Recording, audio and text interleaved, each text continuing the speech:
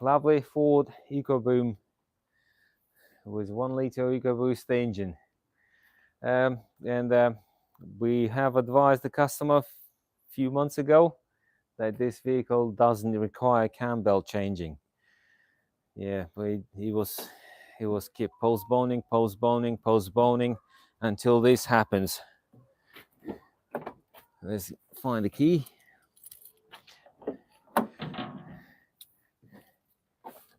Oh, 99,000 miles.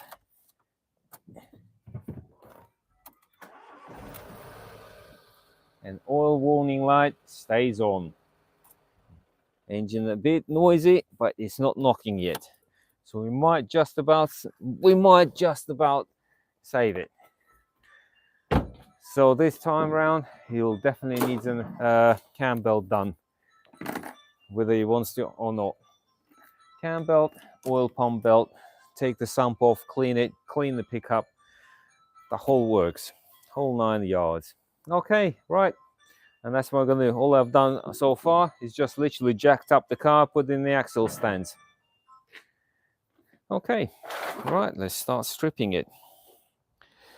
Ooh, first things are gonna take under shield off and remove the drain the oil, drain the coolant. Right.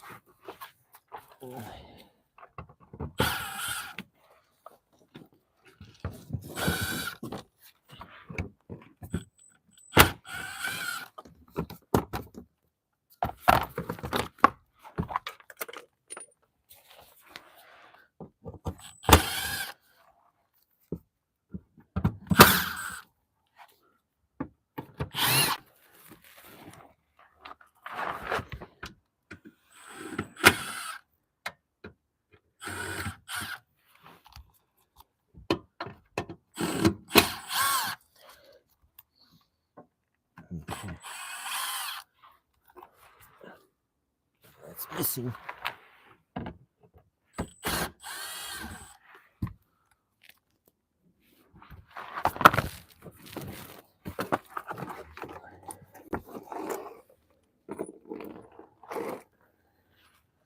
No leaks, but looks like coolant leaking.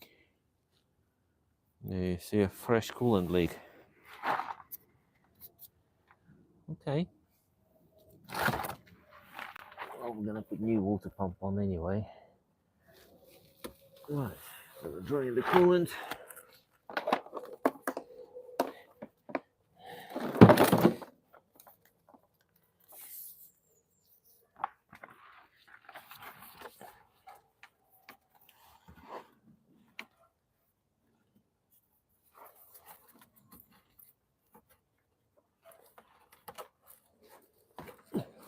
I'm going to away, otherwise coolant come to the camera. No, it's not gonna. It's going in the house.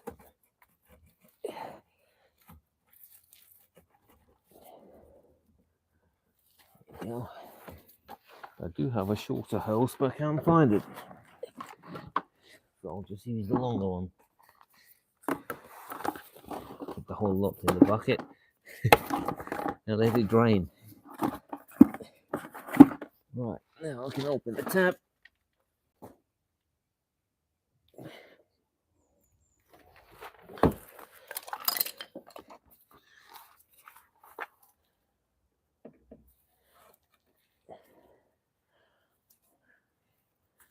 Right. Let's open.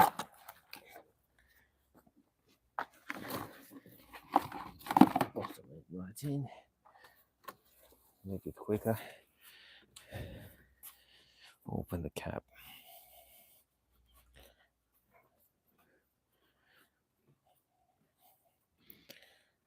And off it goes. Off it goes. Right, while that's draining, let's drain the oil.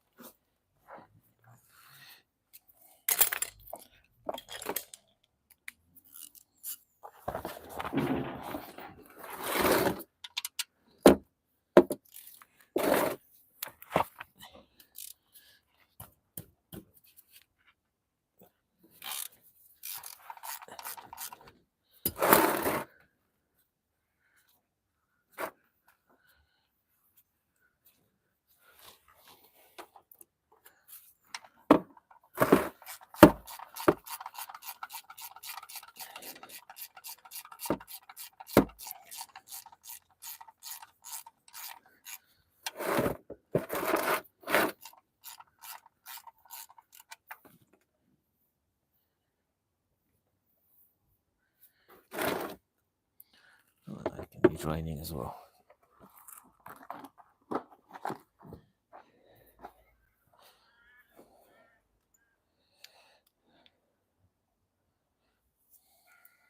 Raining oil, raining coolant. Yeah.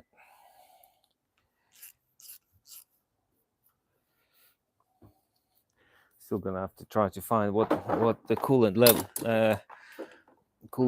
leak is from. It could be from the water pump, or it could be from the water flange, from the O-ring. We'll see. One of them places is leaking oil.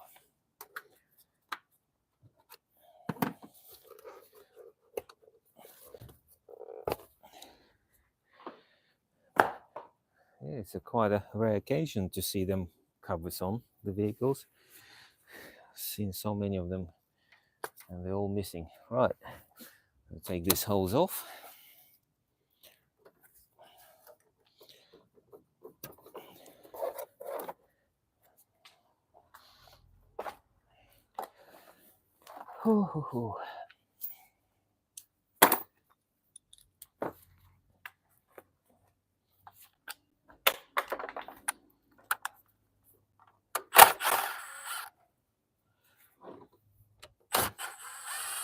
Oh, that's already broken.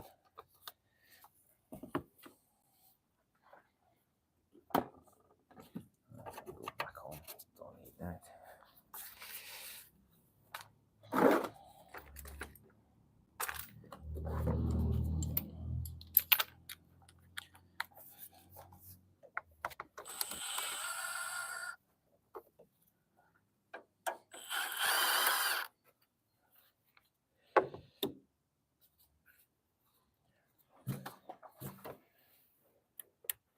That's attached to it, so that needs to be disconnected. So is that.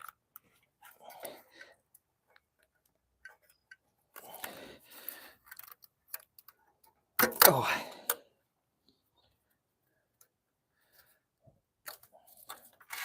Dipstick out.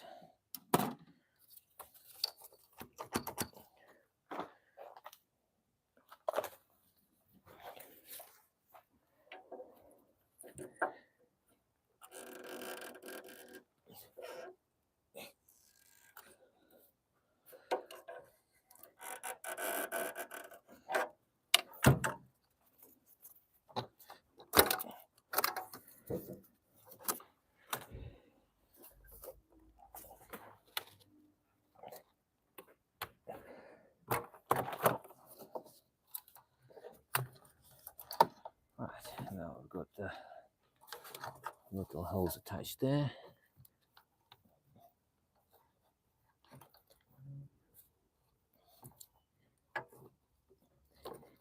Normally, you need a plier for this one. Yeah, use pliers. But when you've got the vice grips on your fingers, you can't do it without the pliers.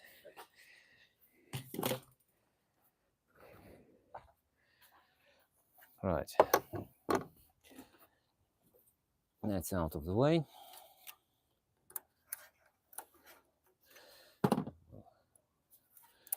Disconnect all the coil packs.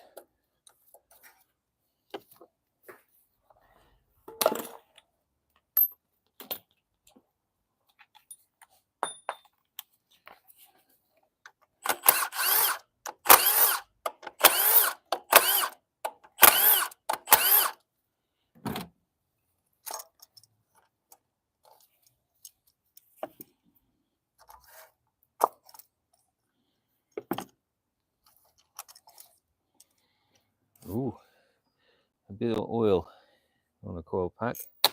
Oh, one bolt straight in the bucket.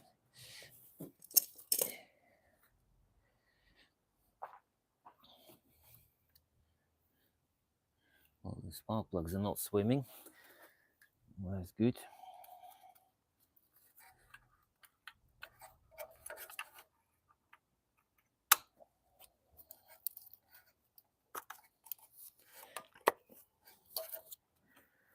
Okay.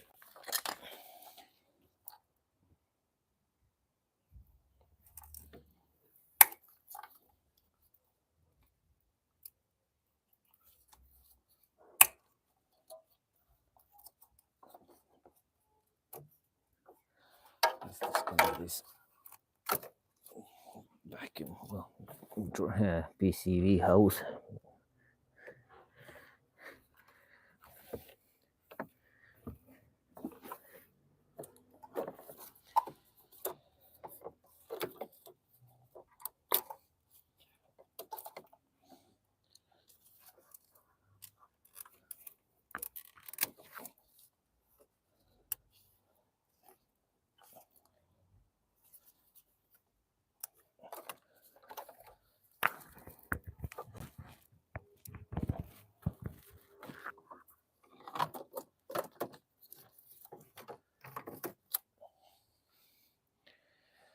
Don't need that.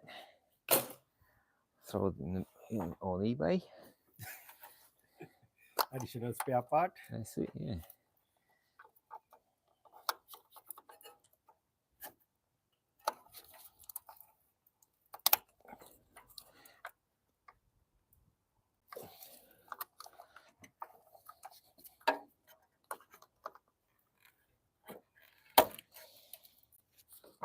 See, if all hear you, thumbs up. Yeah. Do a thumbs up if you can hear me. Or thumbs down if you don't want to hear me.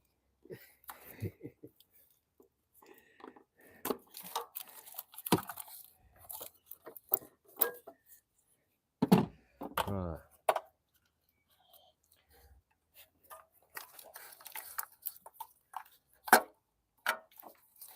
Actually, undo all the plugs.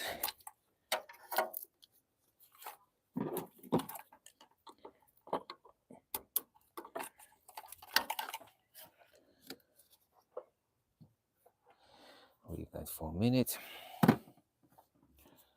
Right. Oh, that's good. That's not broken. Try that.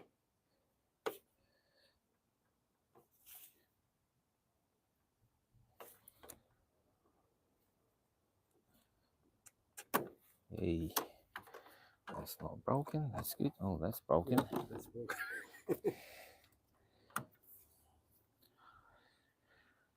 Right.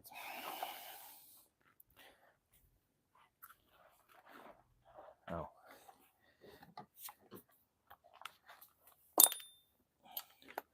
It's not essential, but I like doing that. Taking the headlamp out. And you can make a much room, and you can, More room for me. yeah, they can see clearly. One good about Fords, headlamps do come out easy enough. A couple of screws and that's it. And it clips in at the bottom.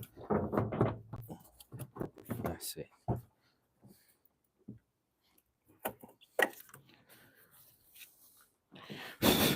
You've got a little clip goes under there, and that's it. On the Fiestas, is actually got a, it goes clonk, it clips down, sort of a thing on the Fiestas. Okay, that's draining. This hose, you need to be very careful because this is very brittle. You know, this hose, and most of the time they can snap, and then that's when the head gasket goes because of that one broken plastic pipe. Because people, they just carry on driving with it snapped, as you do. Okay, let's disconnect the rest of the hoses now.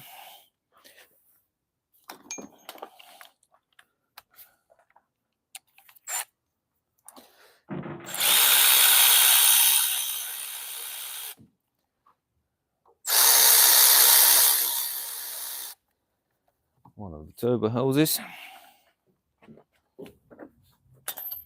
Do you mind while you do the job, can you explain to us what is the setup size and everything while you do the job, please? Well, 8 Right. mil. The hose clamps are generally 7 mil. So wherever fits, really. You don't have to use the guns like that. You can just use normal socket and ratchet.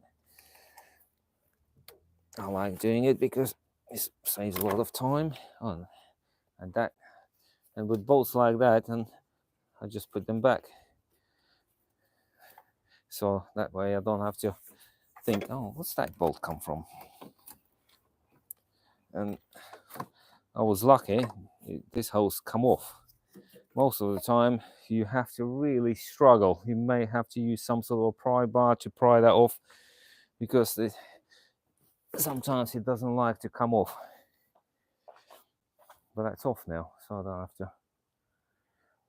I don't have to play with it.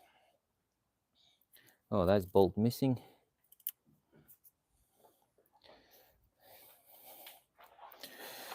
Okay. Like someone worked before. Probably. A bit of an oil leak here.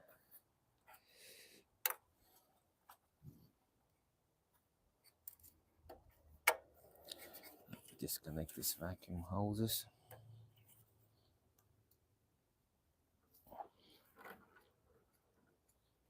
Again, no fires.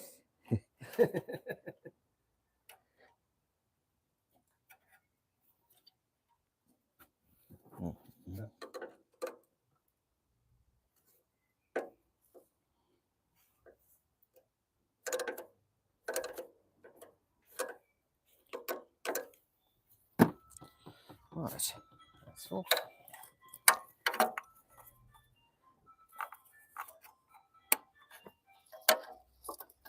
Right, that's out of the way.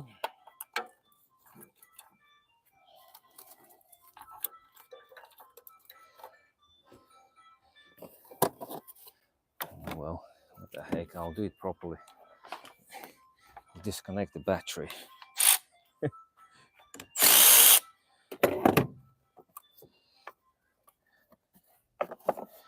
Make some people happy. Right.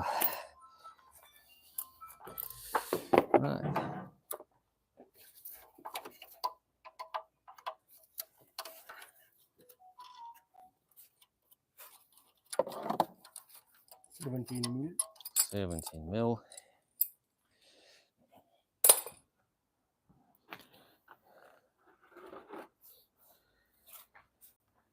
High pressure fuel pump. This one. Yeah, that is.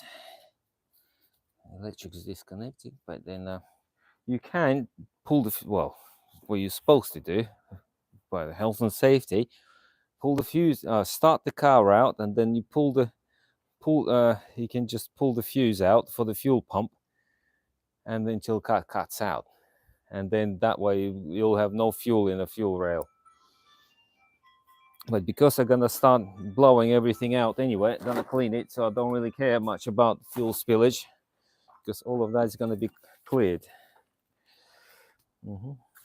All of that is gonna be cleaned with a blowgun. All right, 8 mil.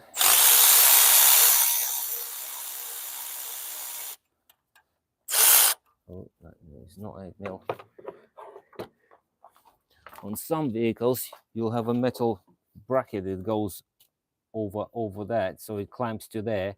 A tiny little screw, 7 mil screw sits inside this hole.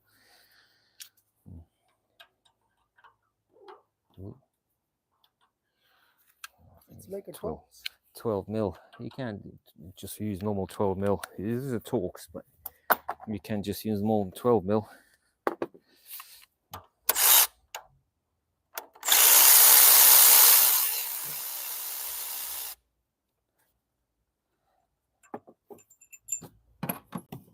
Them two together.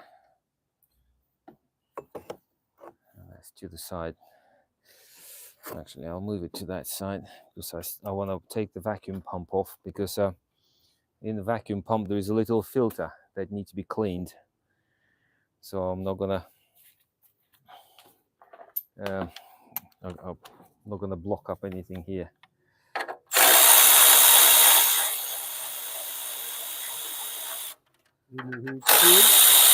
Yeah, trying to. Number. This is 8 mils, but the rest of them are 10 mils. It's always mix and match in the forwards. I might even take this little shield off as well.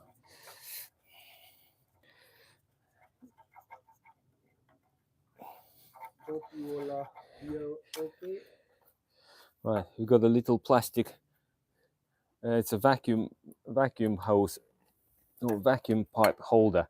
Always sits on that stud up there, but so many I've seen missing because people take them off, and I'm thinking, oh, what's that plastic thing come from? Throw it in the bin. Yeah, no, I like to put that back on actually. We don't like to throw bits We'll away. see after work how many. Yeah, yeah, we don't like to throw things away if we don't need to. This one also very fragile. Yeah, it is. Yay. Good day. Somebody didn't put a gun on it. It only needs to be like more or less finger tight, but there's a bolt behind it that needs to come off. It's part of a rocker holding bolts. Right, now we can remove this 10 mils. There's a couple nuts here that hold the shield on.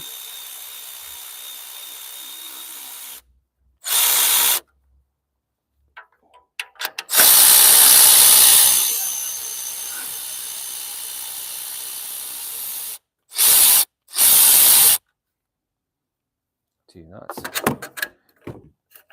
But the nuts are the same, so I don't really care if they mix up because they're all the same 10 mil nuts.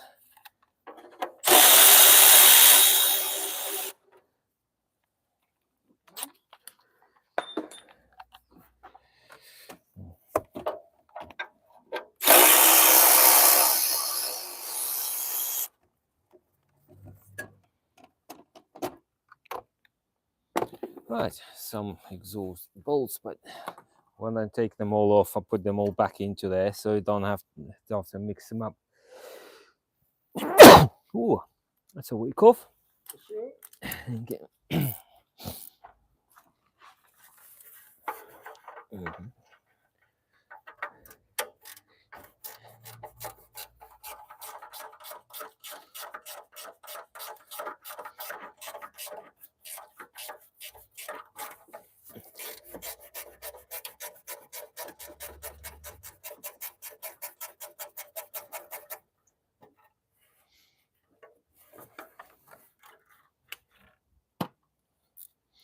And one at the bottom. You can get the other one that last from underneath, probably easier, but I can get it from the top.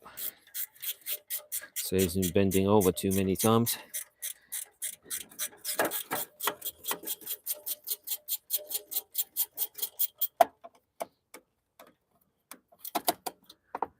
Right. I'll say when you do that, be careful of that pipe.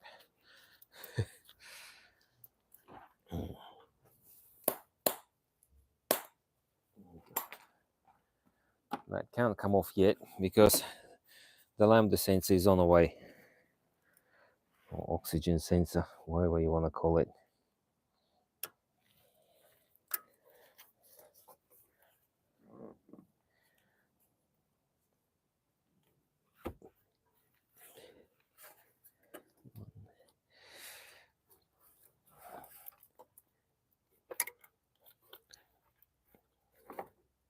Behind bench.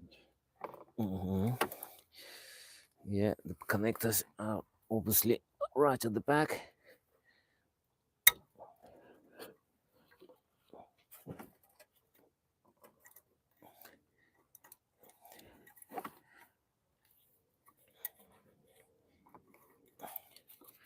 And just squeeze a little tag.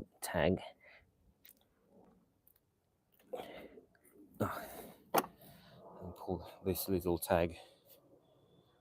Needs to be squeezed, and then it pulls out.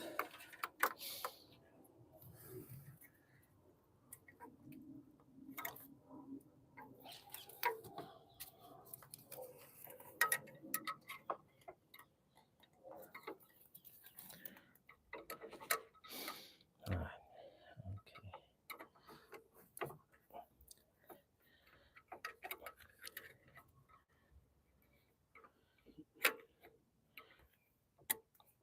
Okay.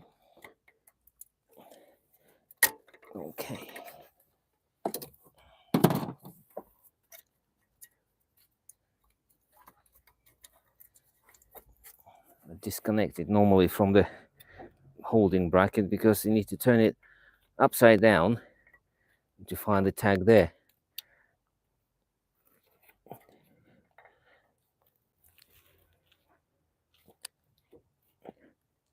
Oh,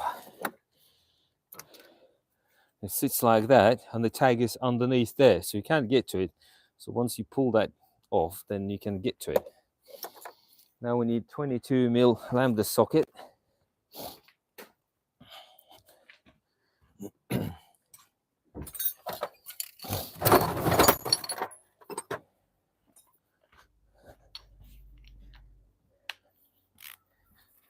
Okay. Here, okay, and connectivity needed here. Yeah. Thumbs up if you can still hear. And if you can't hear, just comment if you can't hear anything anymore.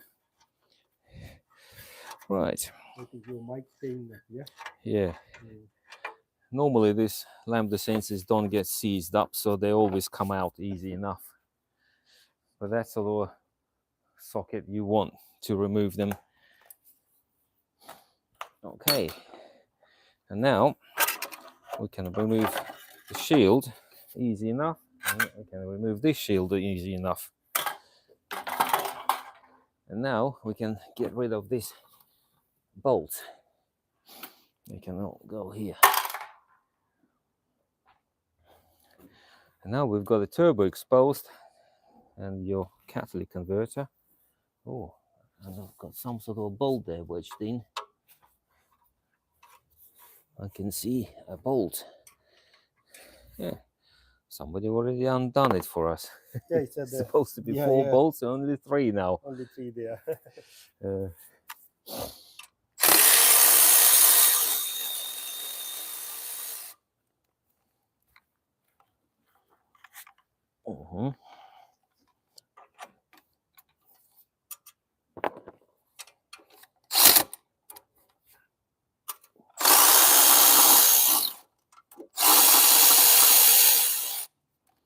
There's 3 of them.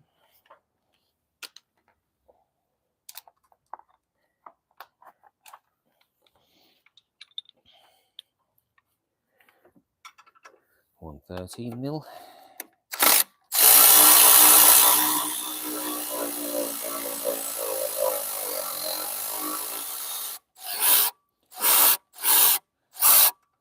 I was brave getting them all out raw. Generally, I would like to spray some W40 on them first, but I was lucky, they come out.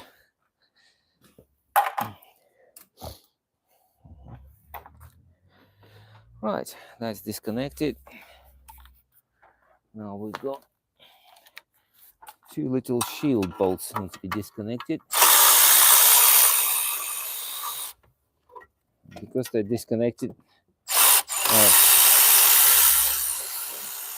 because they're inside, you can't see them.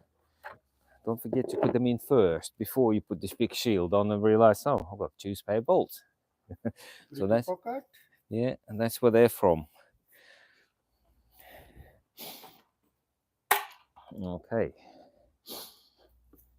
We don't need to disconnect the turbo. Yeah, so, but we do need to disconnect this turbo hose. That's on my way.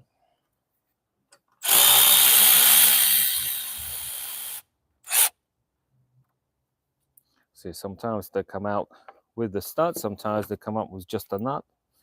They are not out. Doesn't matter. Oh, this little O-ring. Very important. Yeah, don't lose that.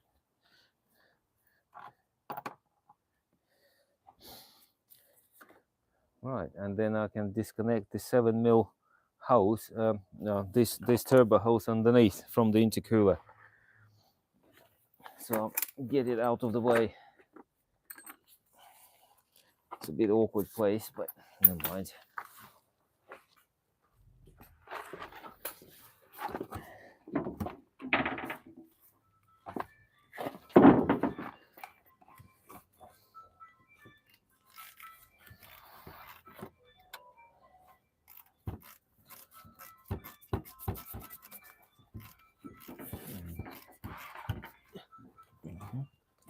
Right.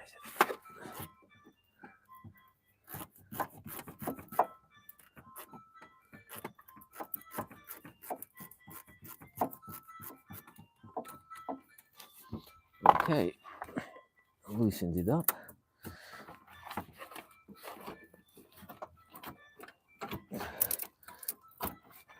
Oh, ooh, a lot of oil come out of that hose.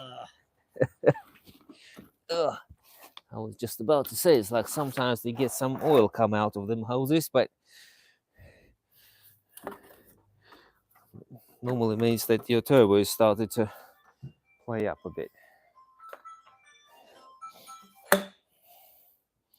So that's where the oil goes to, into the turbo.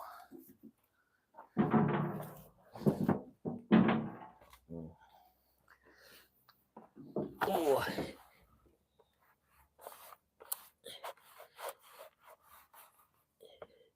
Put that rag under there.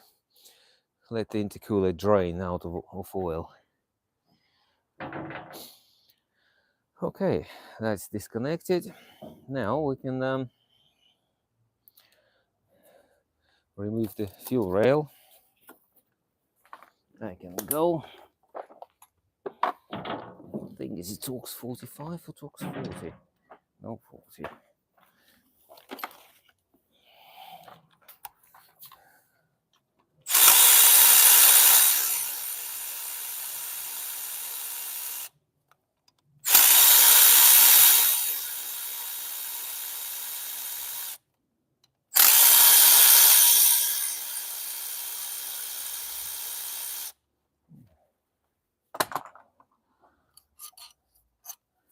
Put them with the fuel pump bolts. And we'll see. Sometimes injectors do come out, sometimes they don't. Let's see. Will that come out with the injectors or without? Without injector.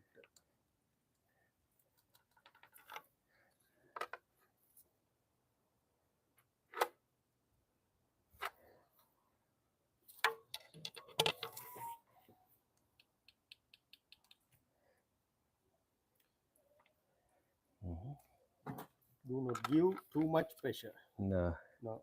Otherwise you ending with break something. Could be plastic, rocker cover.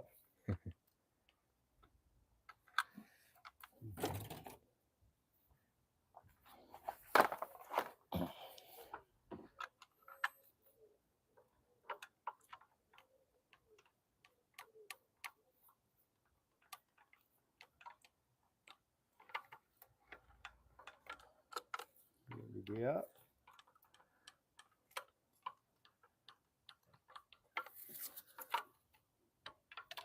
It's like potluck. Sometimes they come out nicely, but most of the time they don't. As today.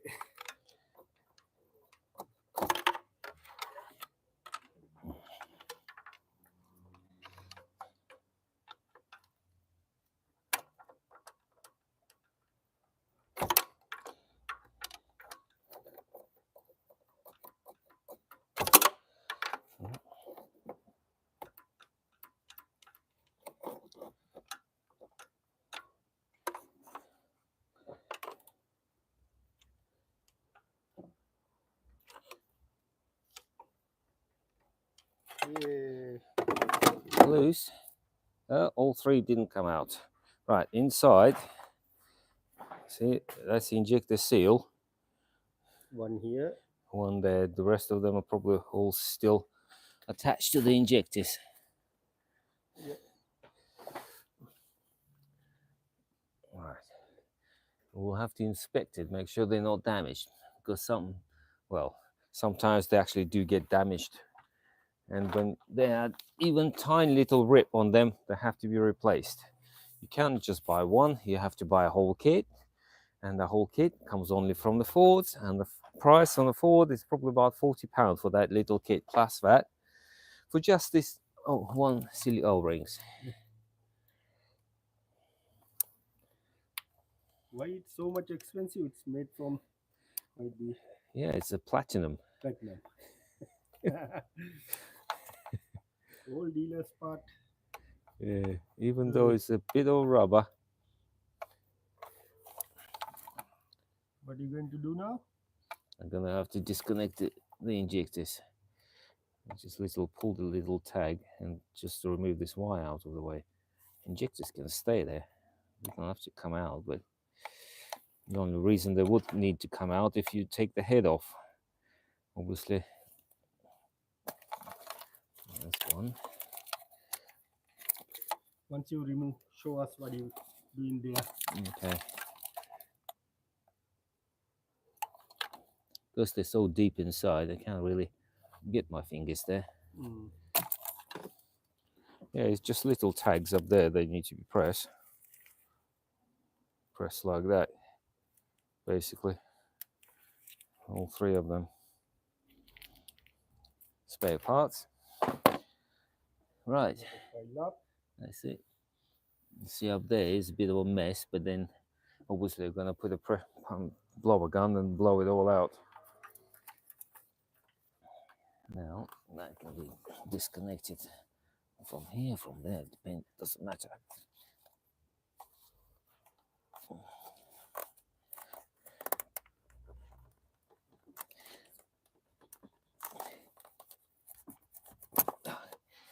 Right, now we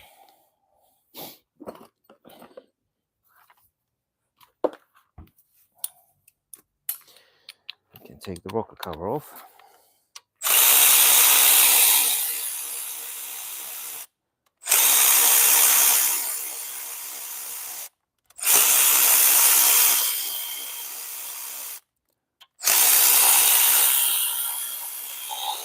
I'm not worried about the bolts because they stay inside the rocker cover, so it's not like gonna mix them up or anything, because they're all different. You see, some of them got them bits, some of them have them bits, and some of them just normal,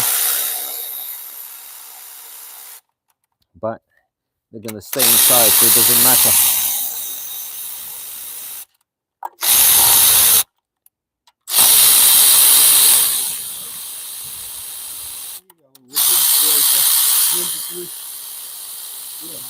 Very quiet.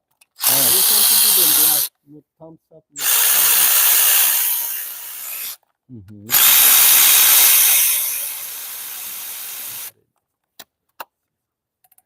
Okay. Well, getting them bolts out takes forever. Imagine if you don't have a battery gun, just do it all by hand. One thing at a time. Takes even longer. And then you get to the awkward corners and then you can't get to it.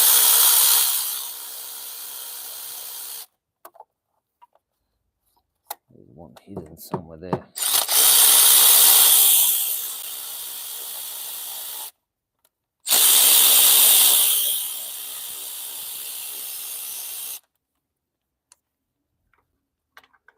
Right, awkward one.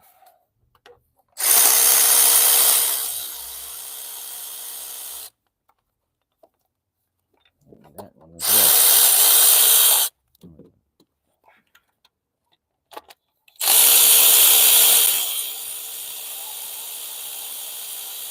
Okay, I think they're all out. Mm-hmm.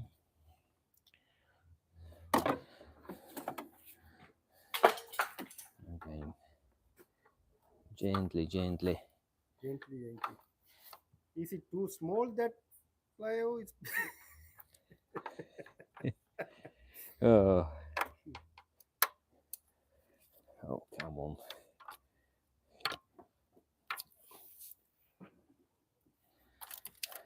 It's been on there for a long time, baked on.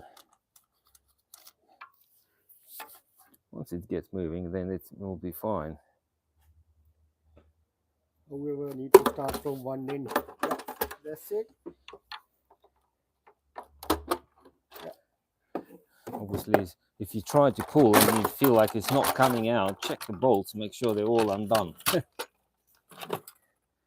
There you go. Looks clean enough.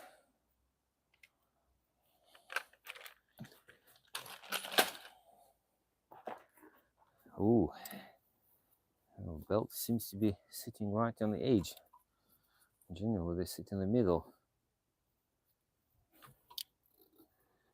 There's our wet cam belt.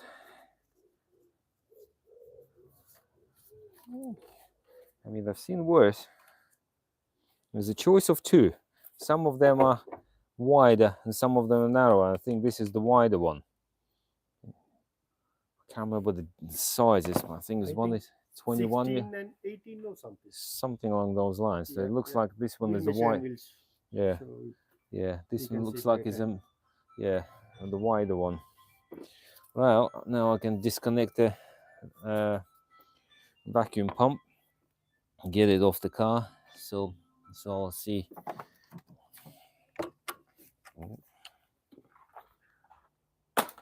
Um,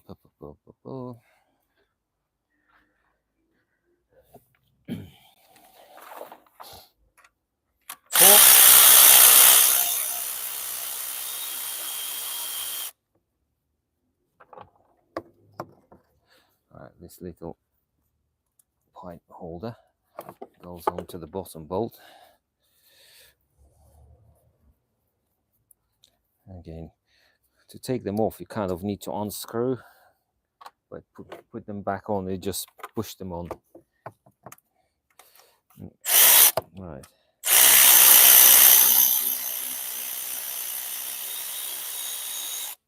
Tell them video hold on for a minute, Yeah, if you can hold on for 2 seconds, we'll pause it. No, can't pause.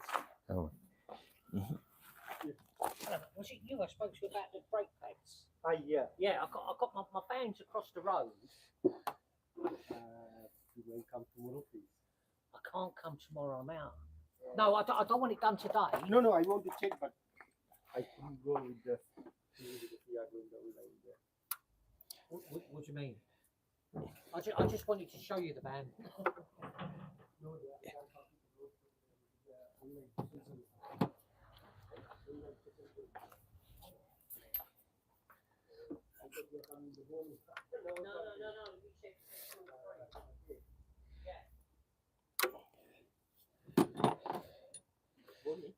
show them what you're doing and hold the camera and do it. Don't post anything. Okay. Right. Okay. We'll we basically are gonna remove the vacuum pump, but this little hose gets very stuck on this little non-return valve, so I'm gonna try to wiggle it. Ooh.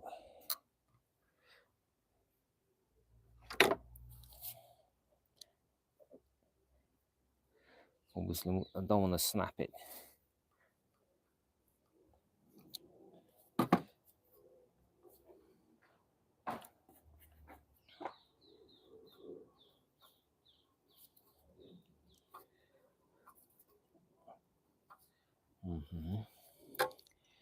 Just need to keep twisting this pipe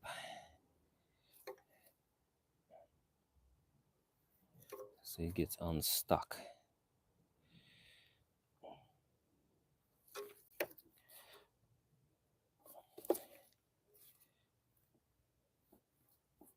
Okay.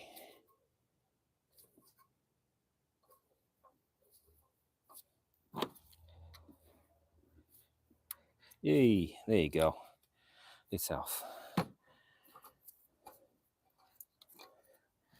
That can be disconnected.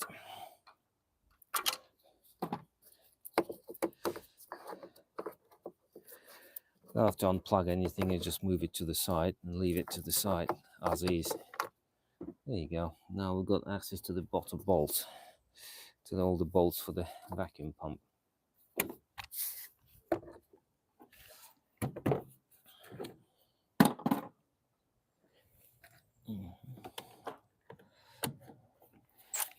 Let's disconnect the bottom bolt for the earth lead.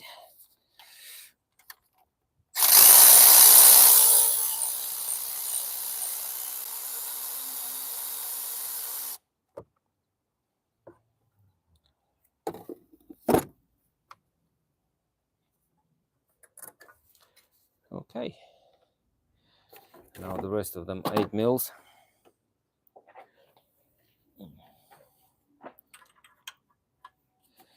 There's 3 bolts for the vacuum pump.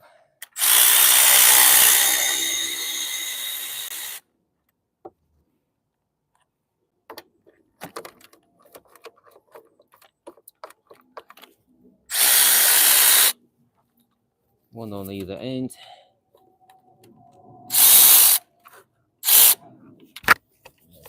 Get to it.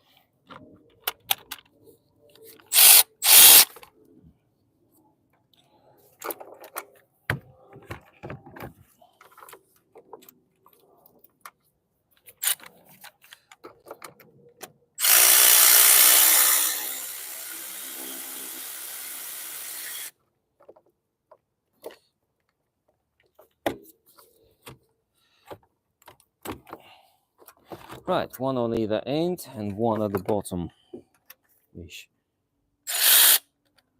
where the earth lead straps onto.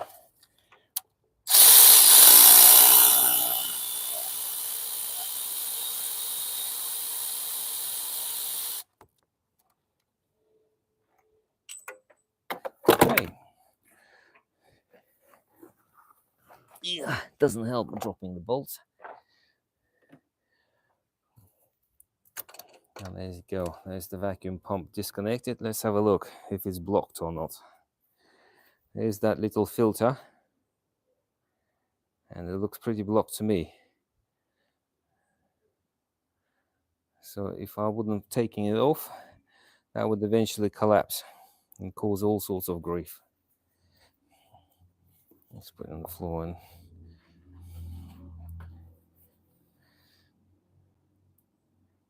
it's a hard lump.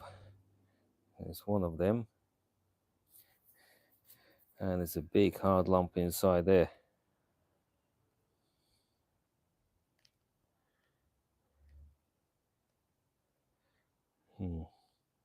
See all of that inside this filter.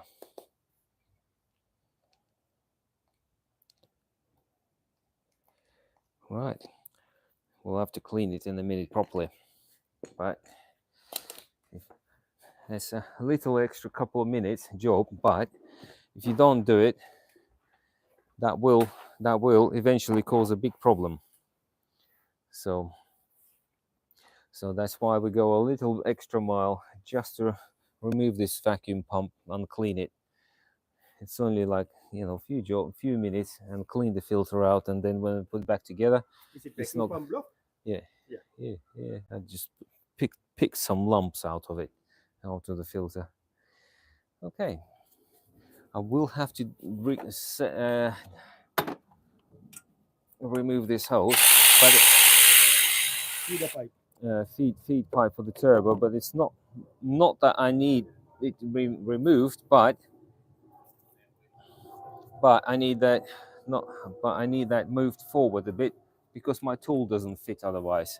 If you get a different tool, it might be okay. My tool does not fit if the vacuum pump is there, because it's the pipe there.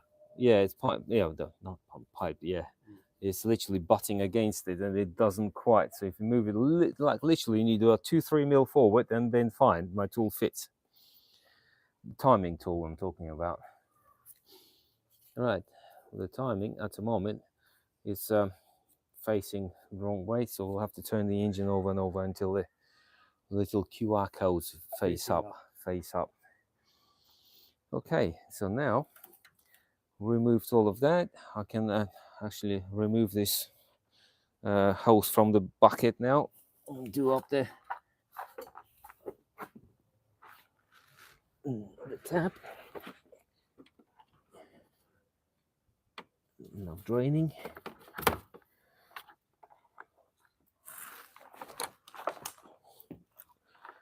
Right, coolant undrained.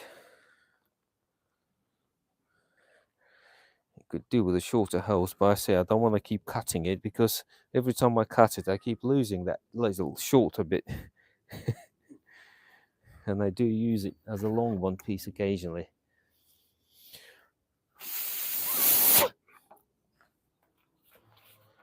The customer told us that this one they done the flushing recently, no? No idea. Oh yeah, that's probably yeah. I've done so many jobs since then. I don't remember anymore, but I'm pretty sure he did. And he need a cost cutting way also well. Yeah. It's only the focusing job, Mm-hmm. not much fancy additionals. Oh yeah. Right. We can start disconnecting the bits of the back. If I can get to any of it. Alternator need to come out, no? Alternator needs to come out. The aircon needs to come out. Well, not come out, unbolted and just hang it down. Don't have to drain the aircon. It's no point because all you need to do is just disconnect the pump and move it to the side, and that's it. Because this is bolts to the sump, and the sump needs to come off. Some people will degas it and regas it, but I really can't see the point of it. It's just extra work for no reason. We don't like extra work. Hope you all are here okay. Okay. Would you mind thumbs up for if all are here okay us? Because we have some problem in our mic. Okay. That can be tucked out of the way for now.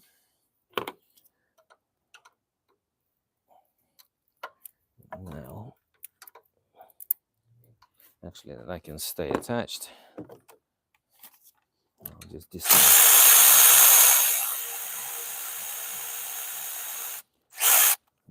this engine mount hose. Oh, engine mount.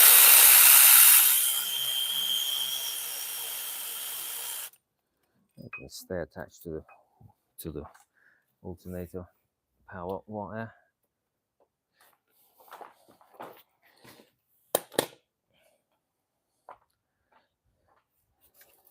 Right. Now I need to take the throttle body off. Again, I need the Torx 30. Let's move the sockets out of there.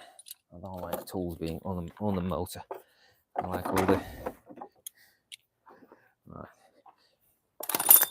right.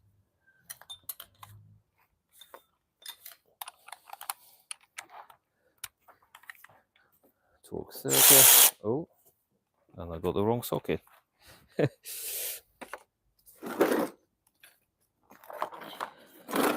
Okay, where's my Torx 30? Who's eating it? Oh, it's still attached to the gun.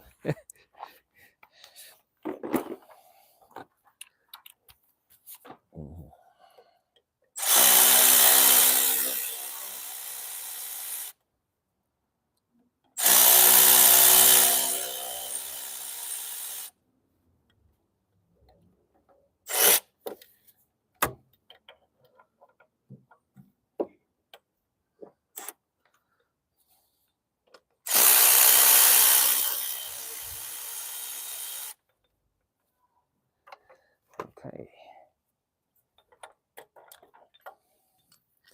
Again, I'll leave the bolts attached, but I'm gonna out of the way so it's not on the floor. Clip, we go to the oil pan. No, it's a bolt. No. One bolt there. Yeah. And the one green. Missing some. Oh yeah. So it's See. Yeah, fell off to the somewhere. This one. See. Oh yeah. I think it's in the oil pan. Oh, might be. Oh, once we remove it, we'll see. Now we need to disconnect this hose, which is a 7mm. Here's one I prepared earlier.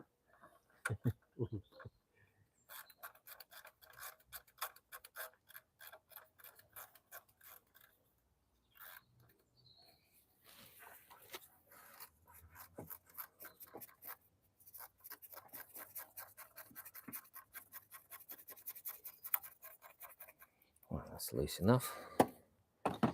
Right, there's 3 8mm bolts there.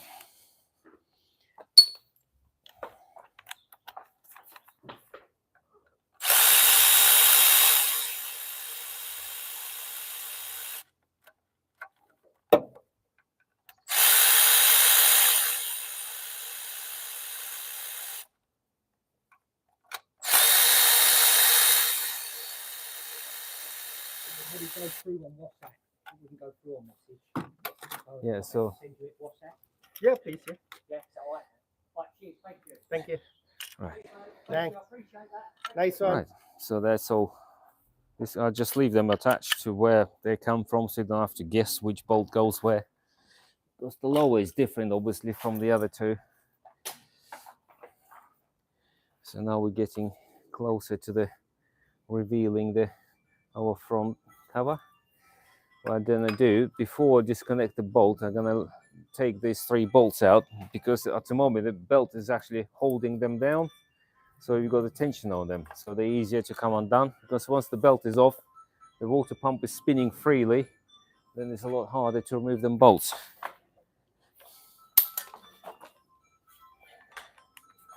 Right.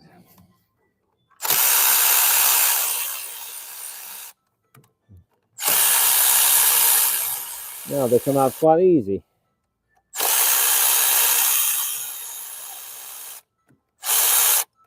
Okay.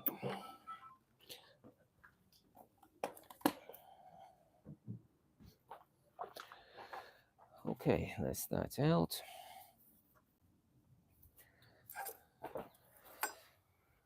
What I can do now, probably do the sump up, the sump plug up.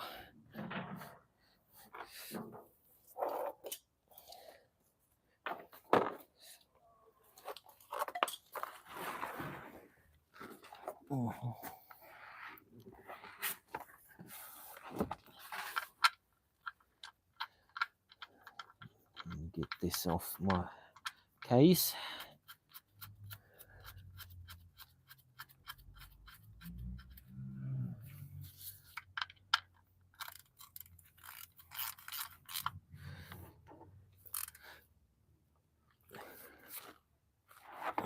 Let's get this oil pan out.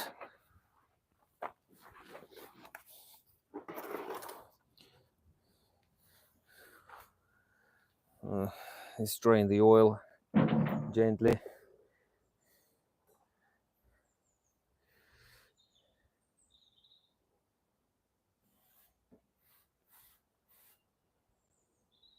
See the pink mark.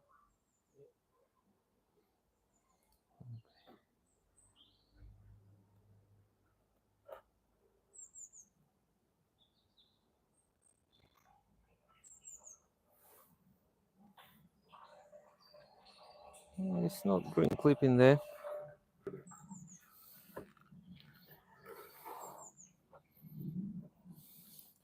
Yeah, no green clips in there.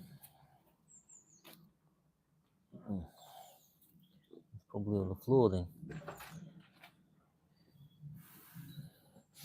Right, now I'm gonna remove the belt. To remove the belt, I'm gonna detension it, pull the pin into the tensioner so I don't have to play about with it. Let's get the pin.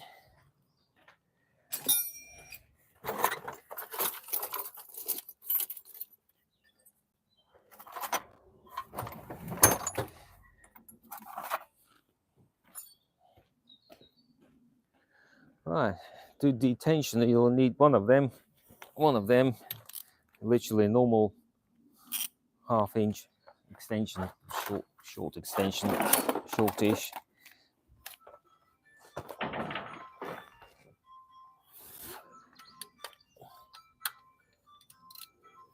Put it inside the thing. Right, where's the hole then?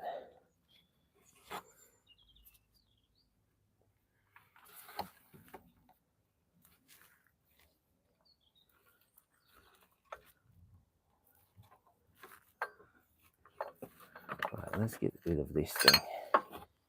I can't see with it. Show me the tension. Yeah, there's the tension, but I can't see the hole. I can see the hole. Yeah. Ah, That's there the you one. go. Yeah. There you go. Difficult to see upside down. Right, let's get this belt off now.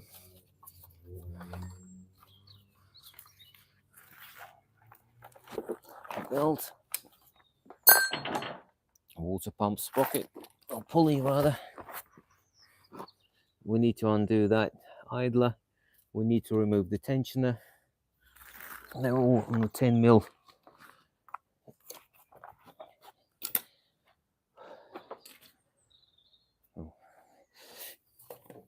Okay.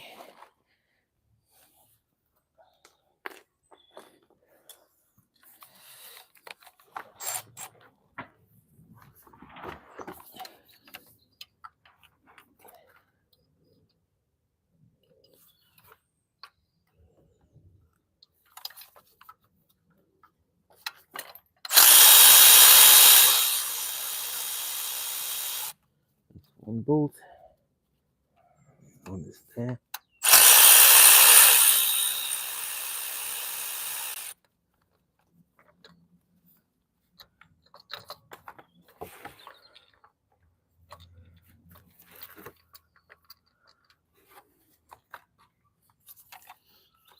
Idler needs to come off first.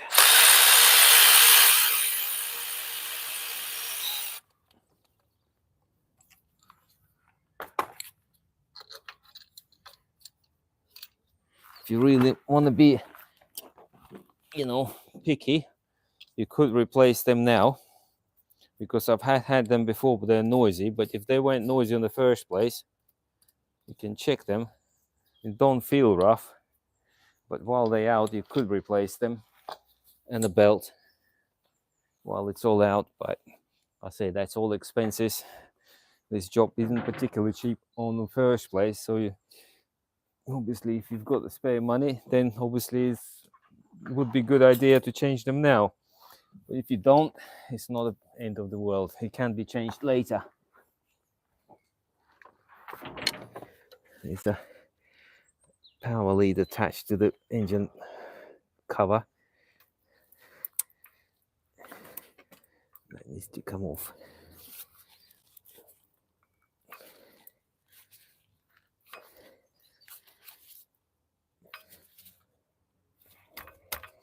There you go, that's out. Now alternator can be unbolted as well.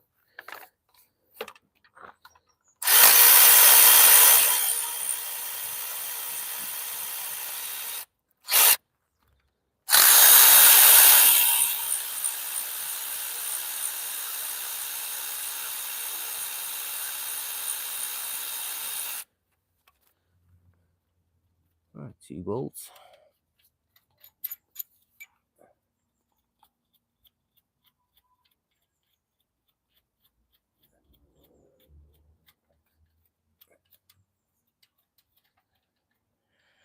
Oh, they're very long.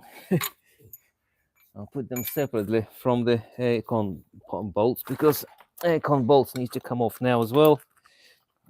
And they're a slightly different shape, and I don't want to mix them up. 10 mil head. I'll undo the bottom one.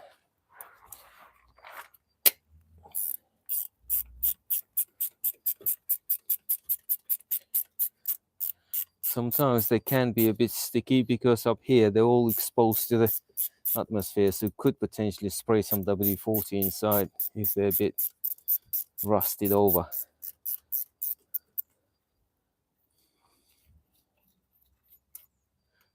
Don't have to take the bolt out completely, it can just sit there. Yeah.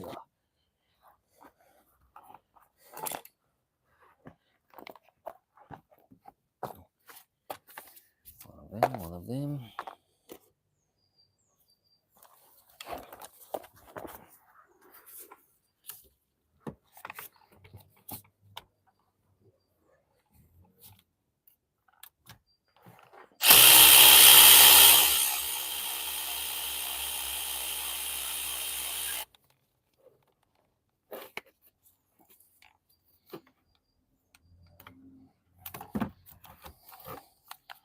That's the top bolt. How many bolts? 3 totally.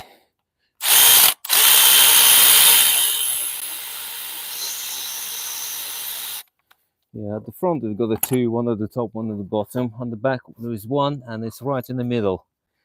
That can come out. Obviously, I'll put them separately because I say they're different, and they can get, you can be stuck in the dowels. So there you go. Disconnect the wires from it. There's two plugs.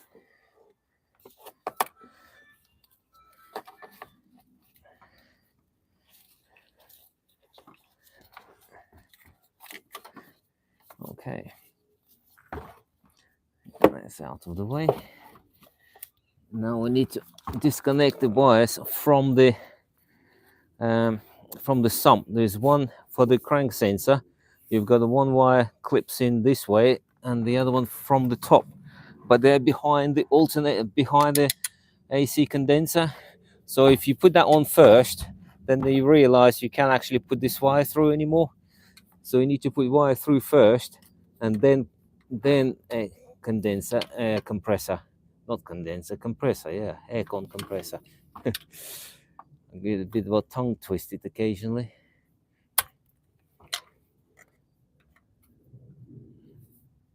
That's back bolt, back one, front one.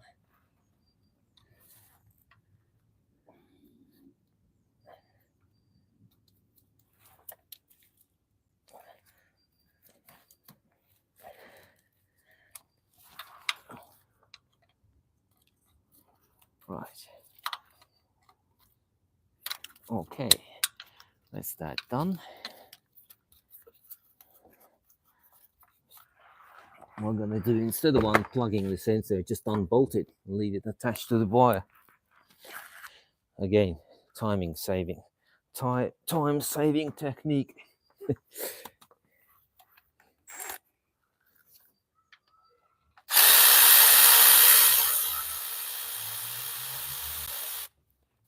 With that, with the aircon bolt, with a not aircon, alternator bolt. There you go. That's out. Feed it out of the way.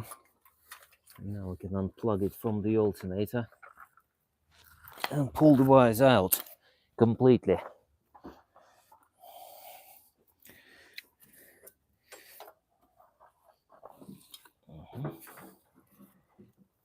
This little wire clips into the back of the water pump.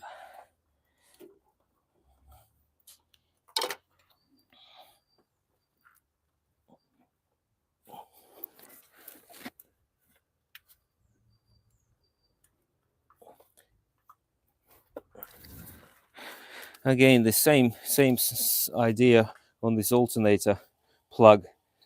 There's a little tag at the top. You just need to press it, but press quite hard. And then if you can't press it hard, then just use screwdriver and or pick, and you can unpick it slightly if it's like too awkward to get to or something. There's more than one way. Yeah. So it's more than one way to undo them. And now I need to undo the Power supply. alter. Yeah, power supply to the alternator. What's the nut size there? 13 mil nut, but it's behind this awkward hose.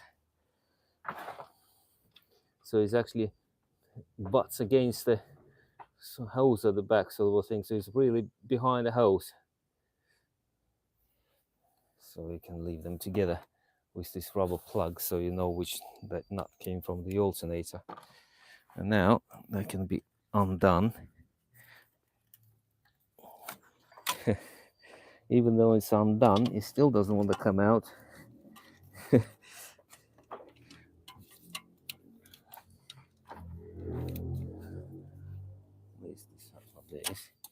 you go. That's the alternator wire.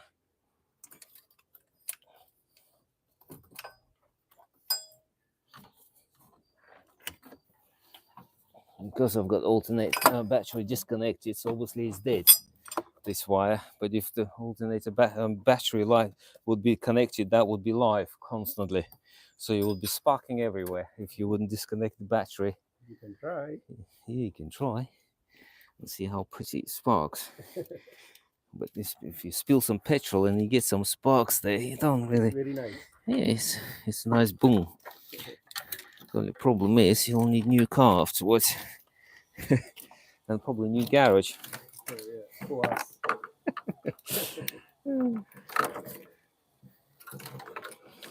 Oh, there you go. All the wires out of the way. All out of way. So we've got loads of room. But this pipe's a bit on the way, but it's very awkward to disconnect from there. And until the turbo is actually out and it's upside down, that's the only really. It's the same like on the vacuum pump, or struggle to remove this little thing, but that's right at the top facing you. That's upside down, going downwards, and you can't get to it. And you try to undo it without snapping this little plastic pipe. It's difficult. So I'll leave it alone because it's not really on the way. Okay, now alternator is disconnected. We can remove it.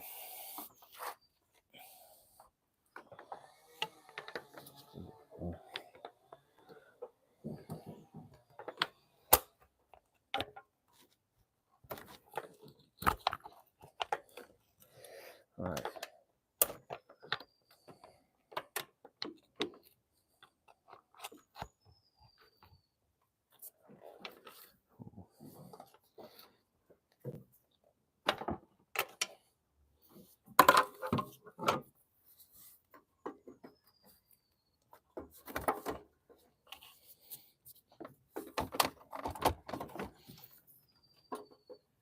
I'll take it from underneath. More room there.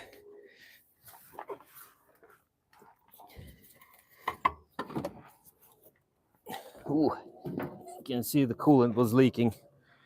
That would probably shorten the lifespan of the alternator. Now what we need to do is to the tension are sort of nuts. They're floating in and out, but they're quite tight.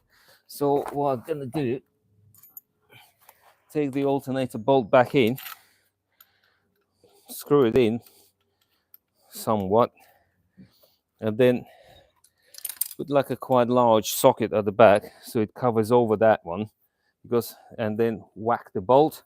If you don't put anything there, you can snap it. Definitely. Yeah, so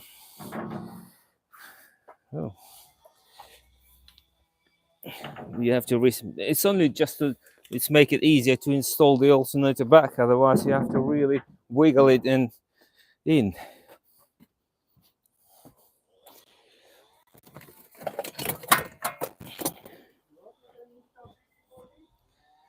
No, it's not best not to, because they're meant to be tight. They're not supposed to be loose. Yeah, that's it. So now it will just flop in, easy peasy. Just a little tap, and that's it.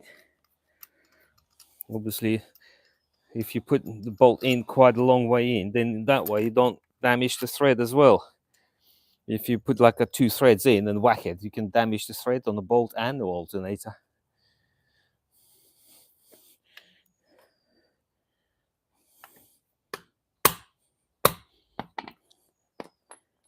Yeah, that's it. So that way it's ready to be installed back without too much of grief. Actually, I'll leave the bolt in. Right. Well, the alternator out, so it's got lots of room now. What I could do now is need to remove cat. So there is a 10mm bolt up there. So I have to get that off. Now everything is out of the way, you can actually physically get to it. Because otherwise the alternator is on the way, aircon is on the way. I mean, you can get to it, but it's awkward. But without everything else in, you can actually put the gun in.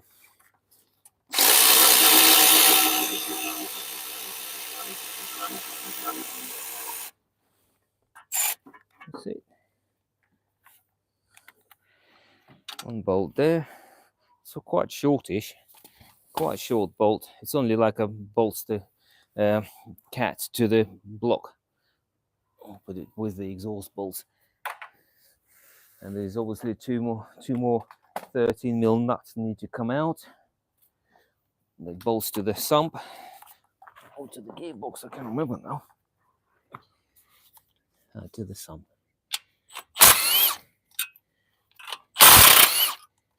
Oh, come up with the studs. Oh, never mind. Put them to the side. Move the bracket out of the way. And now our DPF is not on anymore. Well, it's not DPF. Cat. Doing so. We're doing with the DPF so much it comes like almost like a swear word.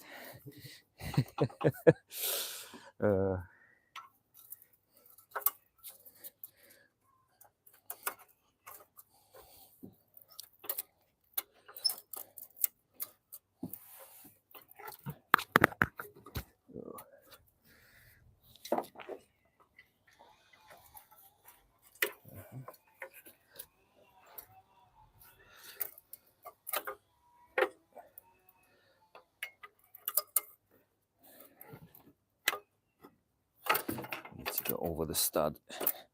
Sometimes the stud comes out.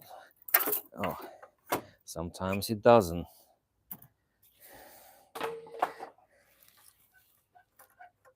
Well, that's not a bit wobbly. Let's have a look at the impeller on the turbo impeller. Might as well check it. Feeling good? Not really. He's got a bit of a play up and down. I mean, he should have a little bit of a play.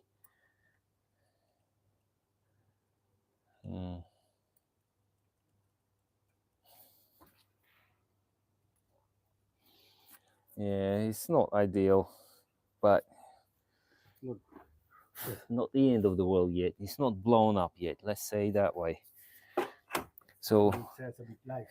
yeah, it's got a bit of a life left to it, but it's easy to change this turbo. It's not really that complicated. It's blowing there as well. You can see a bit of a soot all around there. So there's your turbo gasket. So it's got the four nuts there, and the turbo can be pulled out, but the gasket is a bit blowing. But that could not be probably from the gasket. It's more likely it's coming from this. You see where it's wobbling so much? Actually. Yeah, you see it's up and down, in and out. So it's probably blowing through this little shaft. Yeah, you can feel it up and down, in and out. Very wobbly. So it's probably blowing through there. So it's not, as I say, it's not perfect. But if you want to disconnect it, say there's a four bolts there, one nut there. That's to hold the gasket in place. Obviously, you would have to disconnect them two hoses. Oil feed already removed, but oil return is just there at the bottom with the one Torx 30 bolt, and pulls out of the block. Obviously, that vacuum hose still attached to it as well. So it's not really that much more work to remove it, but we don't have to, so we won't. Well, I'm gonna remove the two bell housing bolts, 13mm, because that, you know, the sumps.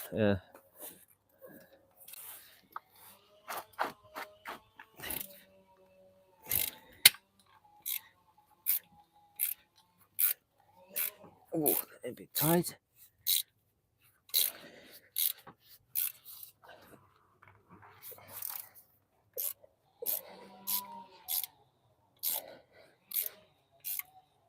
Oh, they're tight.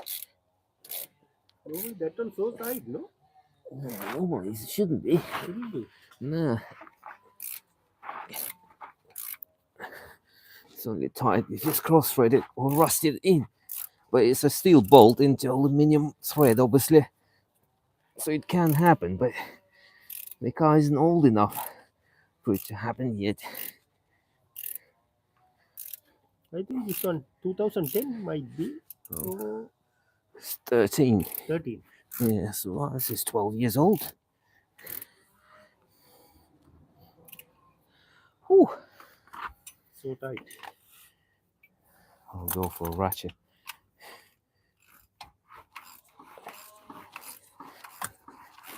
I don't mind it's tight as long as it comes out and not just snaps.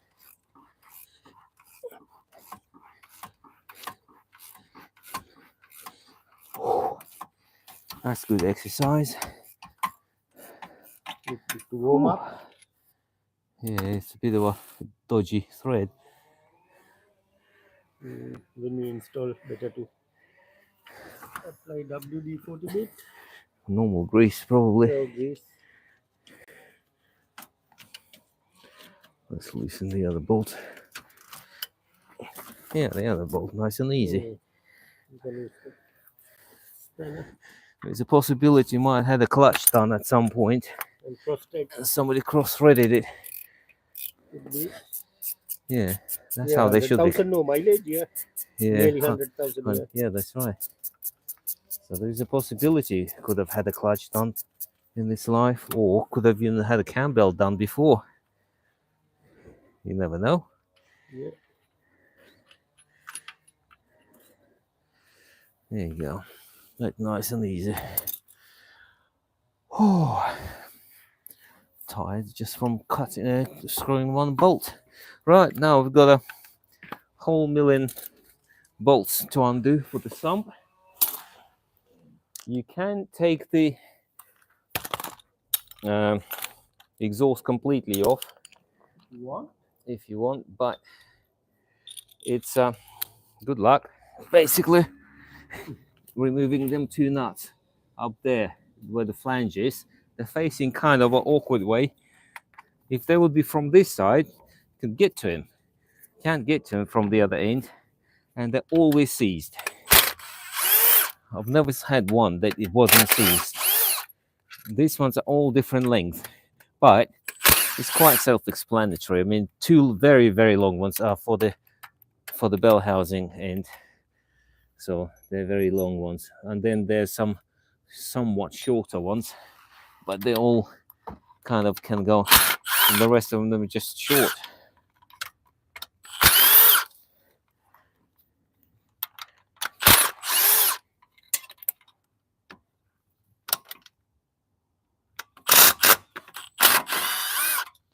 This is 8 mil, yeah? Yeah, they're all 8 mils.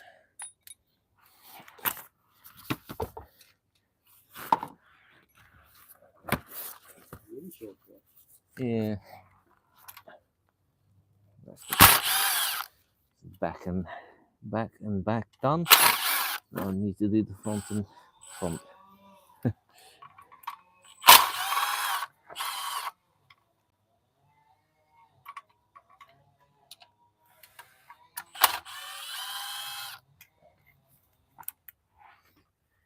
More bolts. Now all the ones right at the back.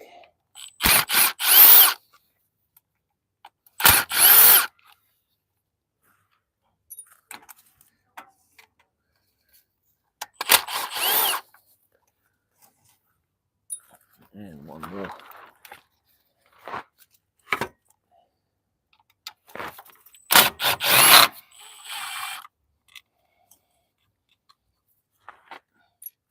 Right, I think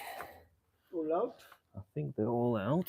I'll just double check it. Yeah, they're all out. Now we need a bit of a cloud with the cosh. There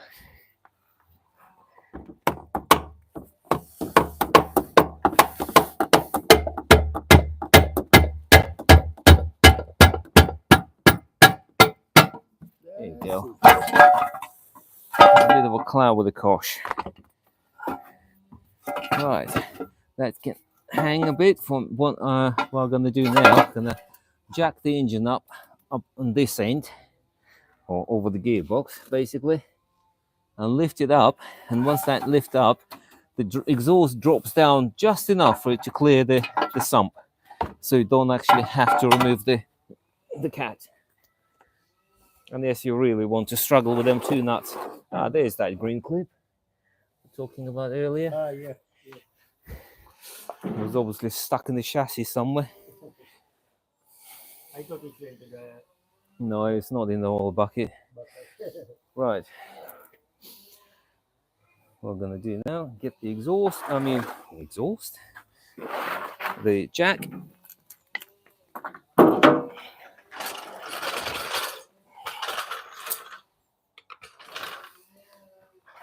Because this engine is so light, it's not really got much weight on it.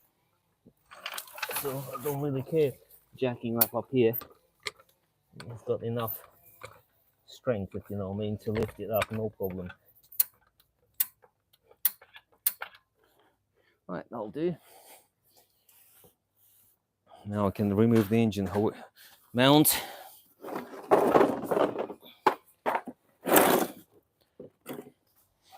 Right, there are 3 18mm bolts.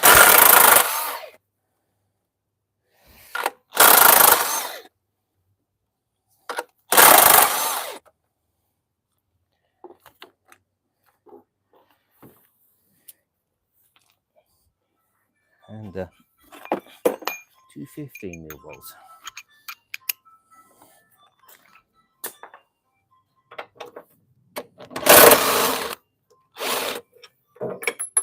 Oh, drop that. Need to do that. I mean, you can take the thing off, but last ones, a couple of times, I got really struggled getting them off. In the end, some of them, they snap on the bracket, so I just got enough room to get it off, so it's not really point taking it off. It's not on the way.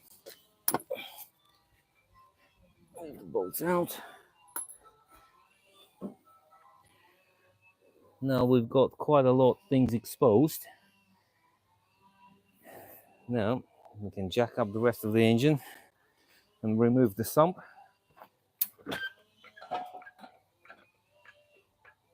There you go. Lift it up enough, and now we can drop the. Now we need our oil tray back, because the engine does, even though you've been draining oil for probably hours, felt like it, it's still gonna have oil in it, I can guarantee, and it will be dripping everywhere. But now you can just wiggle it.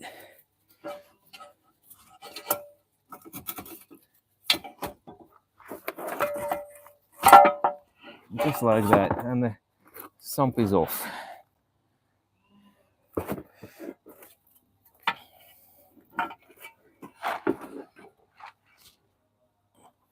Let's have a look at the condition.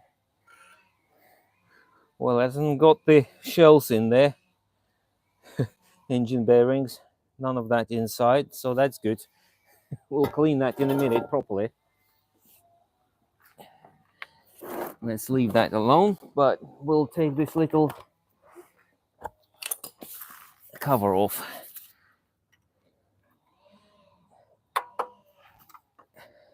Oh, look at that. Look at that.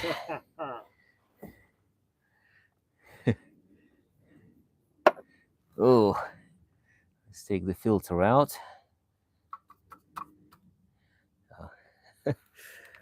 Come on, you. You can do it. Yeah, let's get a pick. Let's get a pick. And they give me the light also, torch there. Yeah.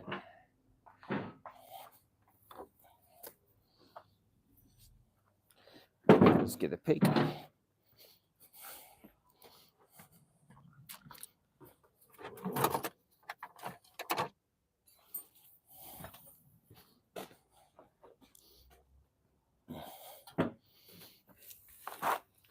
This is the problem for the Ecoboost engines. Ecoboost. No. Oil warning light on. Oh. Oh. And We'll that's why, yeah, let's take it out. And that's why your oil does not like to circulate. So this oil pressure light isn't just a dodgy sensor. It's genuinely not enough pressure. Oil is still circulating, but only just to keep your engine from being collapsed completely. But if you drive like that for a long time, I can guarantee the engine will be gone. Look how much of it is. Look at that. And that is the belt that runs in the oil, and more likely caused by lack of servicing or using wrong oil. This engine is supposed to have a 520 Eco oil. It's basically designed more or less for these engines. And that's still not clean, but look at that. That's like a marble size. All of that is blocking the, and this, no, you cannot remove that. Stop from that happening, because all of that will just get sucked in the engine and blocks everything, all the oil waste. Then you can't even restore the engine. Even if you try it, it will go everywhere. Even though it's got this mesh, you've seen the oil filter on a little filter on the vacuum pump, and that's already blocked. And only just got blocked, but it was still. Well, we've fixed the problem now, sort of a thing. Once we put it back, kind of. So we identified the correct problem, as per usual. Ugh. Ugh. Right. Let the rest of it drain a bit. Now we can set the timing up. Most important. Yeah. Well, at the moment it's not as important because we're still gonna take the cam belt off, but it's once it's set, then at least you don't have to, guess it afterward. Well, it's not like you're guessing it anyway, but still, it's easier to do once it's set up properly. Let's turn the engine by hand.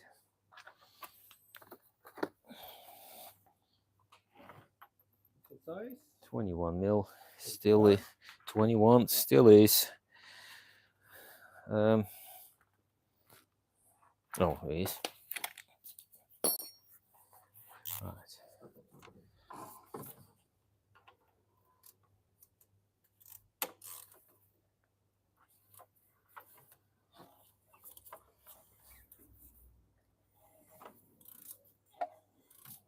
QR code need to come up. Yeah. I don't know why it's locking up, because injectors are in, that's why. I'm thinking, well, I took the injectors out. Still there. No, so that's why there's a compression there. So just before it gets the QR code, that. So we've got at the top where it's supposed to be. Now's the time to put the timing tool in.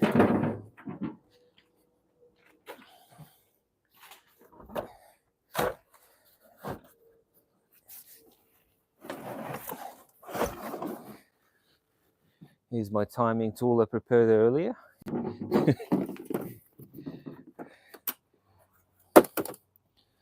We'll need that one. We need to take the plug, 10mm plug at the back of the engine. What the sump is off now, you can actually physically see where that hits the crankshaft. Let's move this out of here as well.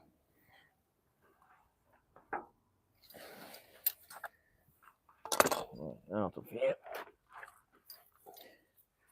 Right, just here.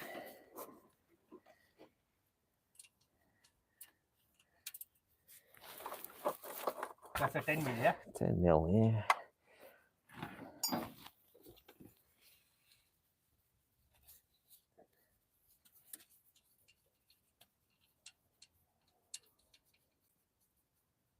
Right, little plug like that comes out.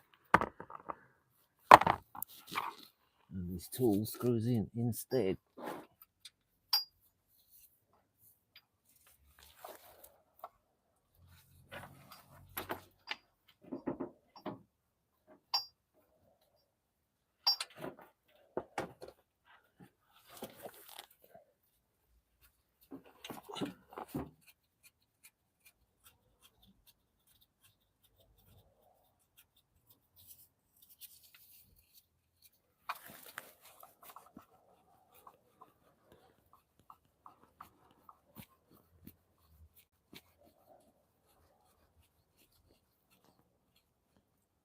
No, now it's tight. Dong. And it's Did you hear them? dong. No. And we'll do it again. Go back a bit and go dong. Tongue. And that's the crankshaft hits this tool, and it means there's a first cylinder is a top dead center, and it's good enough for timing. Right. Oh.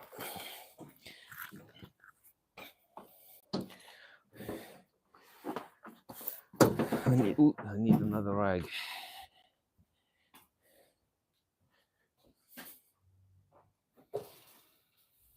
Oh, that'll do.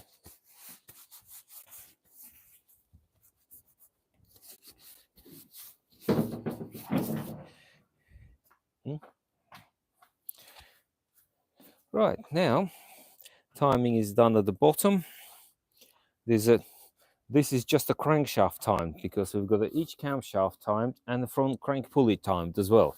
But we won't worry about the front crank pulley until we're putting it back together, so don't worry about that at all. What we're going to do now, put the timing tool back in.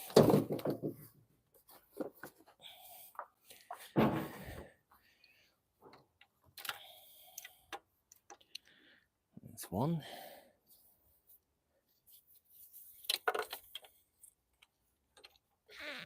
Nope, the other way around. See, that's where, if that pipe is sitting there, my tool doesn't fit. So once I disconnect it, I can move it back. So my tool actually fits.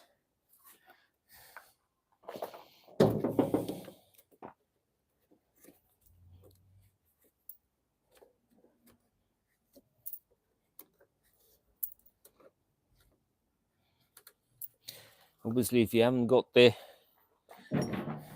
powerful enough gun, you'll need to use that. So you have to take the starter motor out. Once the starter motor out, take it right out.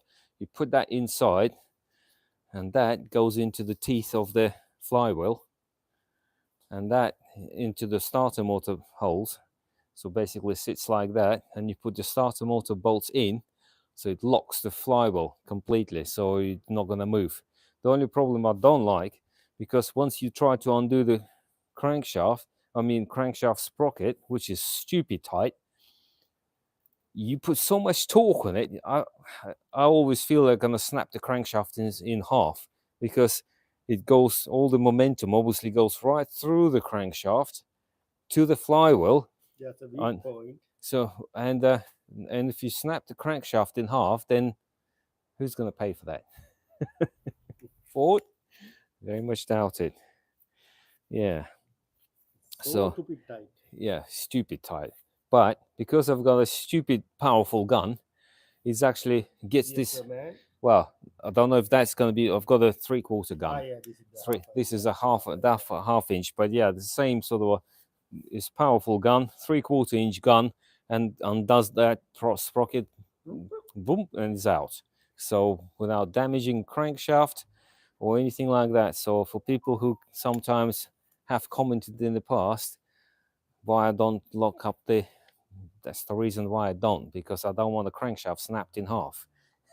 As simple as that. No need to create more. Yeah, so I've got these bolts in the kit, and you just shove the whole lot in. I mean, each tool is different. Sometimes you can get one piece, that can fit. This is very old tool, old German tool that come out when these engines come out. So this is I couldn't get one off Temu or eBay or wherever you get your tools from, or timing tools from. This is actually did cost me an arm and a leg, this tool. Yeah.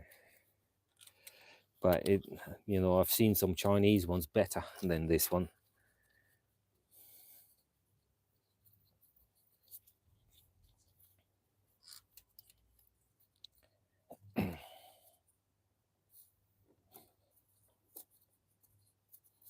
Right. Zip them up.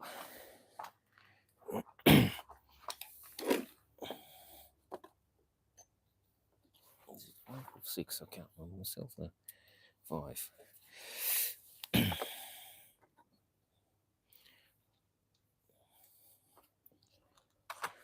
No.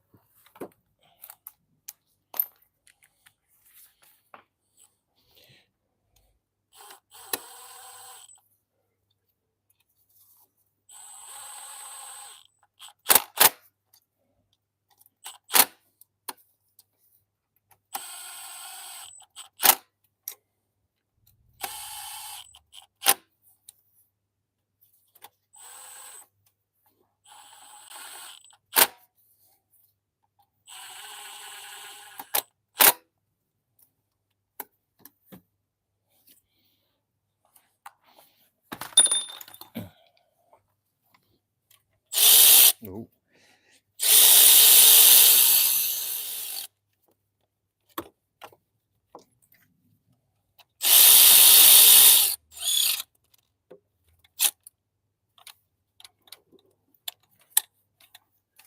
Well, there's the timing tools in. So that's the top locked up. So that's not moving anywhere now. Now, no matter how much procrastination I do, I still need to remove this. Drop the engine down now. I can remove this timing, front crank pulley. I'm going to try with this tool, but it's more likely he's not going to have it. Probably wasting my time.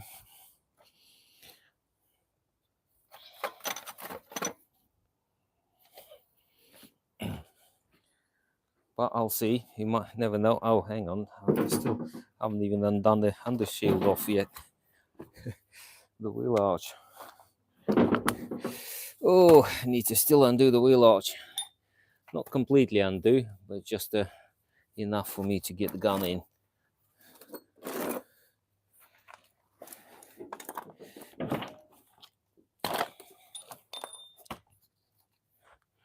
That's not it. Have I got my... I keep losing my Torx 30. That's why I don't like leaving tools on up there. Who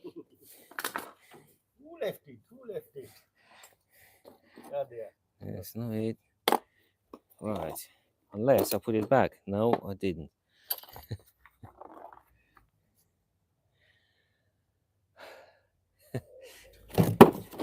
Oh.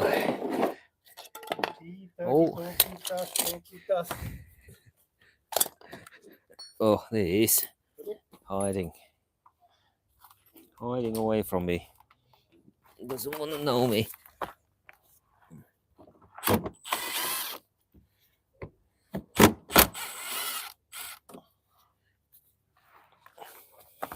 Couple bolts there. A few bolts here.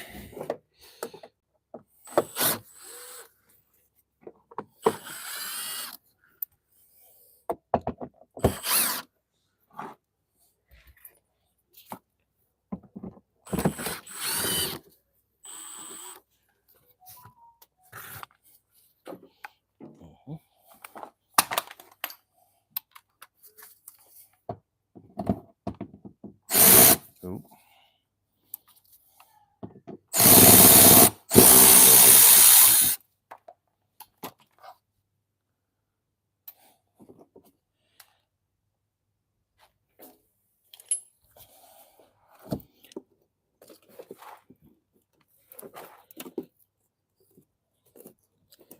Oh, come on.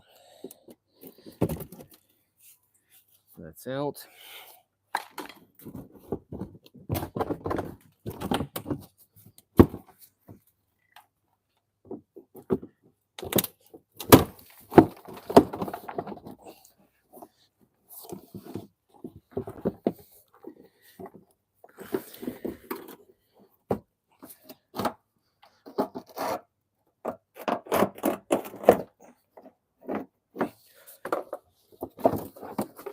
Right, okay, that's enough. Right, I'll come from the top. You are using half-inch gun, yeah? For now, yeah, I'll try. Ooh.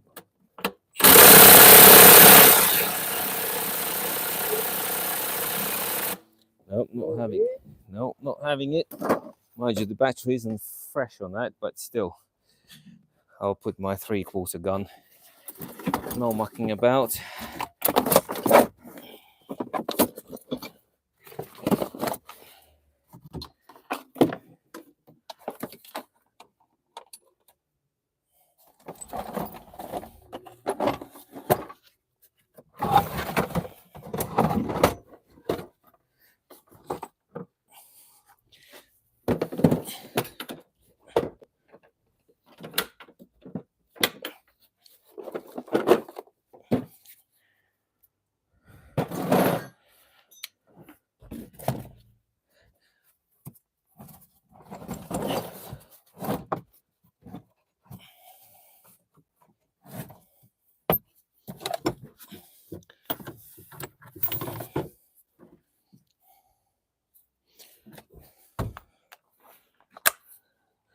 Right, now big boy out.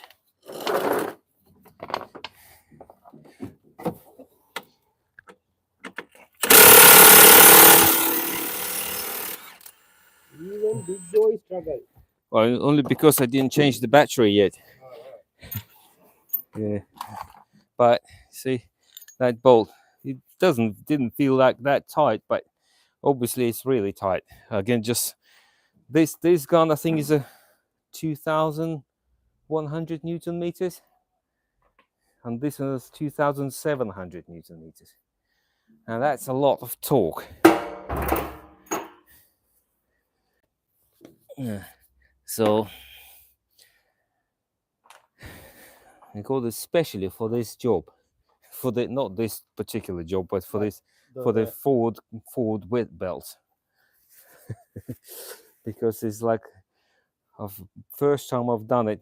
How long did it take us? About 3 hours to break this. Yeah. About 3 hours just to remove this one bolt. Struggle with the 2 people, Yeah. 3 people. Yeah, because we didn't have a we did have a tool, but we couldn't get to it, so we had to wedge the bar in it.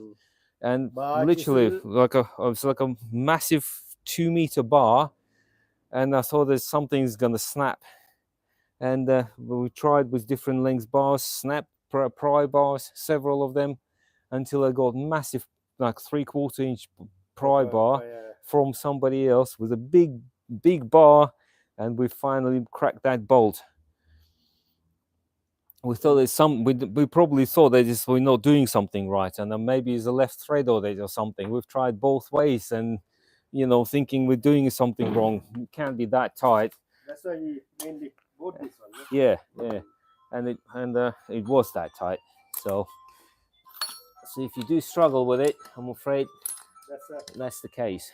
It's because it's stupid tight. It's no left threads, just normal threads on it. But so this got 2 10mm bolts, one on either end. Hi guys, if you have any...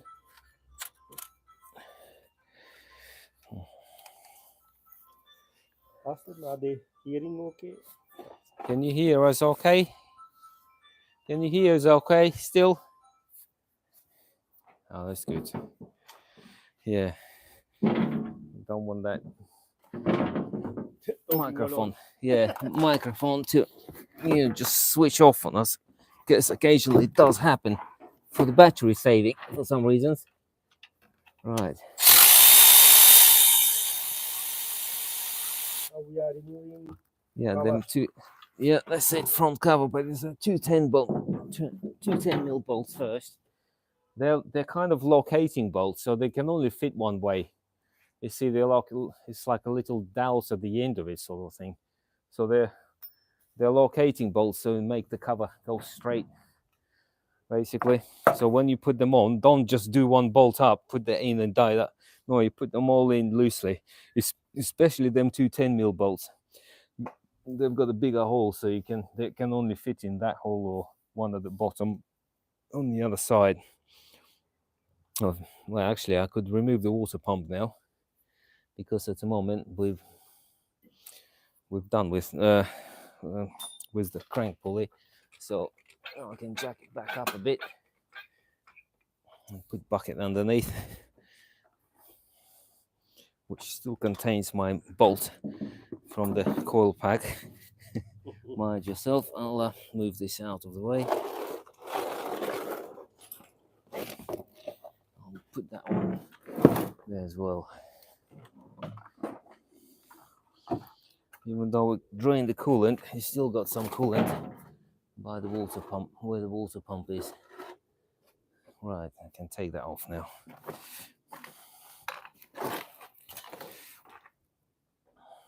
Let's find like 8 mils.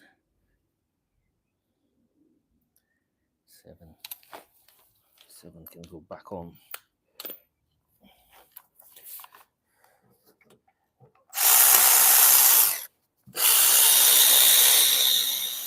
Yeah, some Fords have a up here. They have like a little cover, like a cover with a bolt sort of a hold. That's if you have a plastic cover to this engine. Some have, some don't. But this one doesn't. But sometimes you get a bracket that goes on to three bolts. Yes. With a threaded sort of a hole in it where the bolts go for the front cover bolt goes into. And so if you come across with it and it's like, oh, it's totally different. It's not different, it's just an extra bracket. And that cover is a bit of a pain, but it does come out okay.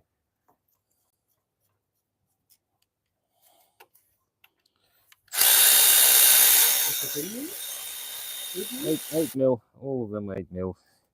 You've got the 2 long ones, and the long ones actually do go through the front cover, right through into the head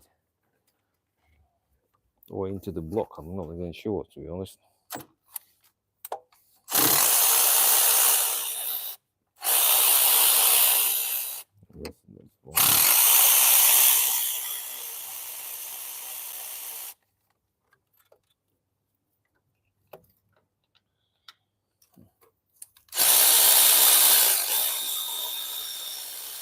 There she comes.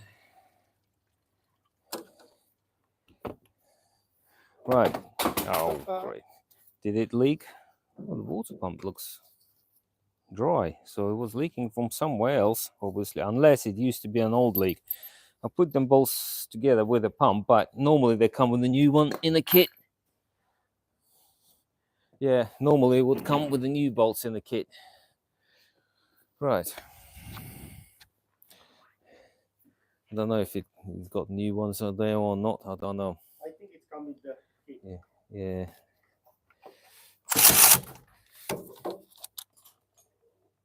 Cool.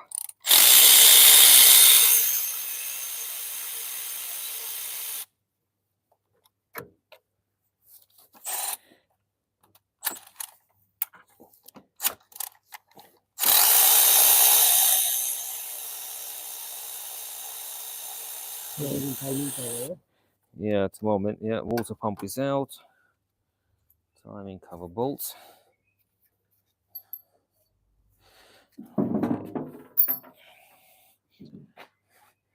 That's one side. The other side.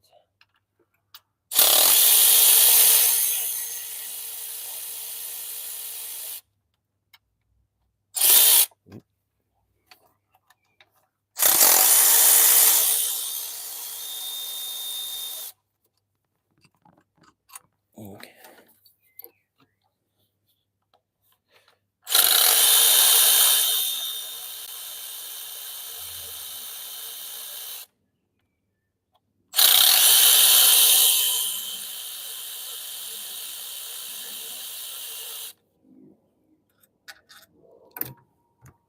Okay. Let's see if there's some bolts there. Oh yeah, there's one more.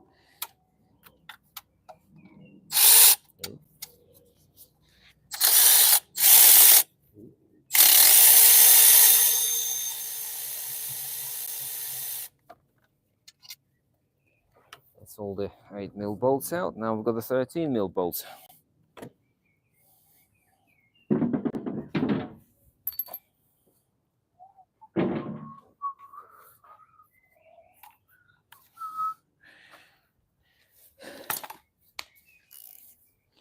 I'll crack them first.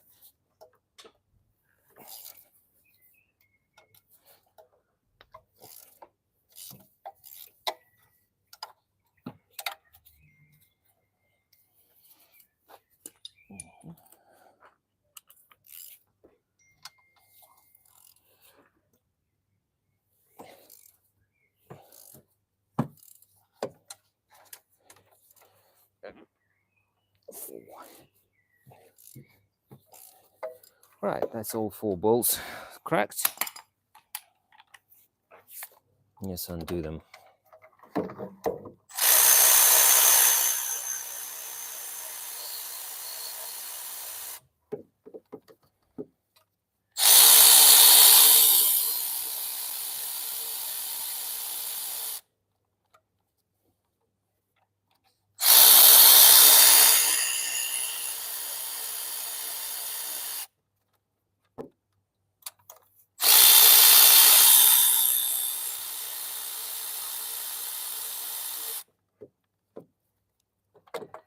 Okay, 1, 2, 3. The 4th bolt is in the hole, so I'll get it off with the cover. In theory, that should be all the bolts. Time will tell.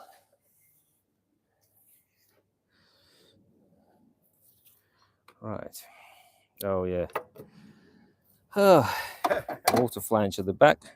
Don't forget that.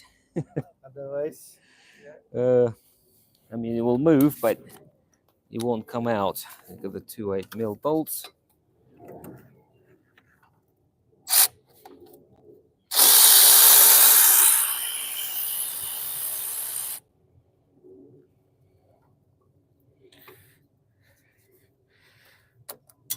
Oh, that's on the floor.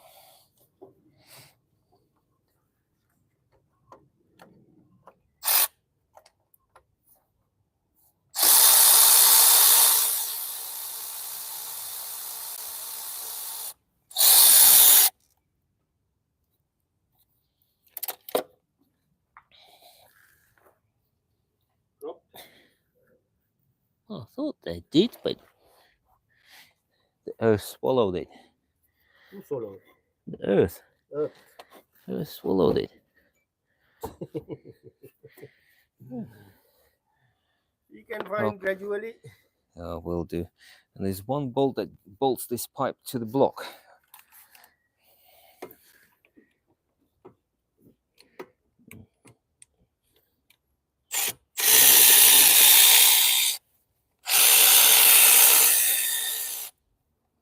There you go. It's a tiny little piddly one. So Broken? yeah, that's broken. That's what it's leak. That's what the leak is. All right. That's what the leak is. Okay. Yeah, we'll need new flange. That's good. Usual story. Right. I think we have something sometime, I'm not sure. I can't remember. I know it's not the first time, but I yeah, think last time we ordered 2, no? I can't remember. No, it's a gasket. We've got gaskets, spare gasket, It's but gasket.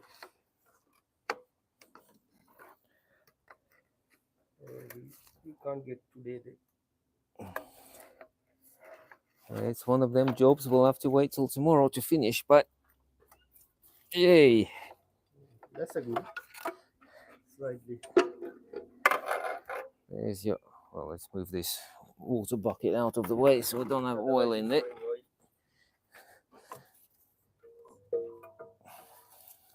Lovely. Front cover. Oh, sweet. Oh, that's knackered as well. Look at that O-ring. All right, yeah. All swollen and soft. Mm. Means the grease was coming into here. Oil leak.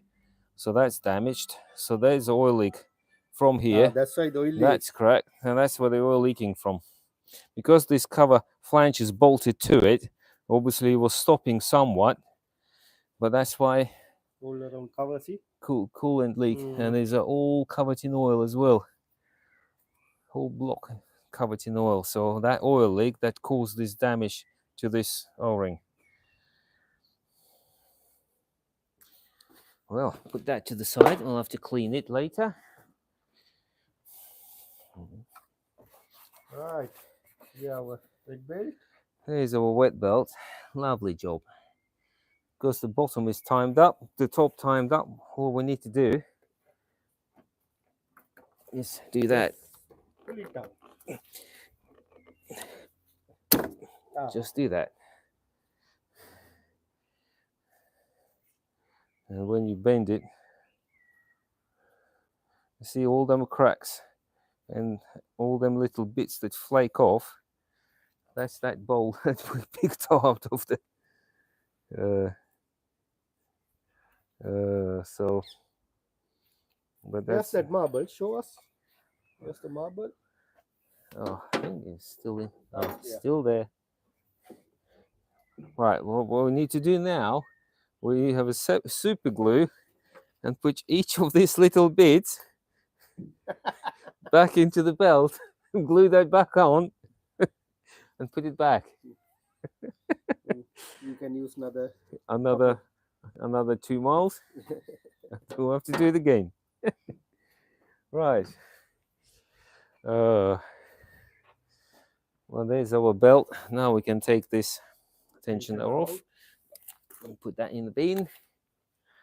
Well, recycling. We don't chuck things in the bin. We put things in recycling.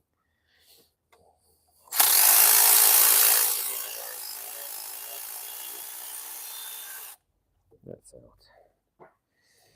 Don't want that either. Don't know if it's good or not. I'm not checking it because it's going in the bin regardless. And now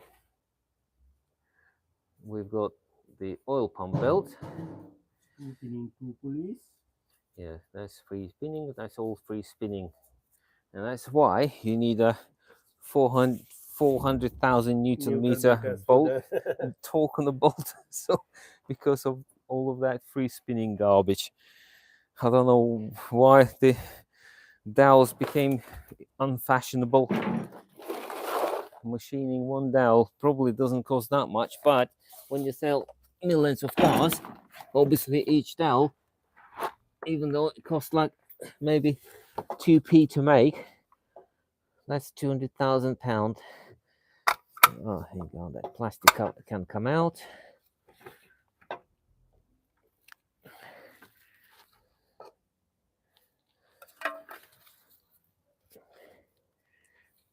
And that's the oil pump belt.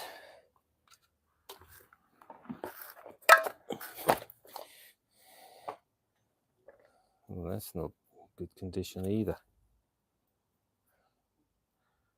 But nowhere near as bad as a cam belt. But you can feel it when I literally go like that. I can pick bits off. You know, bits of a belt. You can feel like sand. Like sand comes off it. Yeah, feel it. Like it's all gritty now. Clean. Pull it like that, and now it's all gritty. It's like all covered in sand. That's what it feels like it. And that's part of that marble. Okay, now I need while it's all out, I need to clean it. Some bits can be just picked off. You see, not even that bit of gasket is actually not even here. Missing somewhere. Just use the blade and we'll use the blade, and actually you have a special tool for it. I'll use your tool, and then I'll use my blade. You've got to clean this off. You've got to spend some time cleaning it. If you don't, you feel like, oh yeah, that'll do. A bit of a, as long as no loose bits, you have to spend some time cleaning it.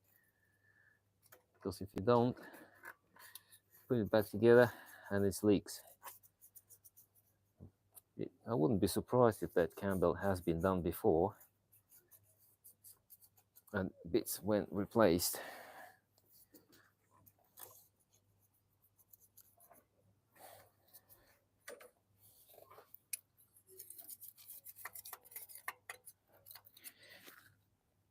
Mhm.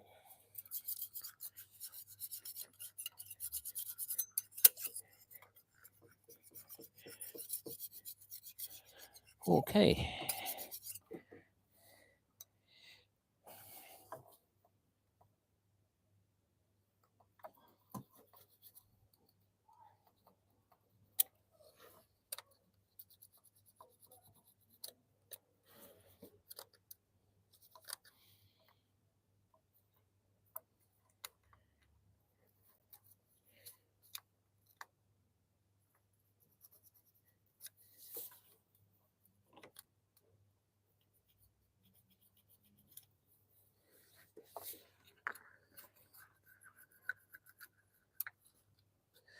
So that's the thing with these jobs like that, you don't always guarantee success.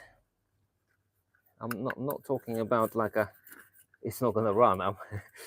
That will run, but when you take apart, you do come across like with these little gremlins, like this broken flange, like these ripped gaskets up here. You know, even though you kind of meant, well, not kind of, you meant to replace them, but they don't come in the kit normally. Depends which kit you get. You have to pre-order everything separately, and you don't know if the bit's gonna be good or not good.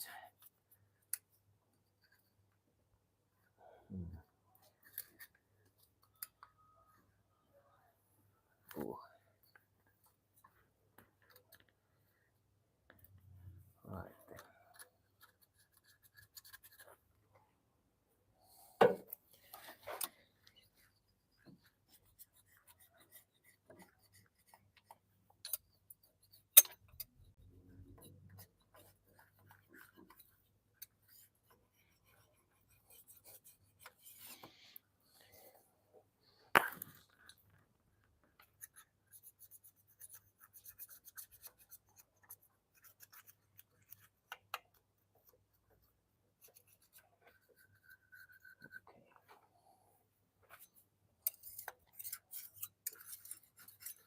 Ask if they have any comment, suggestion.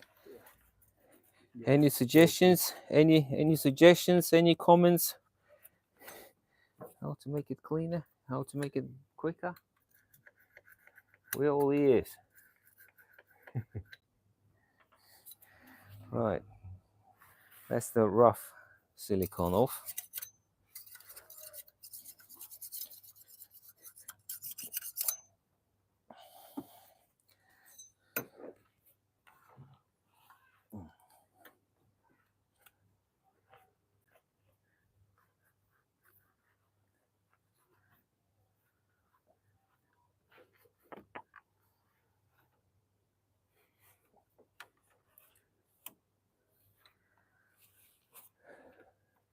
Okay. Now we can now we use the blade. Oh, don't scrape. If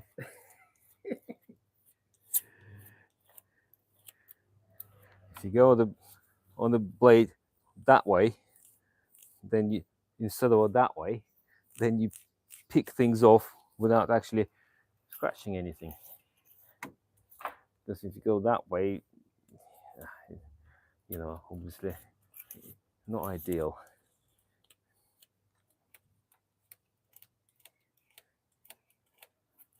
Audience, please comment. Are all here okay? Please thumbs up or comment, please. Right, there's out. That's done.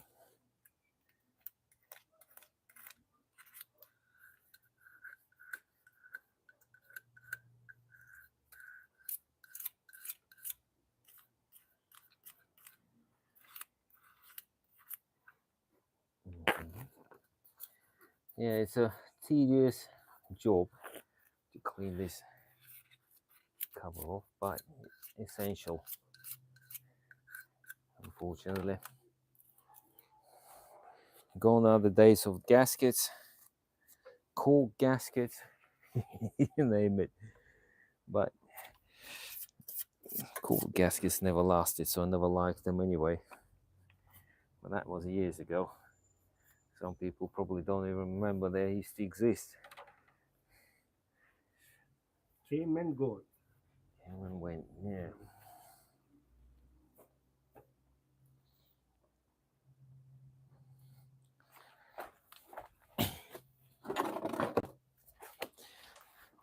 Right, get some brake cleaners.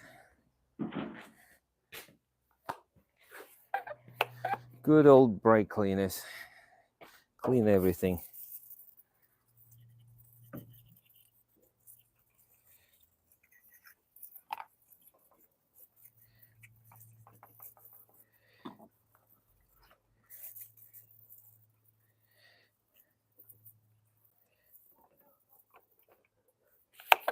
Now this is the time to clean all Yeah. around the engine block. Not all around, but Yeah, somewhere. at least some we can. Something we can. While the oil tray is there.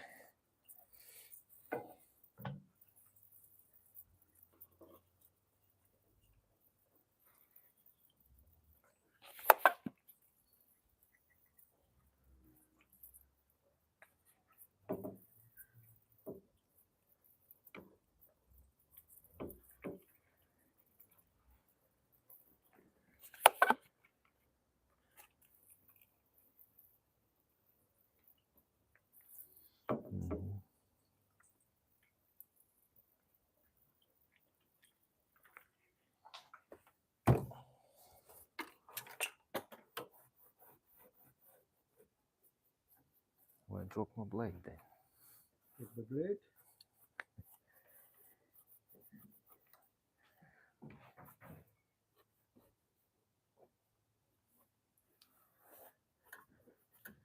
Solo.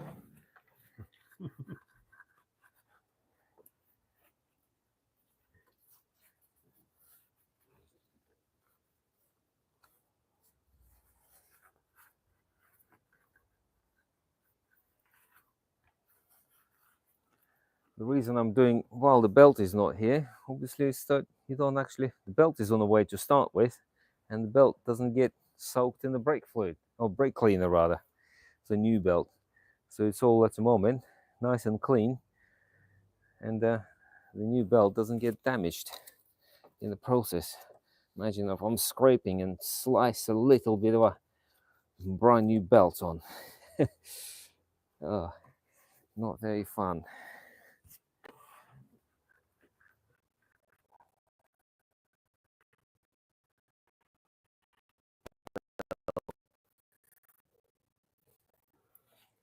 More room and cleaner. It looks much better now. Now we could put new belt on. Remove that gloves and check that both boxes. There's another box. All right. Okay. Check the size. Well, we'll do one. We'll do one at a time. There's obviously two choices.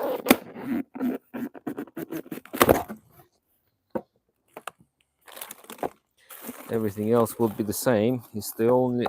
Oh, look at that! It seems with all the gaskets. Oh, that's the O-ring that we'll need. Yeah. Something coming up. But looks like this is the skinny one. Yeah. I think Definitely skinny. Yeah. Without even checking too much, Yeah. you can see. Yeah. Other box inside.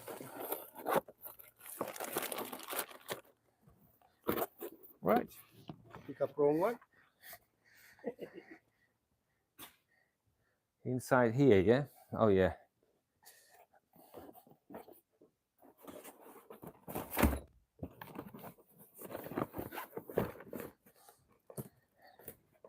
The thing is, so many times I do, it's never the same. It's always like different ones. And this one has actually got arrows. Now, this, huh?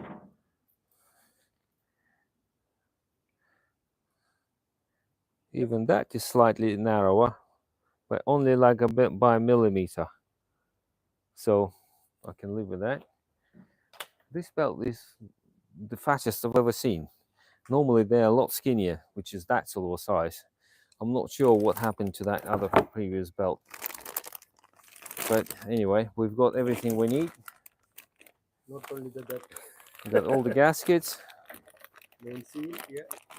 main seal, the tensioner, the bolt, oil pump belt, water pump, and bolts. But we start with the oil pump belt. I like it so it's facing me, so that's just me. Maybe it makes a difference, but I like it the writing to face me. Once the oil pump belt on, then we can put the tensioner on.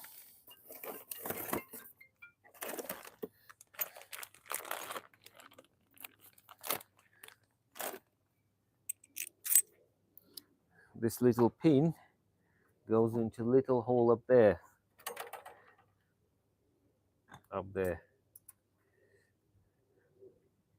If you miss the whole tensioner will wobble. If it doesn't wobble, that means you didn't miss the hole.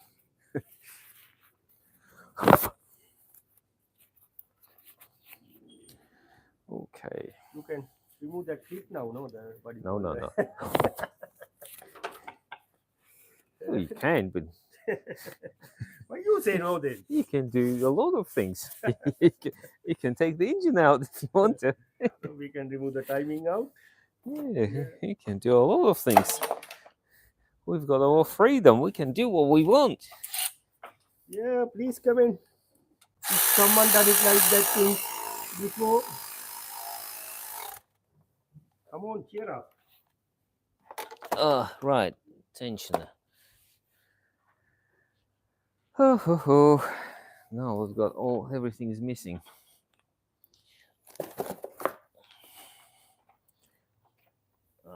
Found it.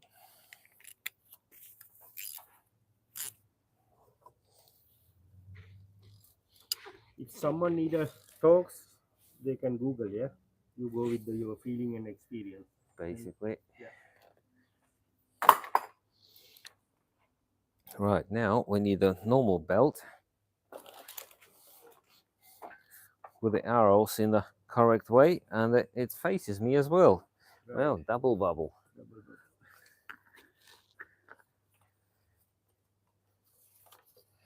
Right, let's pop that on first. It should just slip on. It should.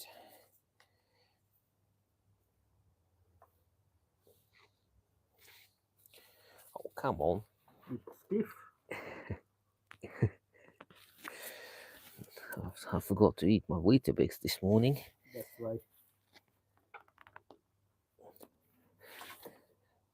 Let's cut it and then Yeah, put it on, easy. and Yeah, then glue it back on.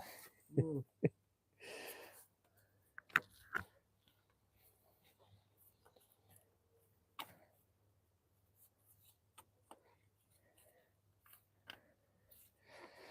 Oh, come on. Mm. There's Come more. on. That's better. Well done, Moni.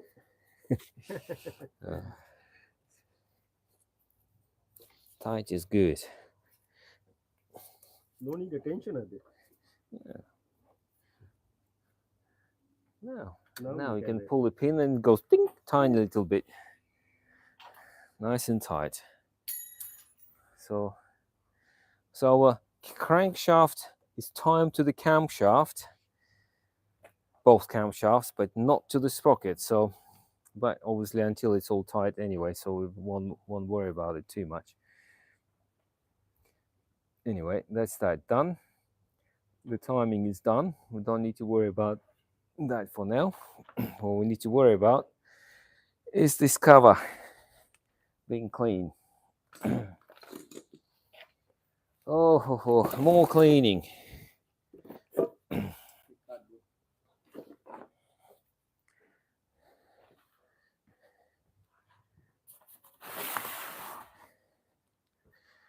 Right. More cleaning.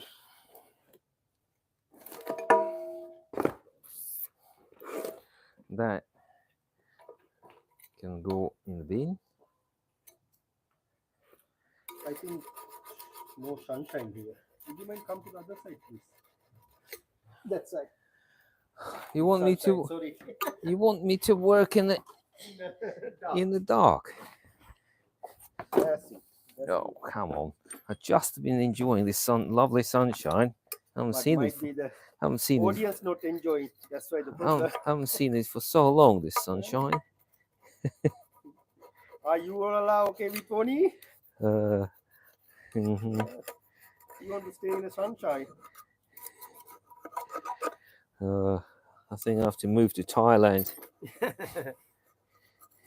Eternal I sunshine. think you just been the holiday there.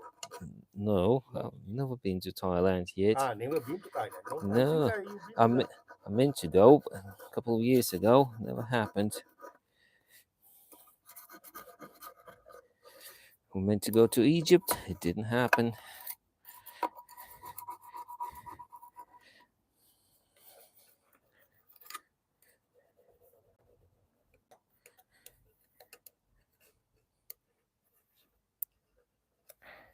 Folks, no any comments? Right.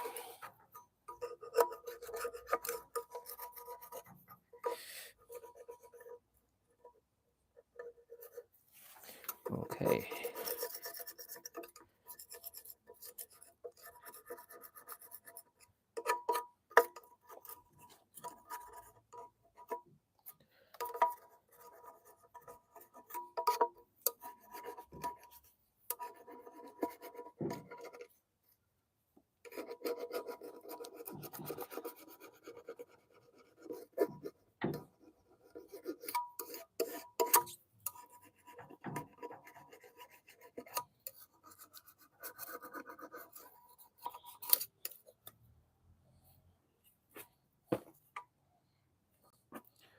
Right, I need to remove that thing somehow.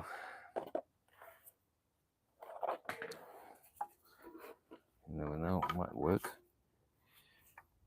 Try. Yep. Hey, that's the. Oh, look at that O-ring. Almost double the size.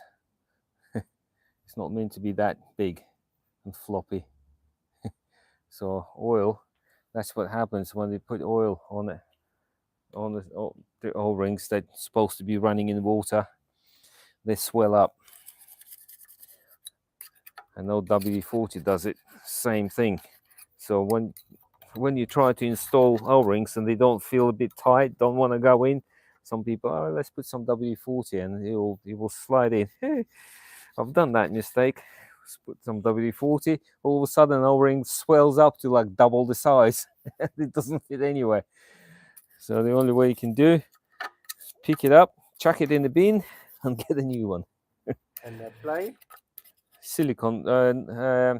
I like Vaseline. That's one thing. I mean, the people manufacturers recommend just to use the coolant, but in practice it doesn't really work. I've tried with the coolant and it's still not that slippery. But there is actually a special rubber grease for the installing an O-ring. You can get that. It's like a special, literally rubber grease. It's like normally red color, but I like normal Vaseline. It's lovely. I've got a Vaseline spray, and it slips lovely. I like that sound. Yeah, when it kicks in, when you've struggled for hours, all of a sudden it goes. Oh, it's lovely. It's one of the best feeling in the world. To be honest, yeah.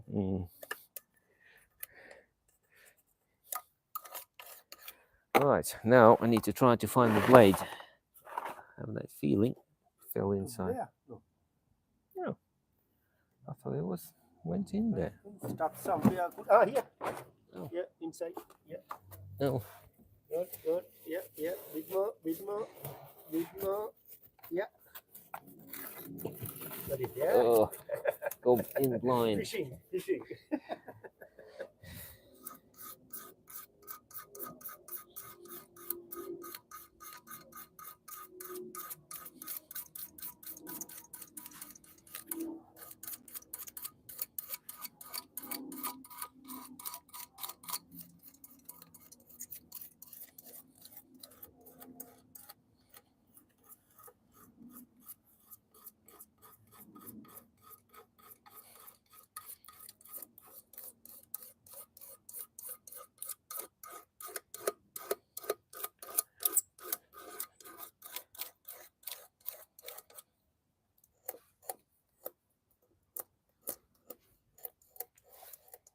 Mm-hmm.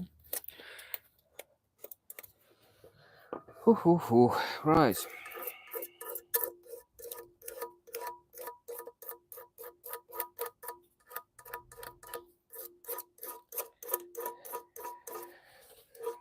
Boring, laborious job cleaning the surfaces.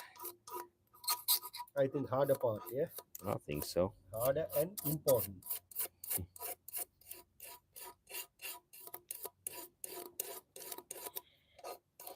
If you don't want to do the job twice, then it's important. If you just skip this part, That's one also important. then you're guaranteed to do the job twice. At least need to redo cover. Yeah, not the belt, but yeah, but to take the cover off, you still have to do the timing because you have to. Yeah, that's true. Because everything is free floating in there. If that would be on the keyways, Better to do in one go. yeah, boom, boom, done. Yeah. No keyways, big problems.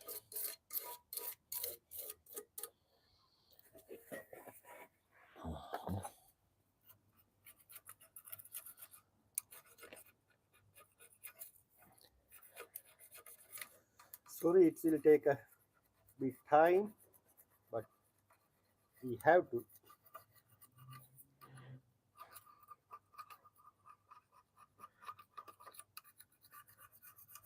Generally, when we do videos, we can just fast forward this. Yeah, you can forward. Fast forward if you want. What to do now? Have a coffee and come back. Any suggestion, Mooney? Don't know. You can have something non-caffeinated. Your choice. Yeah, Have a cool glass of water then. that's it. That's it. Much healthier.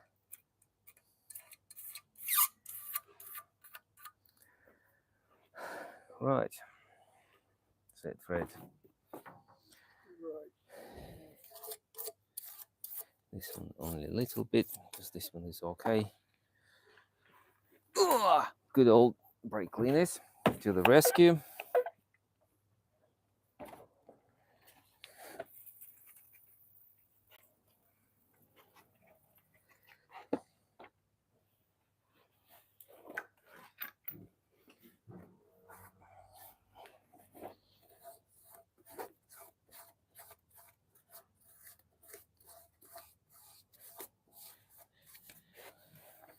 Oh yeah, that bolt.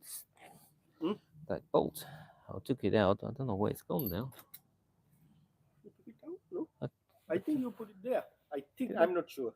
Oh, I don't Sorry. know. Oh no, it fell out. Right there. Yeah, I remember leaving it there, but then.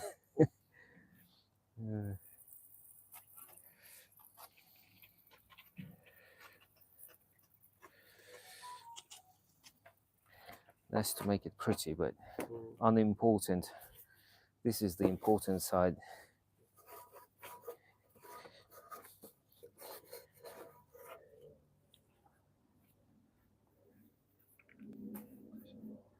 Oh yeah, we'll use a bit of a blower gun in a minute, but I like it. Clean it first.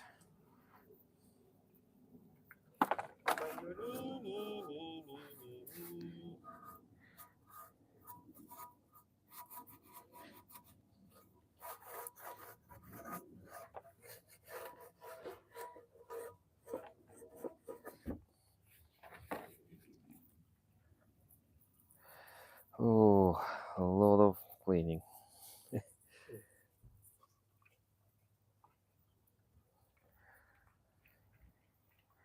That's why we don't buy spray cans of brake cleaner. You would be on the probably 5th bottle by now. Much more. 1 liter sometimes. Yeah. Here and there. We normally buy a big 5-liter can or 20-liter can, depends what's on offer.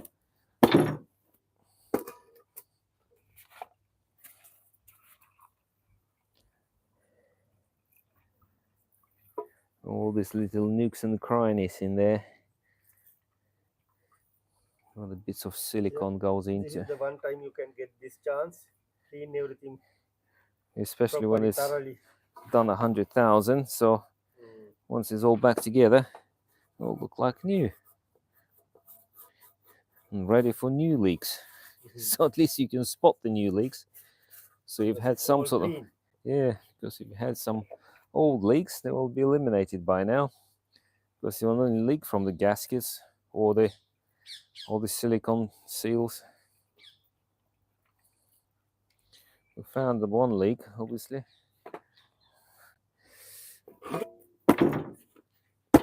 Right, let's get the blowy gun off.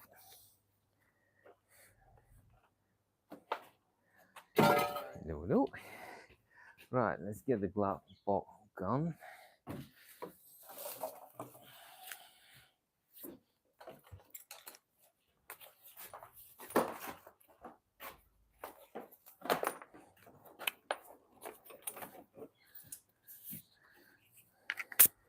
Obviously, we've got to compress the air so we can seize an opportunity. If you don't have it, obviously, you can just leave it as is.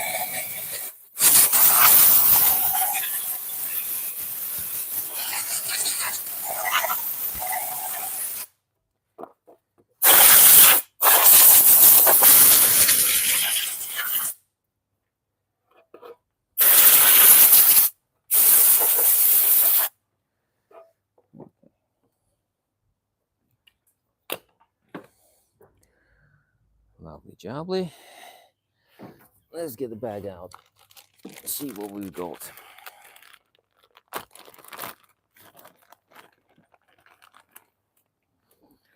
Inlet manifold seals. We don't need them. That That's we'll one very definitely need. important. These two for the where the throttle body goes into. These three we don't need. This we might need some of it. This one we definitely need that.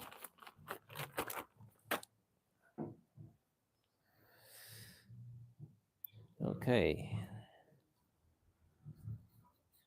That seal, that's the important seal because you can't get to it otherwise. You have to take everything off to get to this seal. Well, that's water goes through this cover into the water pump, through the water pump into the big pipe behind it, into the thermostat and wherever that goes to, or whichever way around it goes. But I'm pretty sure it goes this way. But I don't know. I might be wrong. I haven't really studied the cooling system on this car. I just know what the pipes are and what they do. And when they split,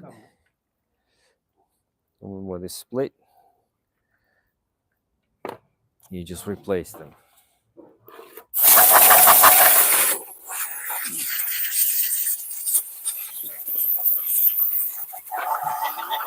Okay, sweet.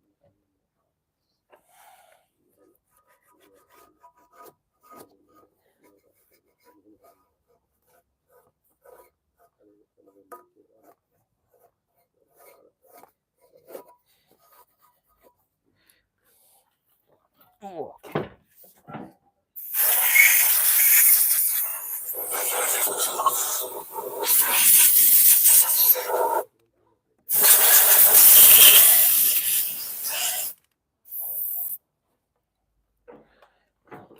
Nice one.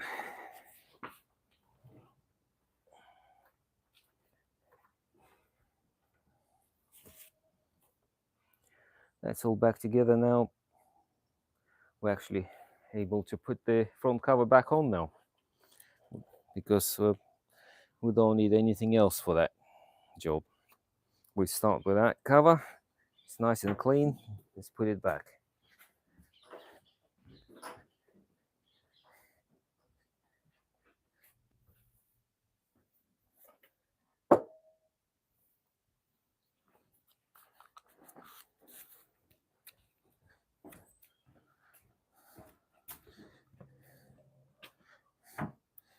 There's many different silicones in the market. and we've tried all sorts of things. I found this is the best one. It never leaks, it sets quite quickly, and it's so easy to apply.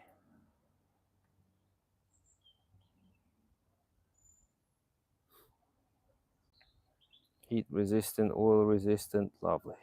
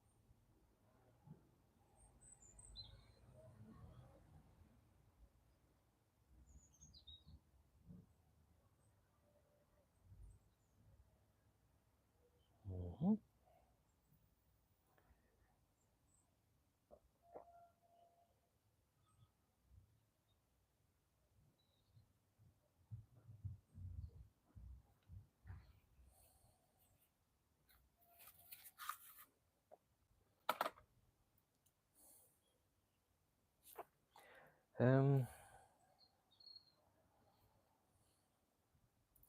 Yeah, that's it.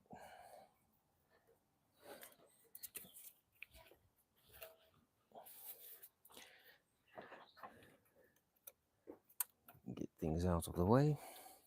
Obviously, timing tools still attached, so we won't touch them. Just need to put it in without scraping anything on the way.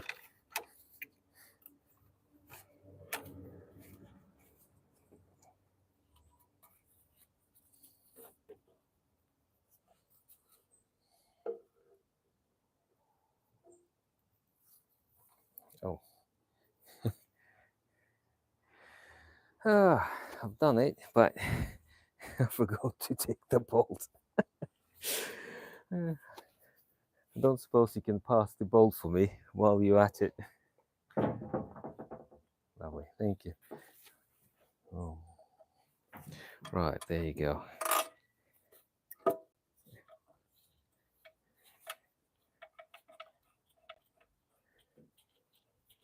Lovely, thank you.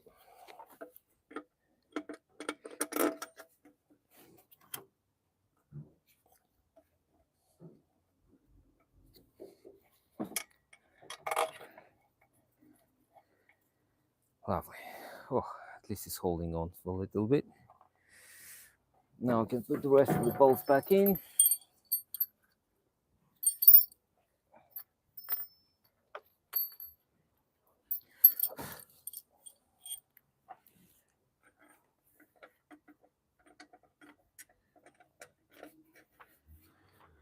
Them to the locating bolts. One obviously, ow, one goes straight into the oil tray. The rest of it goes everywhere else. Right, that goes at the bottom.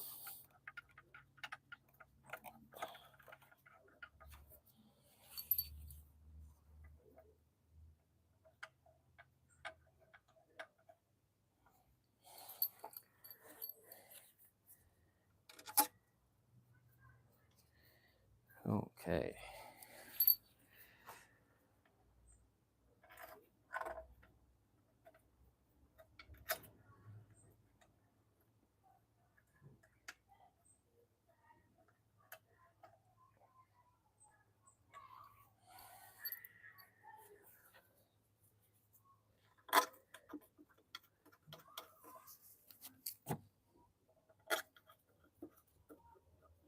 Next one would have been the locating bolt, but I say I've dropped it down, so I'm gonna have to find it first.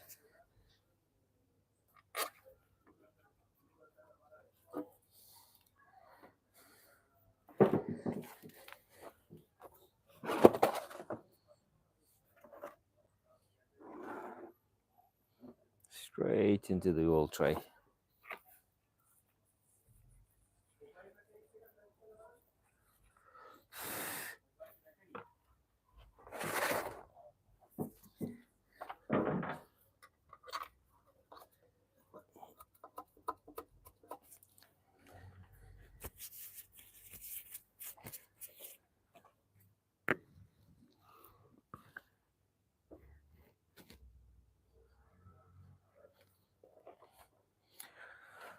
More bolts fell down. We'll find it.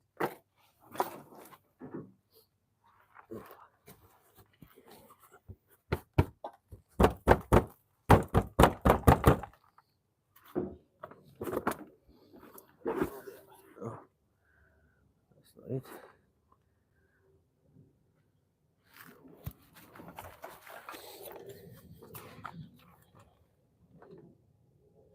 Oh, that's the bolt that I've lost. That's for the water flange. That's the one for the water flange.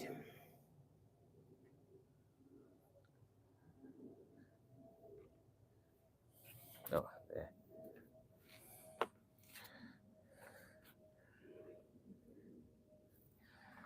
Well, we'll start doing them up a bit at a time.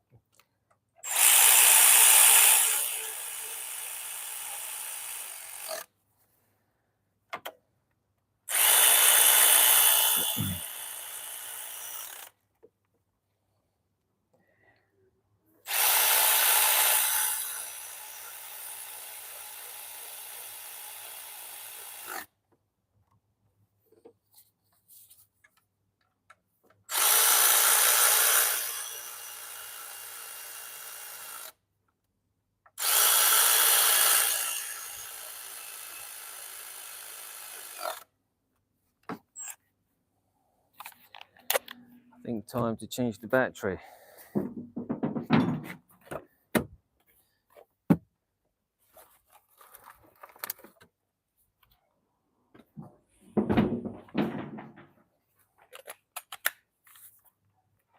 Right.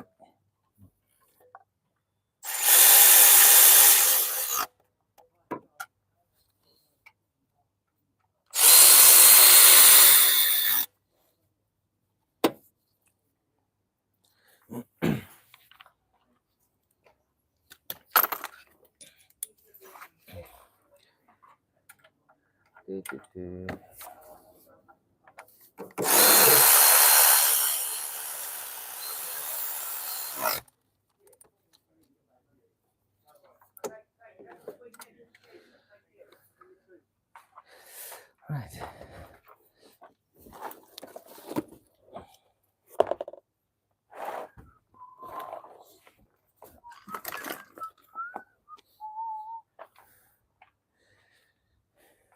Oh.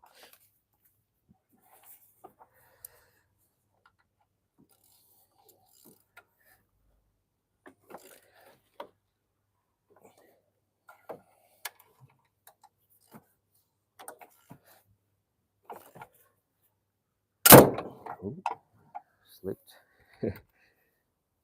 Oh, my socket just broke. Oh, never mind.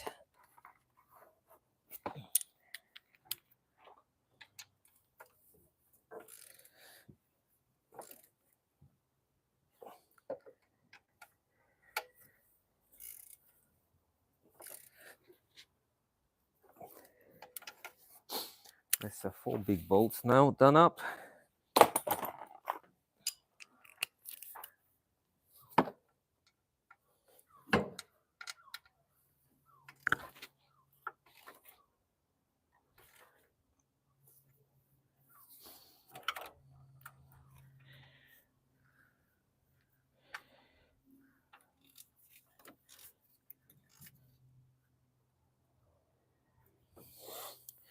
That's 2 10mm bolts done up.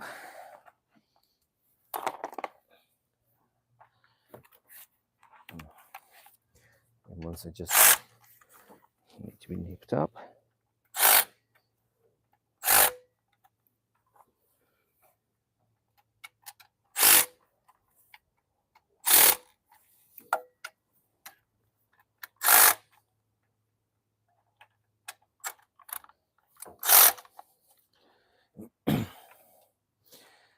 Once that find the last bolt, the front cover will be all done.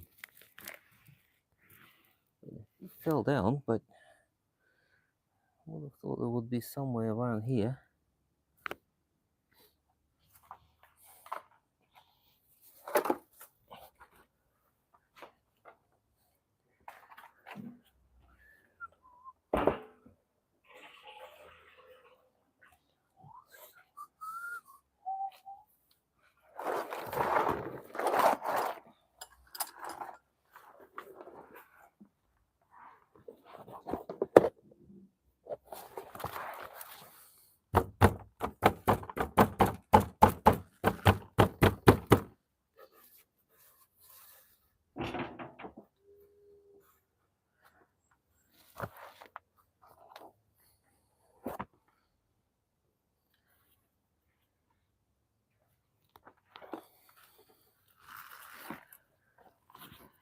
Oh, I don't know what happened to my bolt.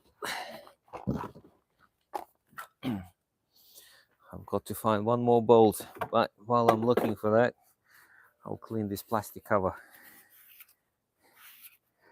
because that can go back on now.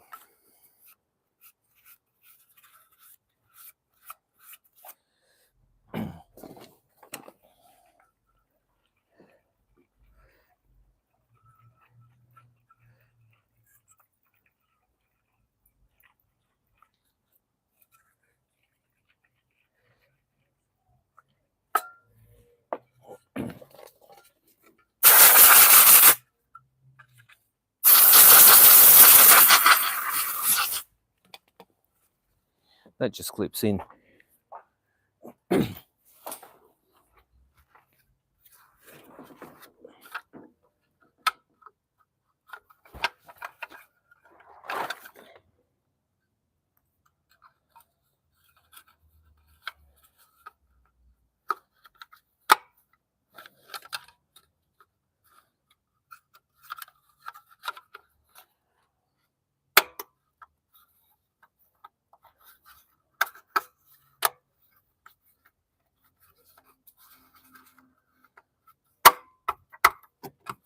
That clips in and just sits there.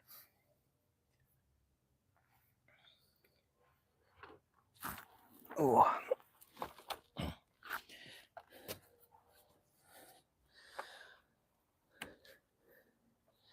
Well, the front cover is on.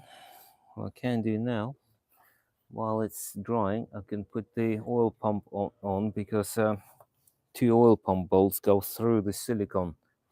So before the silicone dries off, it'd be a good idea to put that on.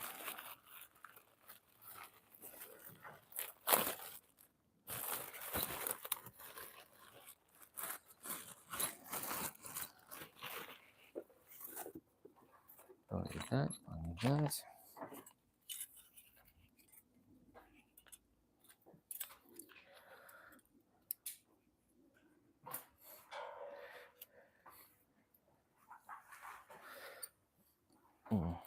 Little metal lugs. I much prefer the metal gaskets to the paper ones. I find they're a bit more, I don't know, reliable.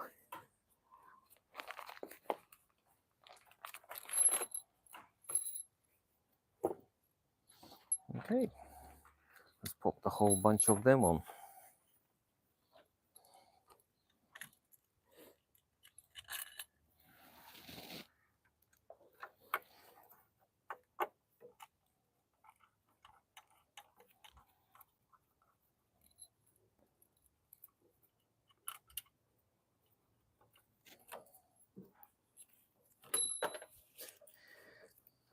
The bolts don't want to stain my hands today.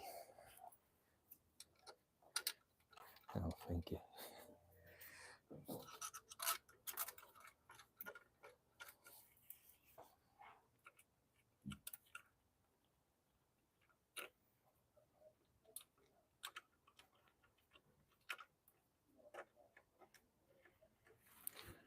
Do, do, do, do, do.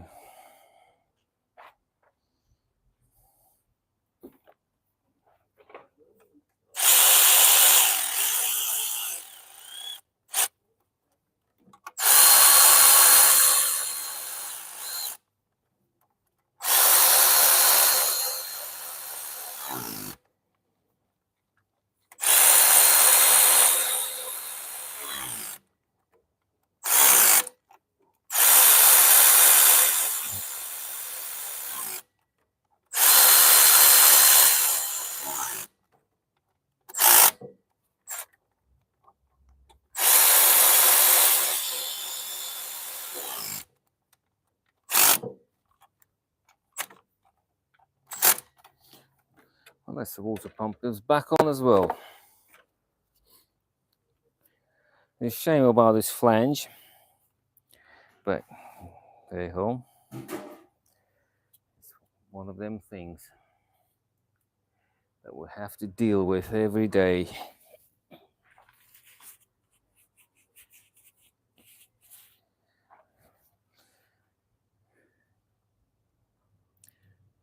Next step, I do want to find that bolt. Actually, I have that feeling these bolts are the same. Yeah, it's the same bolt from the water pump. That's good. At least I'll put that in.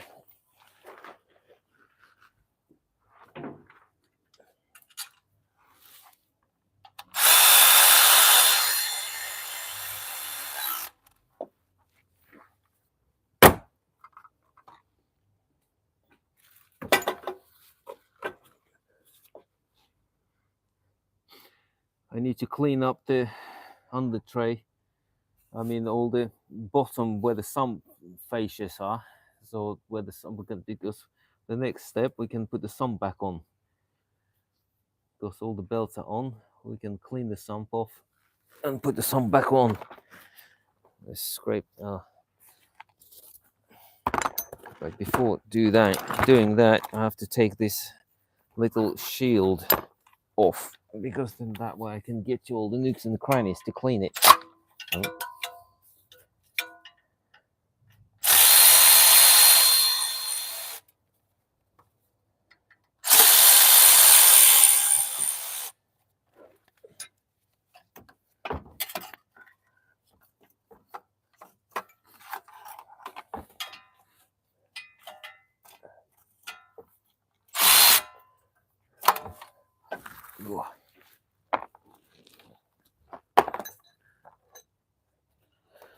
Ooh.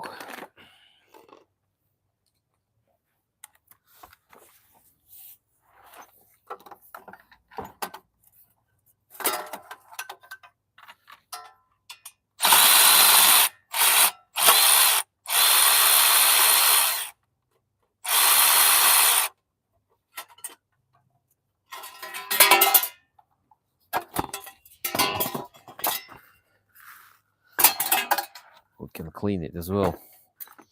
But now I can actually get to all of it.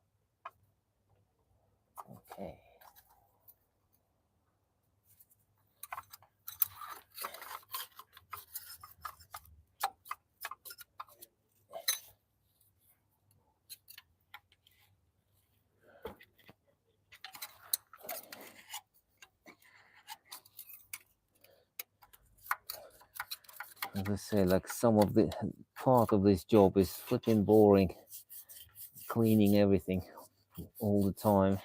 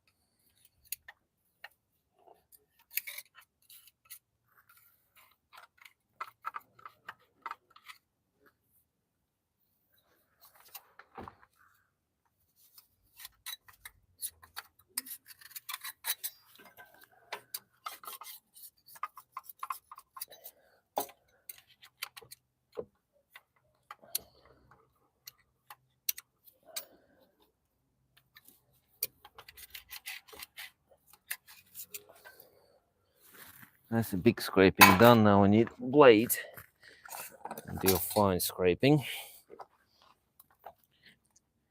Laying on one.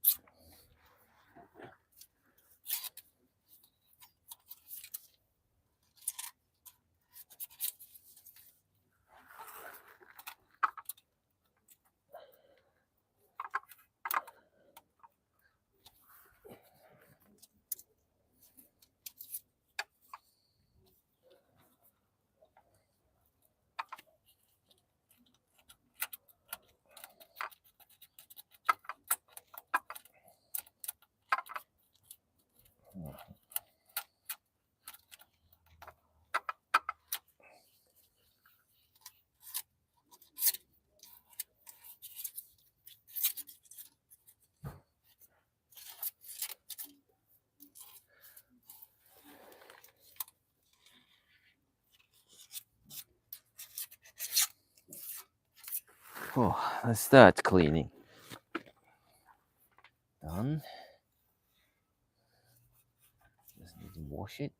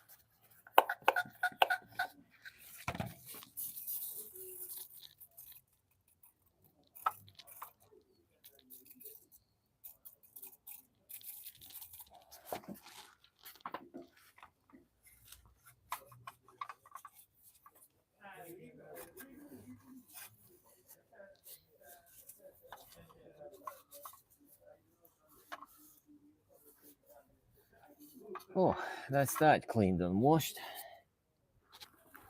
Oh, let's wash this cover or buffle pan plate, wherever you want to call it. I have no idea. Splash guard.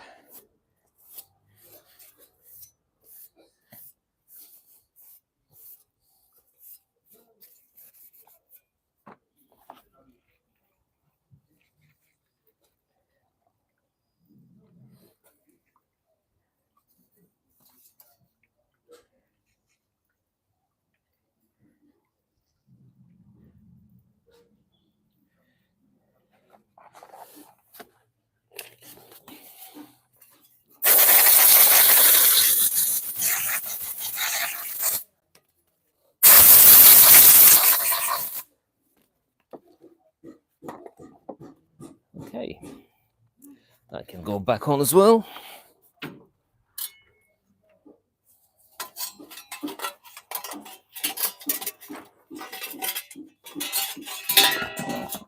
Or just drop it on the floor instead.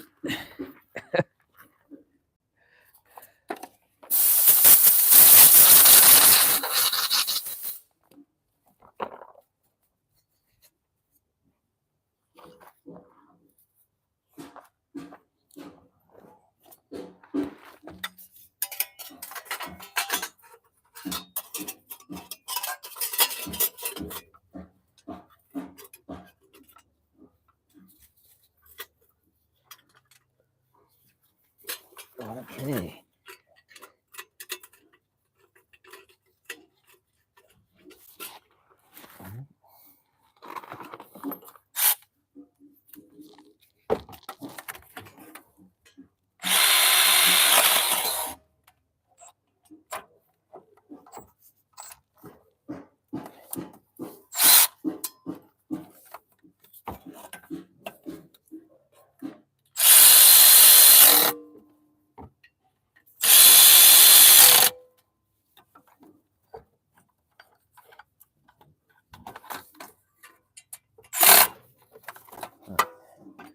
Let's start back on. Now we need to put the little mesh back on. Oh. Unfortunately, we're gonna have to get rid of this little marble. No, doesn't matter how pretty it is. I'm afraid this has to go.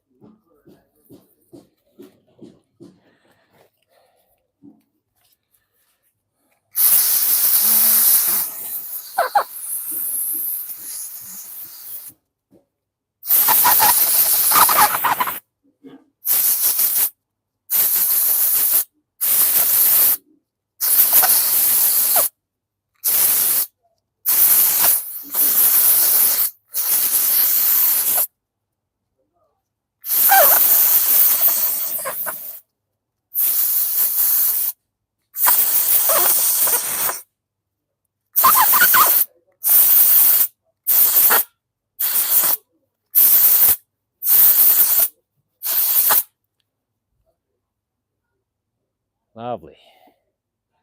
Nice and clean. Now I can go back.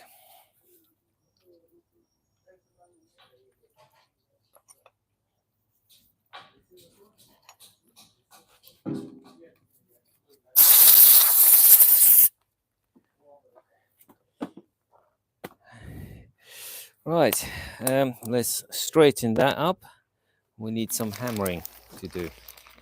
Make that Warning! to make this flat. Have a look. Have a Oh. look. Have a look. Look at that. This is the one we pre-ordered Sorry for earlier. interrupt you. Yeah, I think this is the one last time we ordered. I found inside. Yeah, I think we Could ordered be. two. Yeah, we ordered the 2 seals. And Yeah. that one also will. I think Yeah. last time also Yeah, same thing I happened. I think you pre-ordered it one Hmm. just in case. Yeah. And seals. So you have, Seals, but yeah. the thing is, all the seals come with it in the kit now. All right. The seal also? No. Yeah, but yeah, that's the seal. Ah, yeah. That's the seal and the square and the one that goes in between the No, cover. this one. No, they're the round They seals. are the round seal for there. That's Yeah, for yeah. this because Hmm. we come across with that before with that seal perishes. But I this think, one's like, however, we need to order that back cover thingy. The cover skinnier, the fat one, not fat, the thingy one. well, the gasket it came Yeah, in the kit. yeah, came with the kit, but however, we had to order a couple of I've spare. got one. Ah, you got I've one? always got one. I've Ah, got no. two actually in spares. All right. Okay, I've always got two spares now, just okay, in case. then we can finish the job today then. Yeah. Sweet. Sweet. Okay, nice one. Well, just need Thank to you. hammer this flat now. All right. Find a different hammer.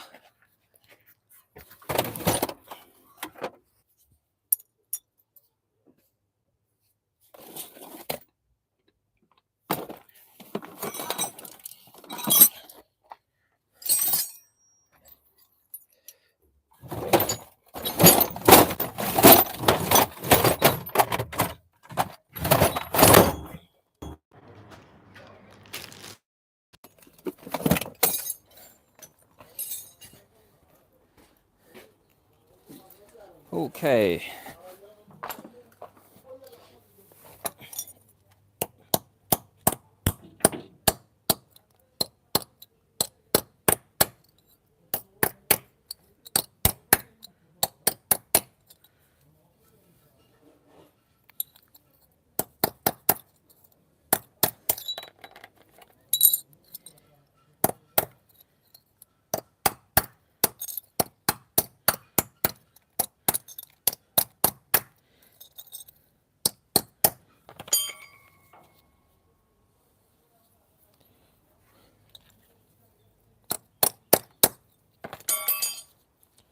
Right, let's see. I can install that back.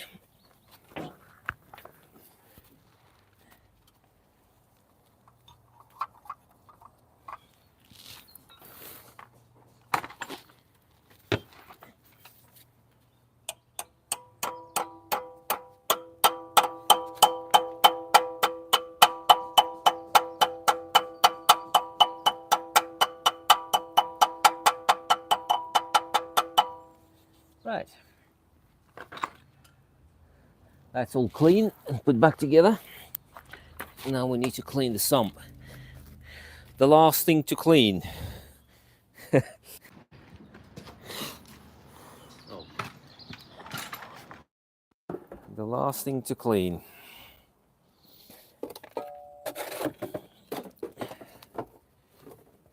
Oh, that's a lot of dirt up there as well.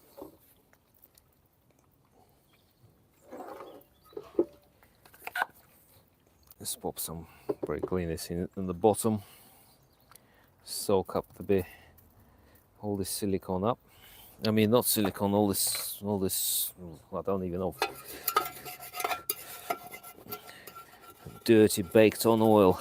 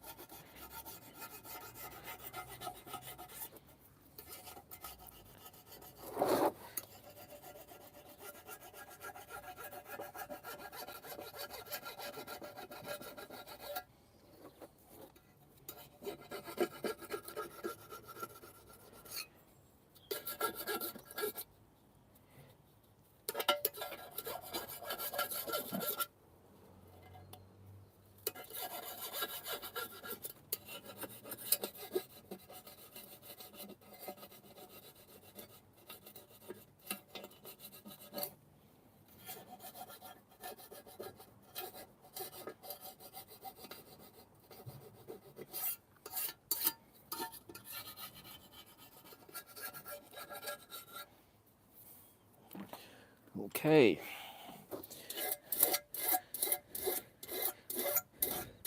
I'm telling you, it's like a third of a job. It just seems to be taking a lot of just cleaning and scraping and more cleaning, and seems to be never ending.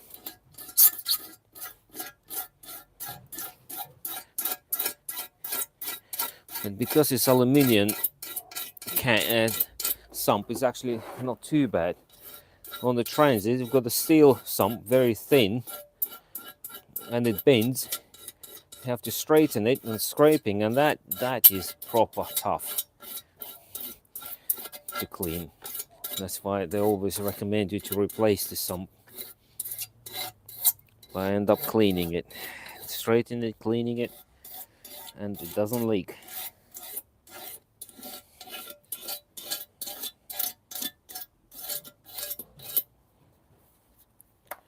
Right.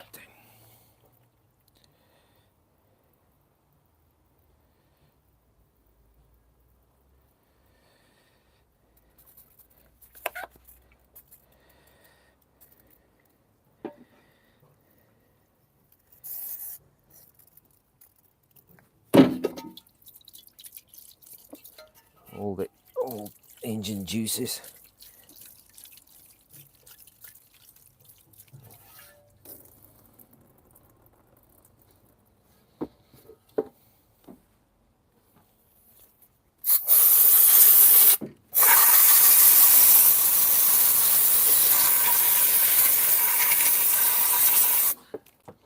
It's proper stuck on.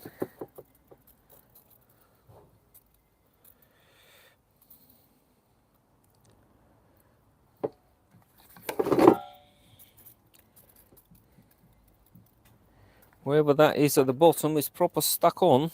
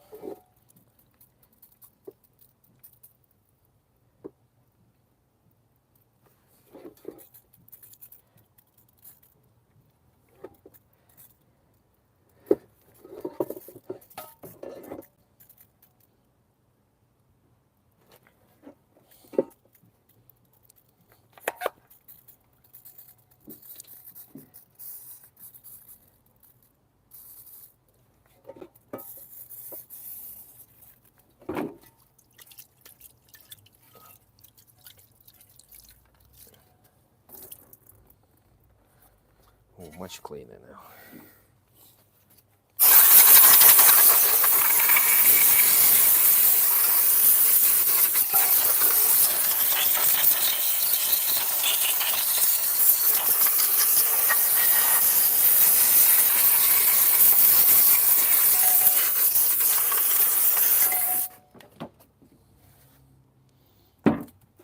No, don't need that anymore.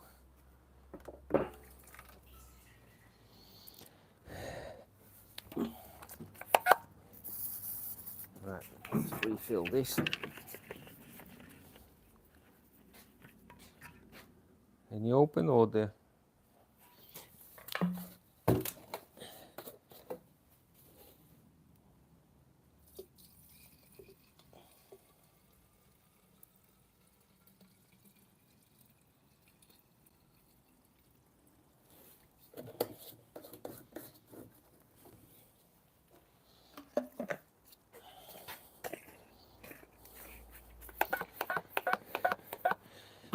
One bottle gone, another bottle.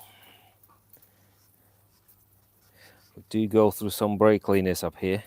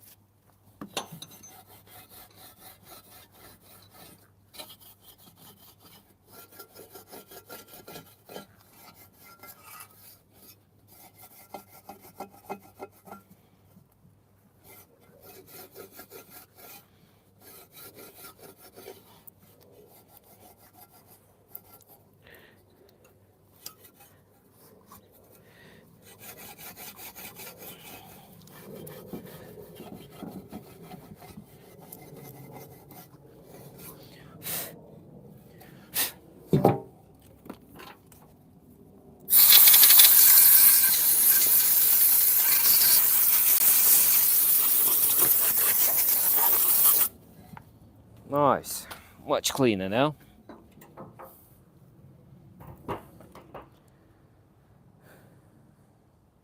Right, that's it. We can put it back on now. The reason I try to put this on as quick as I can, then while I'm putting the rest of the motor back together, half a chance of silicone to set. And this one, as I said, it's normally fully cured after 2 hours, but after 15-20 minutes it's already, you know, touch dry sort of a thing, if you know what I mean.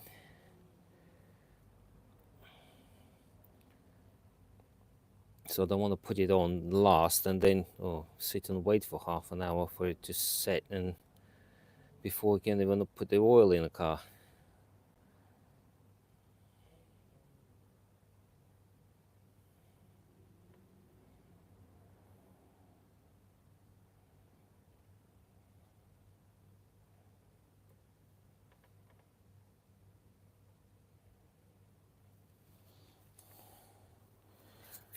Let's that back together. But what I like to do also on this ones, I put thin smear around the base of the engine as well, because we've got exhaust on the way. So for me to get put that on, sometimes you do scrape a little bit. So I don't want to have a one piece somewhere like scrapes a little bit here and then it leaks through that place. So if I have a thin layer around the engine as well, at least I will have half a chance for it not to leak.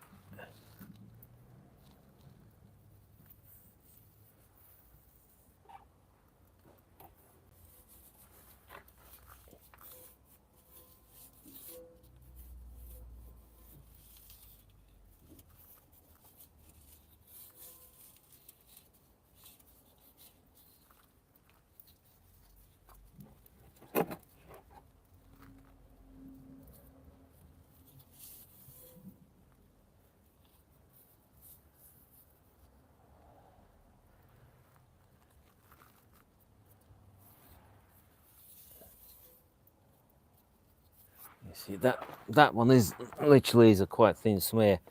I'll put a little bit and just smear it with my finger all around, so it's just there, but not actually no level there or anything, no thickness. Now I can jack the engine back up again.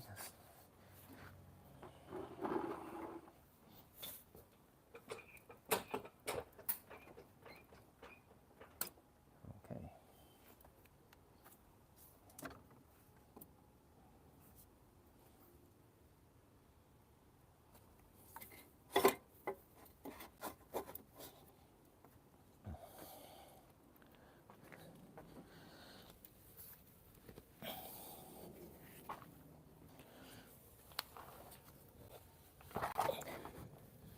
I need a couple of bolts.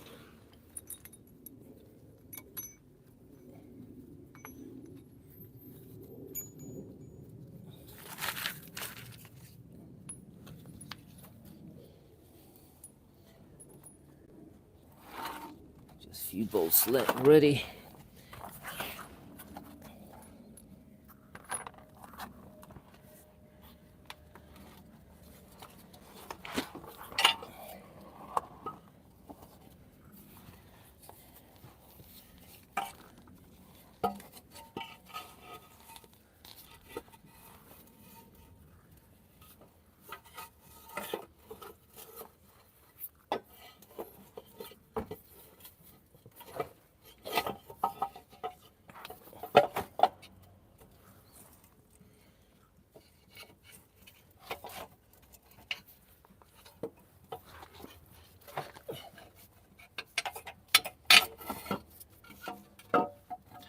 And that's it.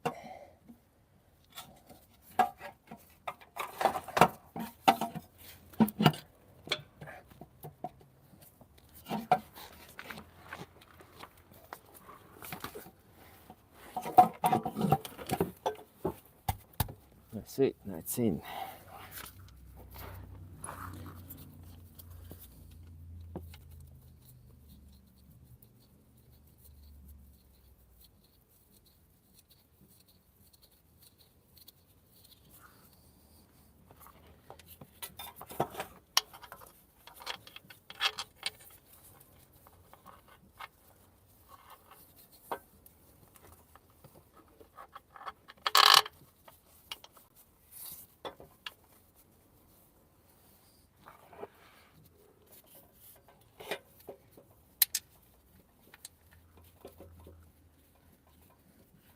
Okay, no, it's not gonna fall now.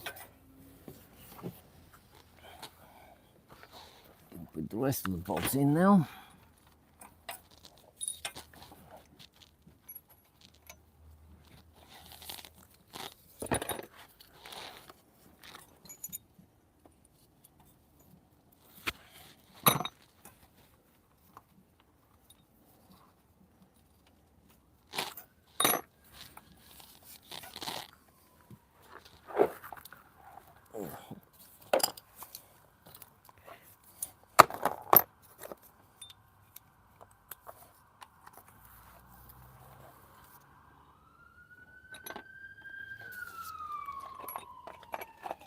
Are the long ones.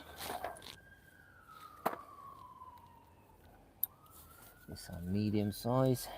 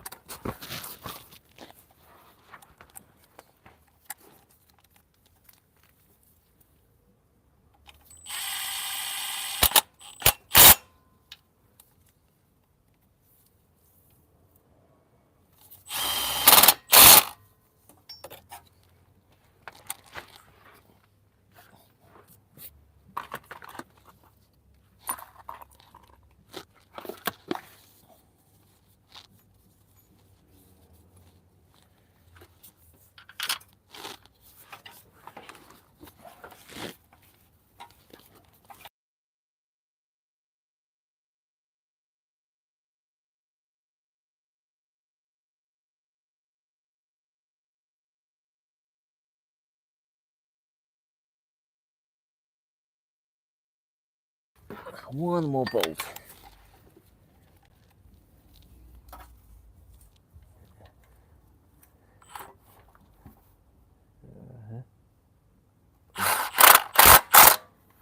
Right, that's all the bell house. Oh, well, some bolts in. Now the last bell housing. Actually, I remember that one had a bit of a funny thread, so I need to put some grease on that one.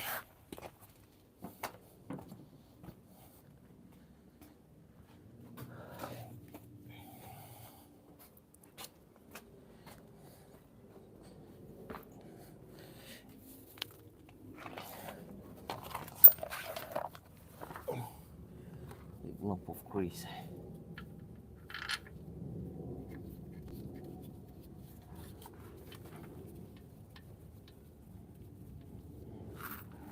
Oh.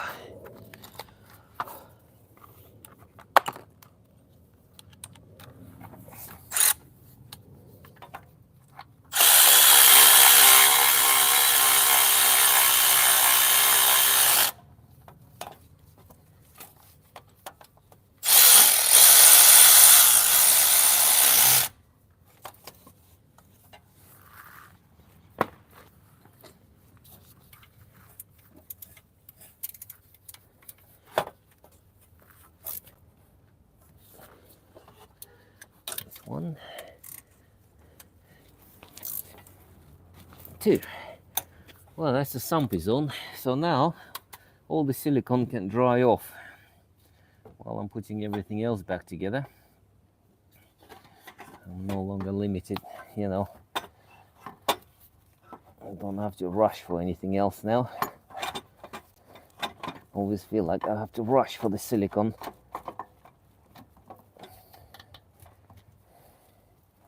Because it dries off quite quickly.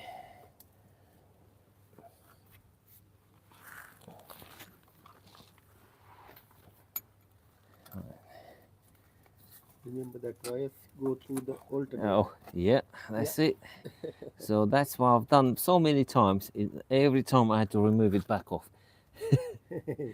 That's why we need to have somebody else looking. And then so I can... I'm the person who doing that yeah, job now. that's it.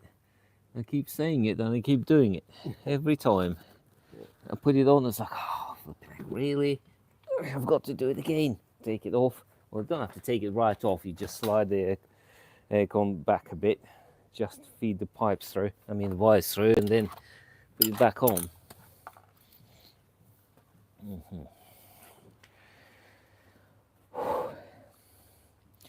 Well, before we do any of that, what I want to do is finish with the timing. That's the important job. Obviously, we've got all the... I can drop the engine back down a bit.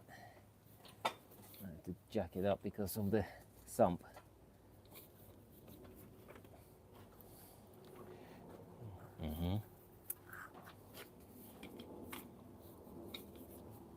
Right. Oh.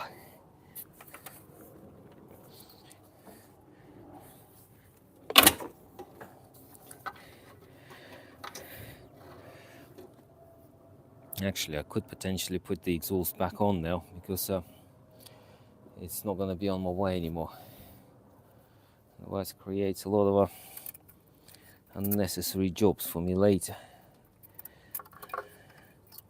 Which way does the gasket go? That way. That's good.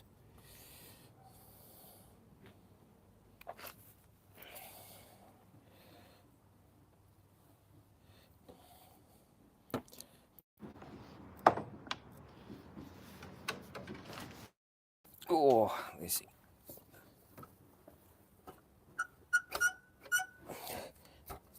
Hey.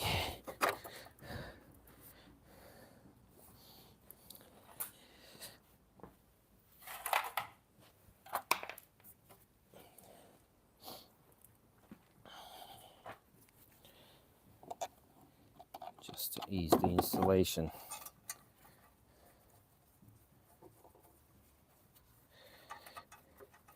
The only problem with that, you put the grease on the threads, and then when you start up and the car starts warming up, it will start Smoking. smoking, and we're like, oh no, you've done something wrong.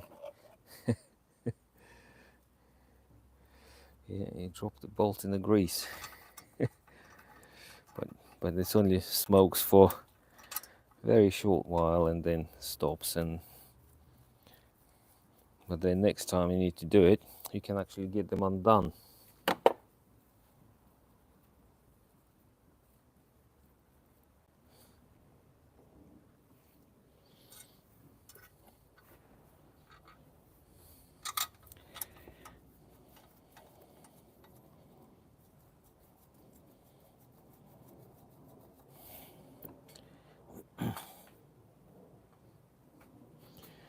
No, I can't do that on, Why? because this pipe, Yeah. it bolts behind the exhaust. So I Right. need to put that flange on first before I put that on. Put it on. That's true. Luckily. Luckily. You see, like, Yeah. you know, Still you can not tell late. Still not late. I haven't done it for about a week, this one of them engines, so that's why I forgot. Never mind. Well, at least it's out of my way, so it's not going to be dangling around, so I can jack the engine up and down without the exhaust getting stuck on a fan shroud.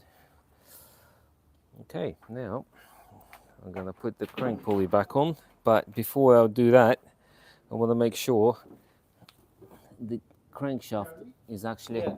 It's me. it's all the way forward.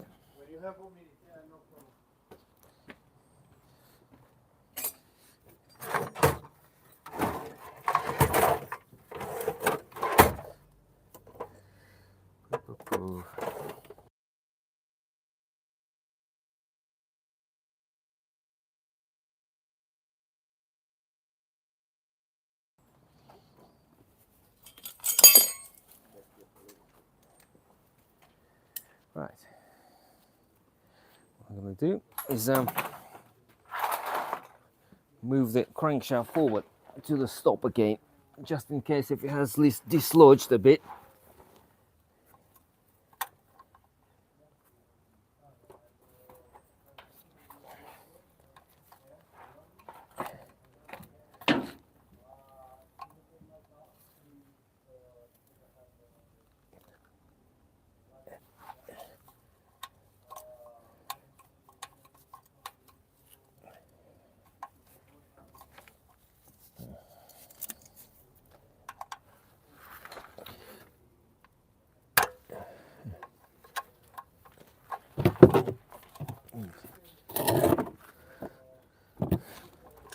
Right.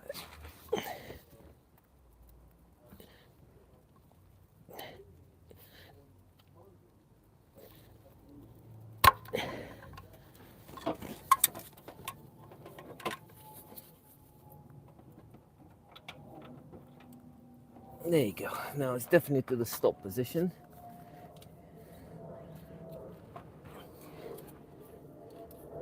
Because when you undo, it does move the crankshaft back a bit when you undo it. When you do it up, obviously it's going to move back, but it's all locked up, so you can't move back anymore.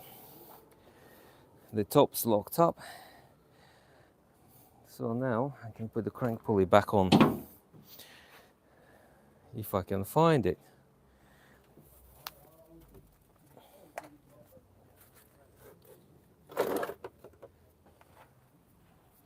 Oh yeah, remember.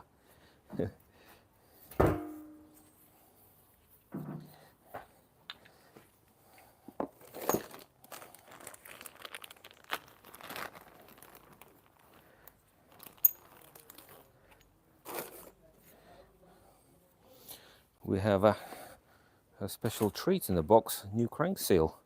Might as well replace it now. So I don't think I've ever had crank seal in a kit before. Now let's change it.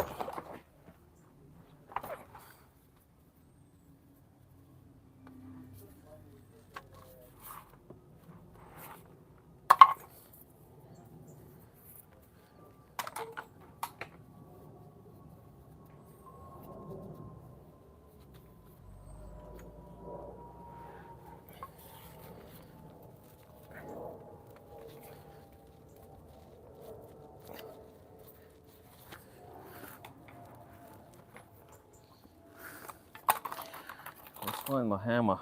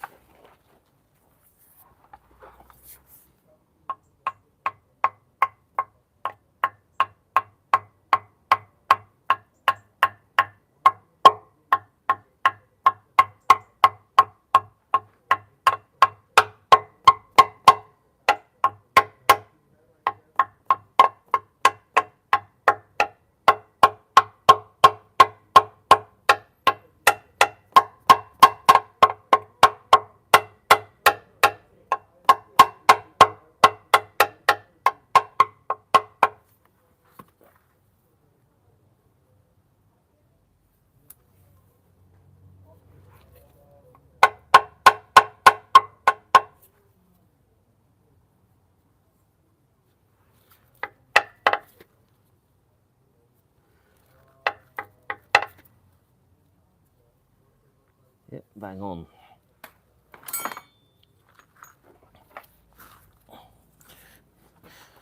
Now this is the crank pulley, and this is the magnetic pickup ring on it.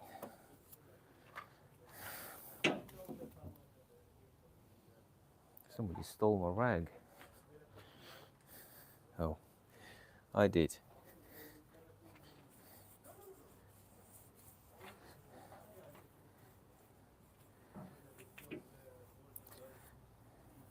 So three bits timed up, 2 camshafts and the crankshaft, but the crank pulley has got the hole there, and that hole has a pin that lines up with the pin in the crankcase.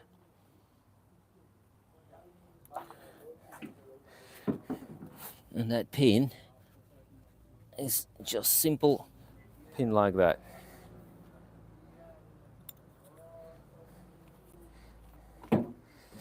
Oh, actually, I'll find a better one. This pin is a bit bent.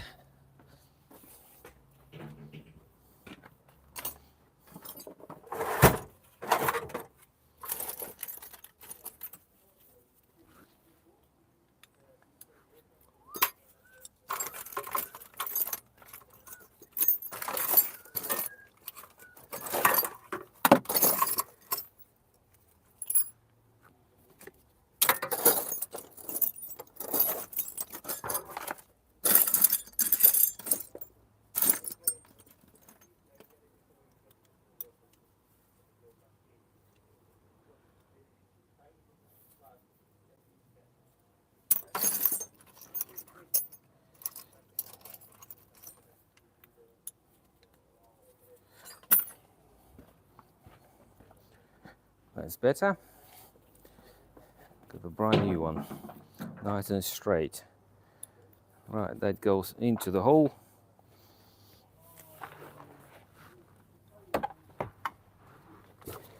And that's the hole on the cover that needs to go into.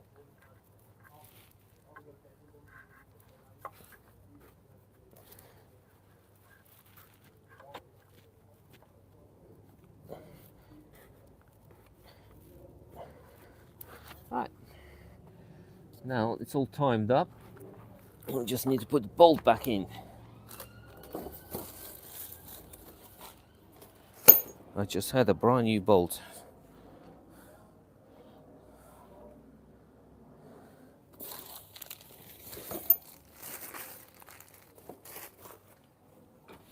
Did they not get new bolt in the kit?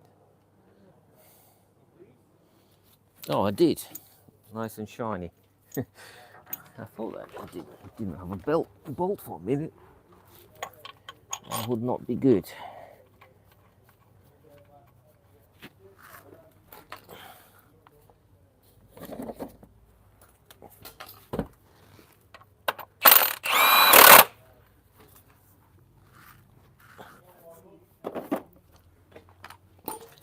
I can use the gun to do it up, because if you try to do it with a gun, it starts spinning the pulley around. The gun seems to make a pulley spin, even bends the pin and all sorts of things. So now I have to have a big bar and do it up with a bar.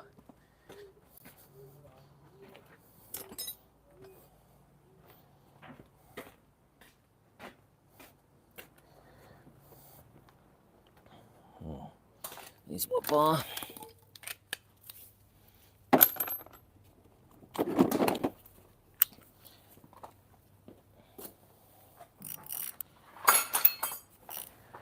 Right.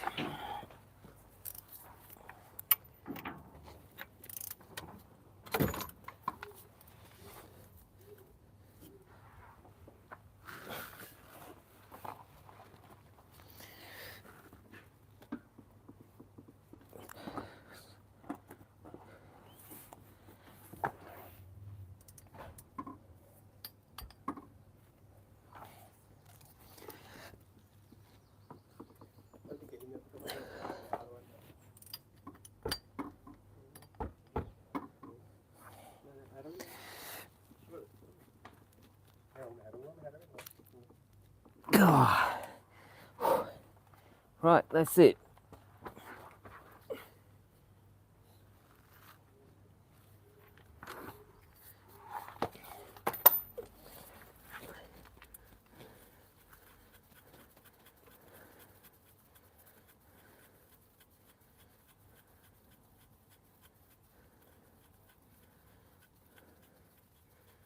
I'm taking this timing pin out of the crankshaft.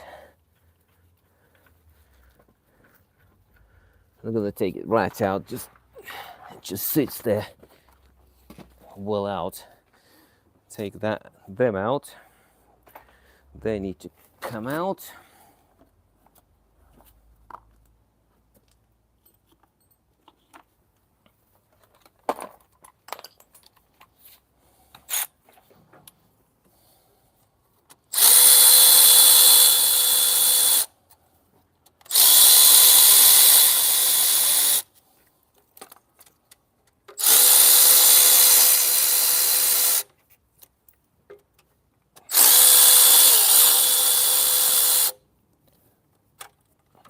One timing tool, put it to the side.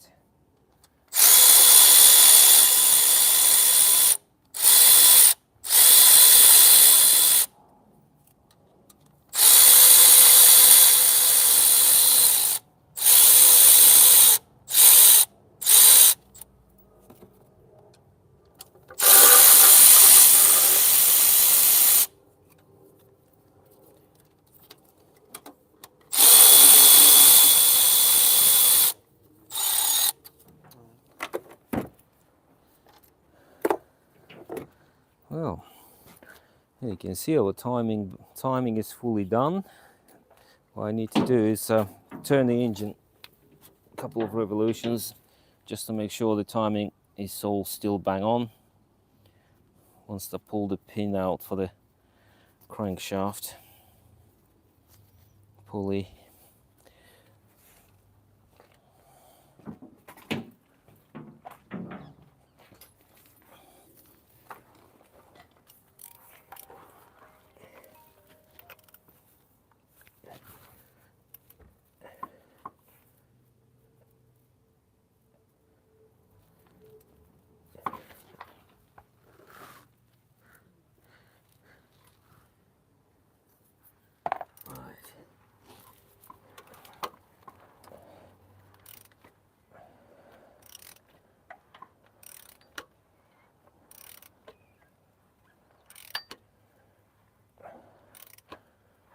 That's one.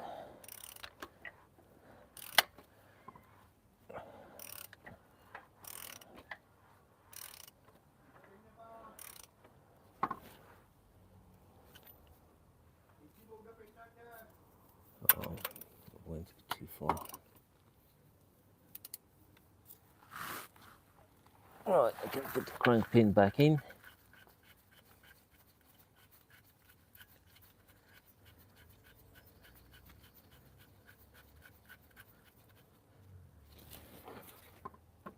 Oh. That done. That still lines up nicely.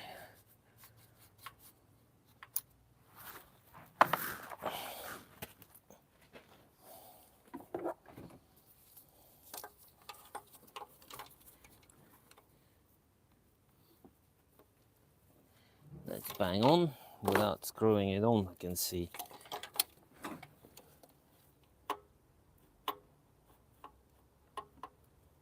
Bang on. All pins lined up lovely.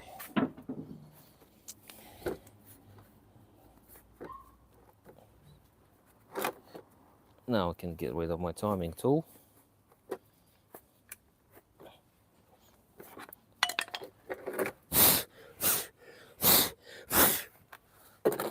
While I was sitting here, the tree tried to plant itself into my box.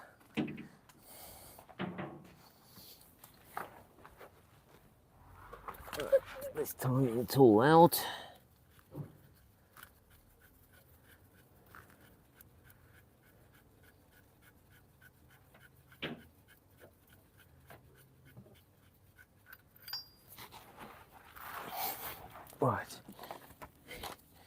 Right, timing tool's out.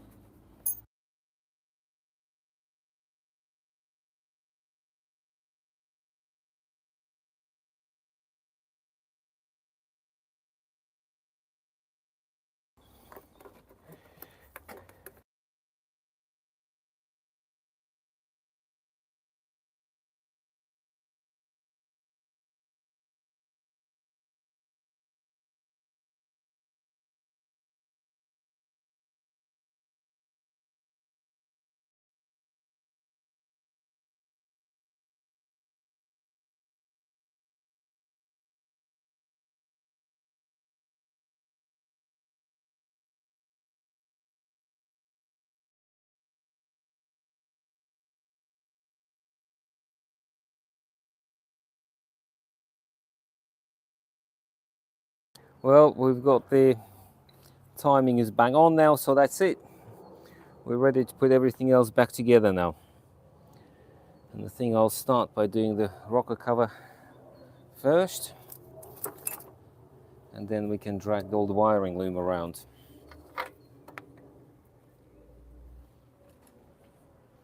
Let's clean it up a bit.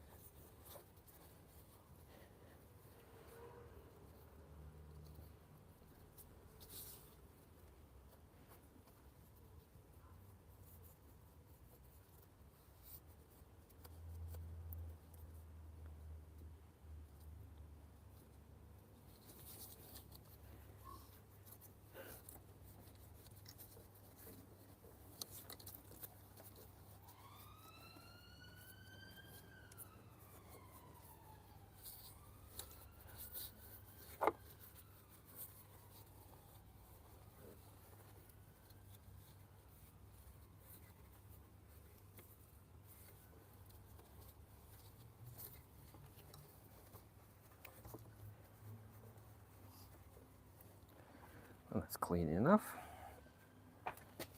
Let's put some silicone on the strategic points. One here, there.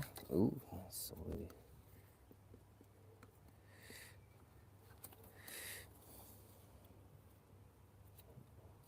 All bits of silicone. One on this one. One here, one there, one there. And that's enough.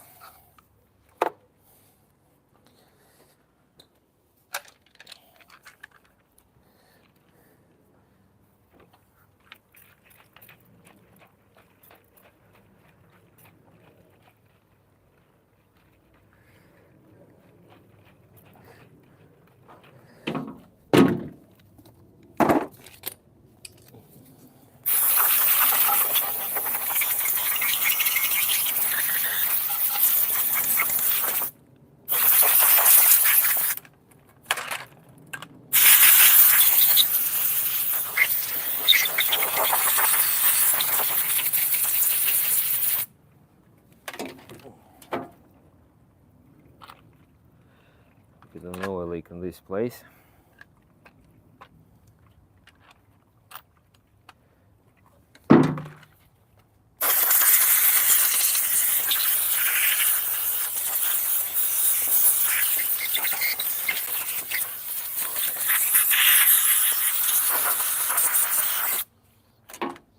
Okay, let's find the new rocker cover gasket.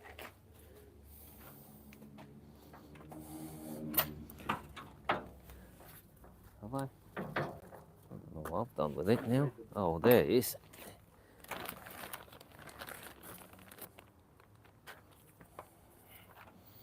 Make sure it's the right one.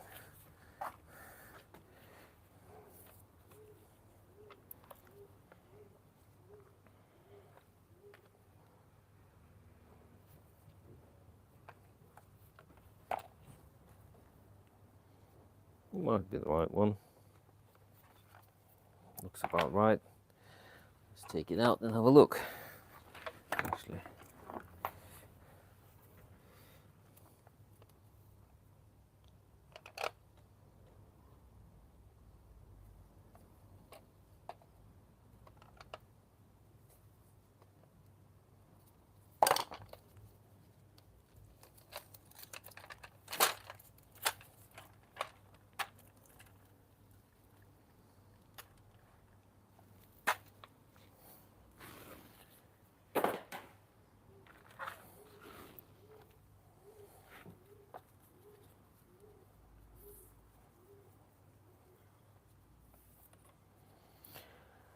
Oh,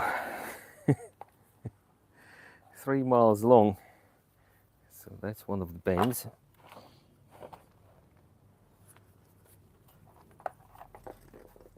That's it. Started to make sense now.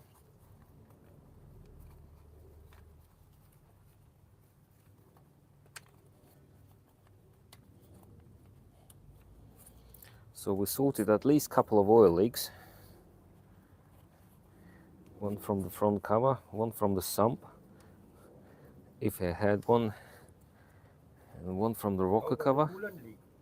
And the coolant leak will be sorted in a minute as well. One coolant leak is fixed from that little gasket, but that coolant leak was caused by the oil leak, probably from the rocker cover, because it melted the rubber. The flange is broken, so that obviously didn't help the situation either.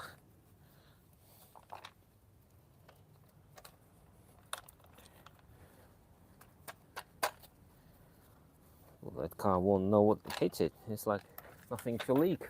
I'm just gonna start drinking oil instead.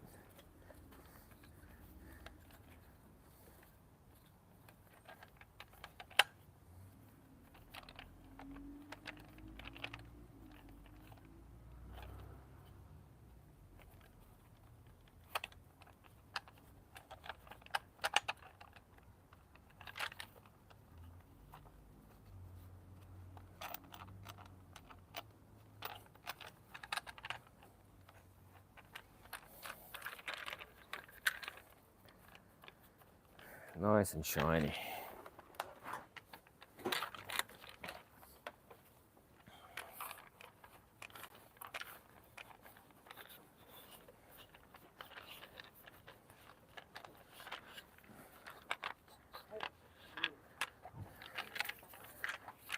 This can go back on. That can go back on.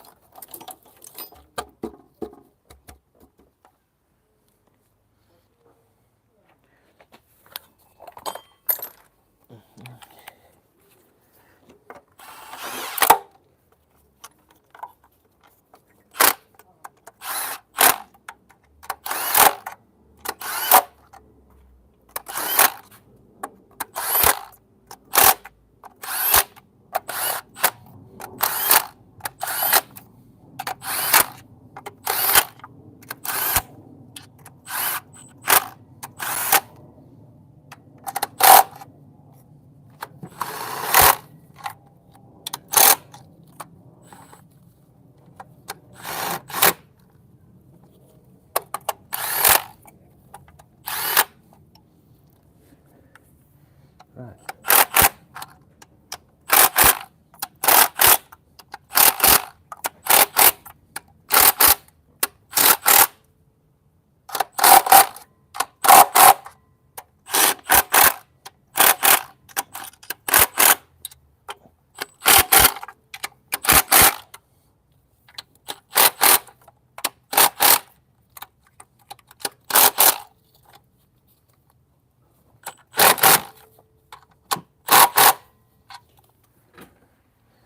That's the rocker cover on.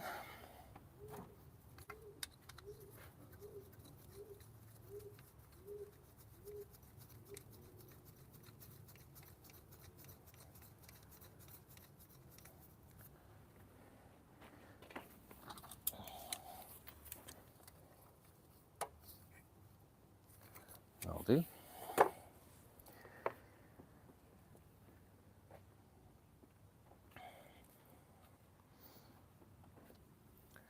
Let's pop this turbo back on, clean this up.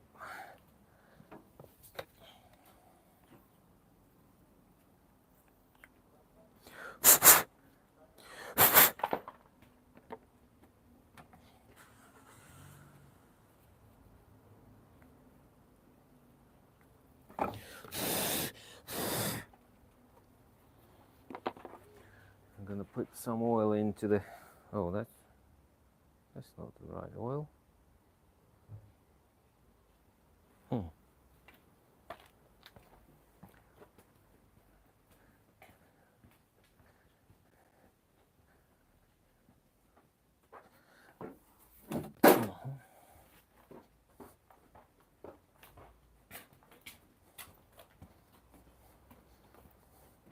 That's the correct oil. 520 Ecoboost.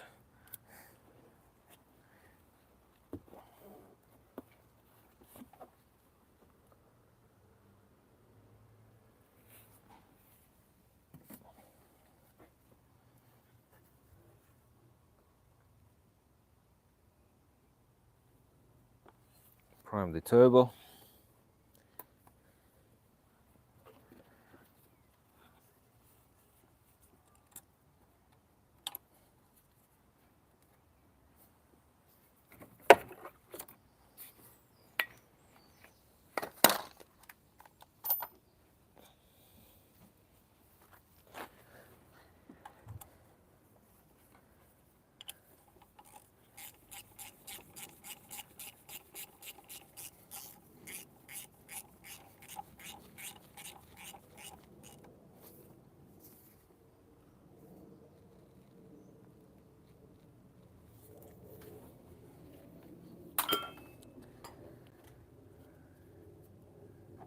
That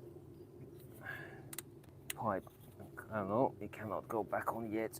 The little tin cover needs to go on first. Well, we can move this out of the way.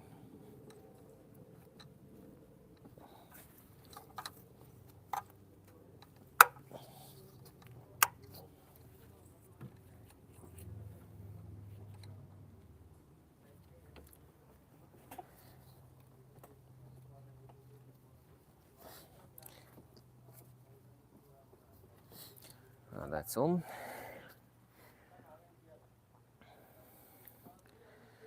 Next, I'm gonna have to put this water flange on. So once the water flange is on, I can put the exhaust on, wires down. Let's get this engine up a bit.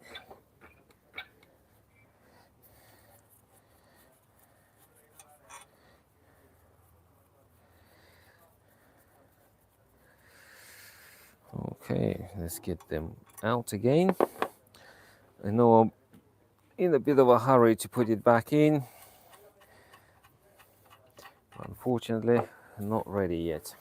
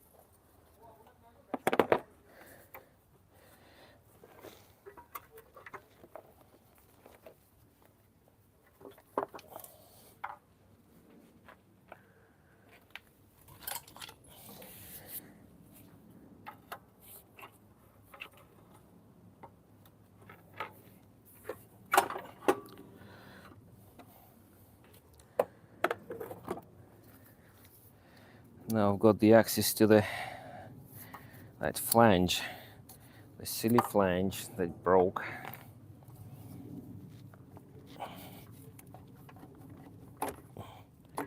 One pipe out.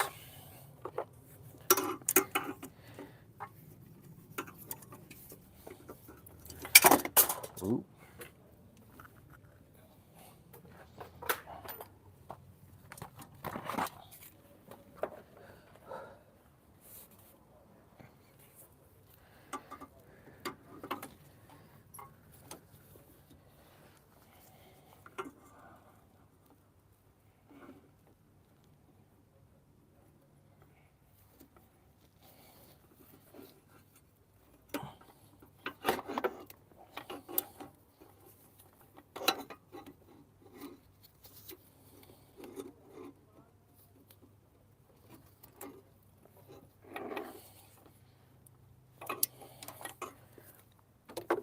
I've got different pliers for that.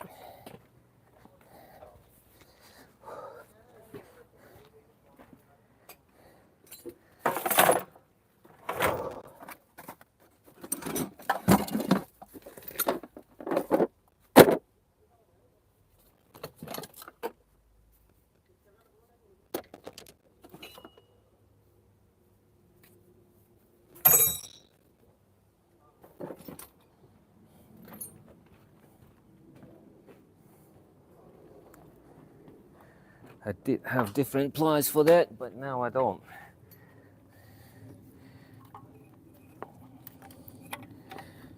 Alright, let's get this off.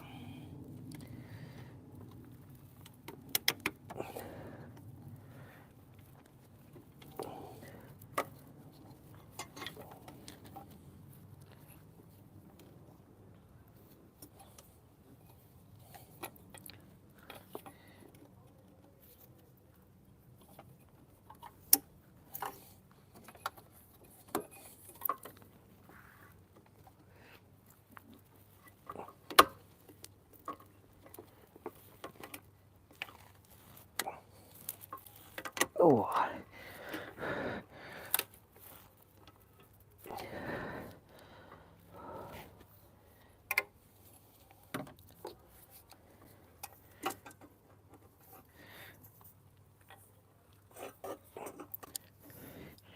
It helps to have a correct tool for the job, but when it disappears, you have to just use the compromise.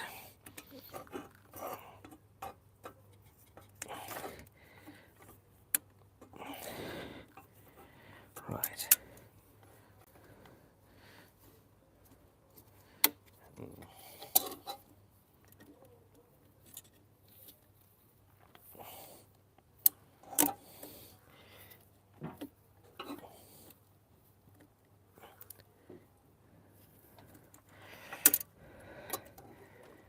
Okay.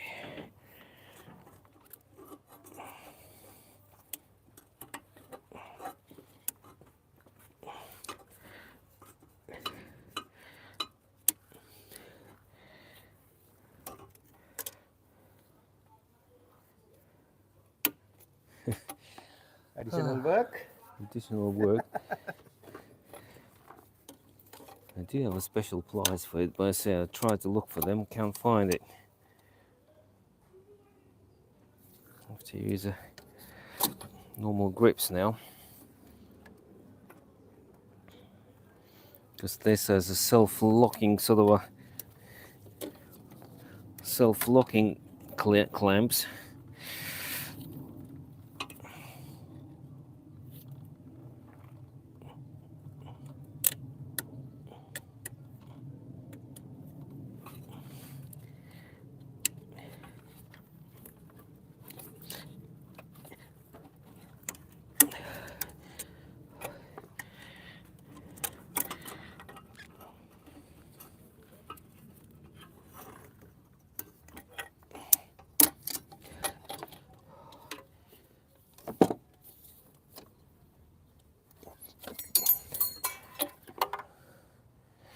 That's out.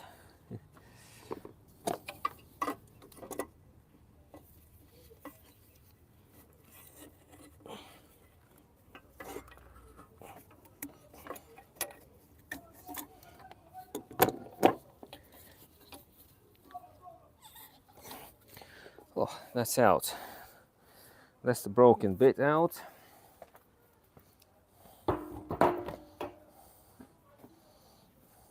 That's not the broken bit. See the difference?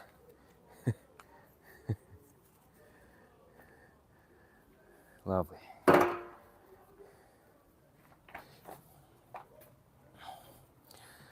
Broken bit and not the broken bit. Let's pop that back on.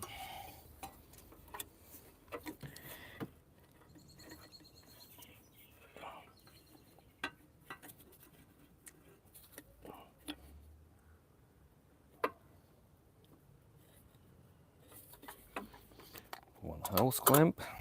Don't need that.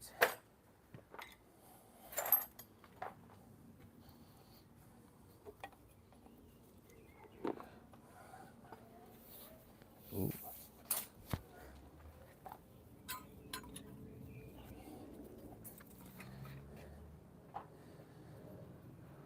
There it is. I'll try to clip them together.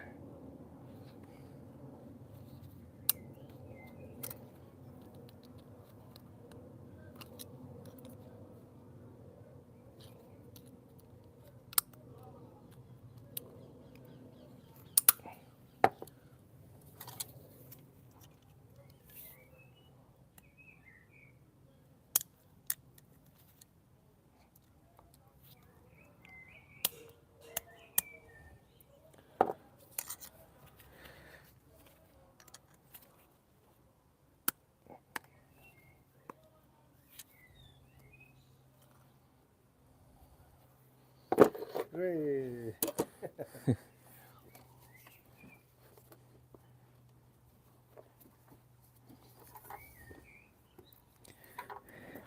One of them. One of them.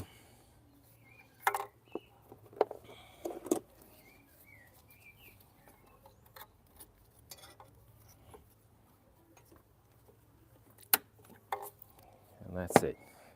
Nice, them self-locking. You just click on them and they just go.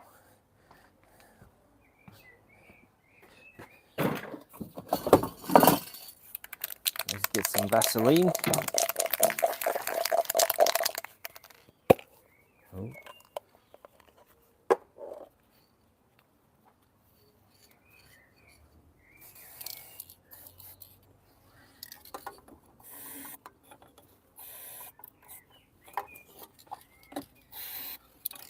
Get a little Vaseline.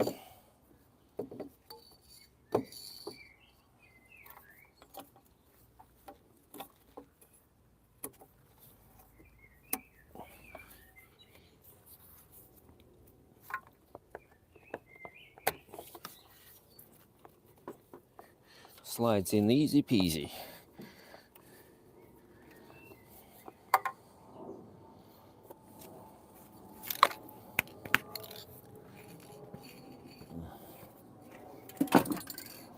See, a job like that would have stopped us now, more or less nowish, because I've got, well, I could put the front on top and finish the top, but doing everything at the back, you need to put flange on first.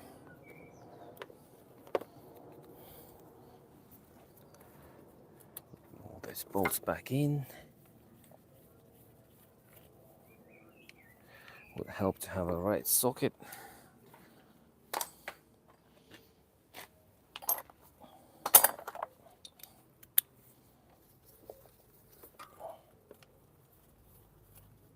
One bolt there. Couple bolts here.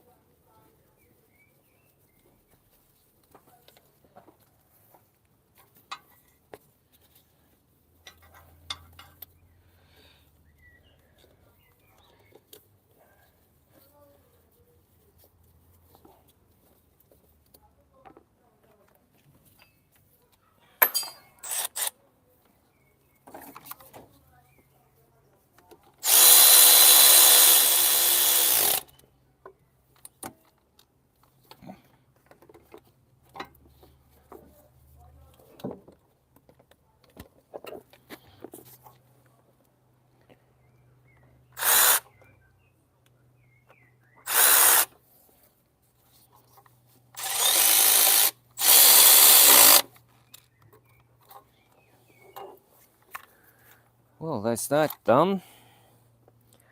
The water flange is on. Let's pop this screw back in as well.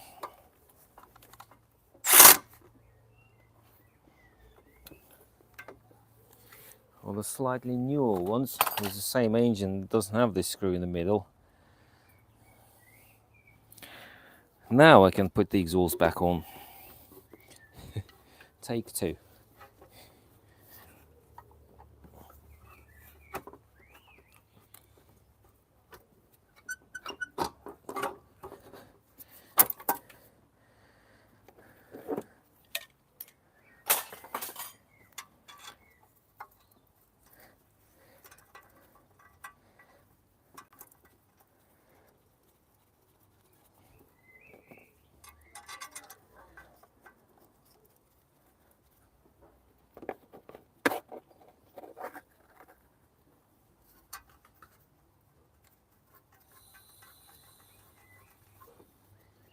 Let's start on.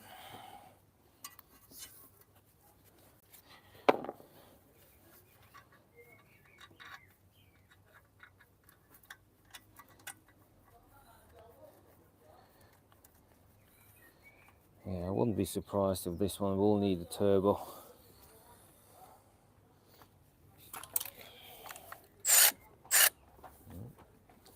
Change the sockets again.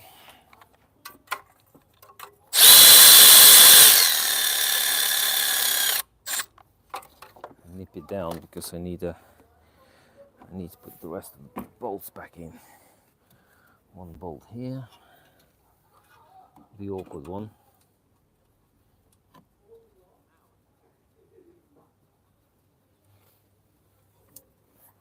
And a couple.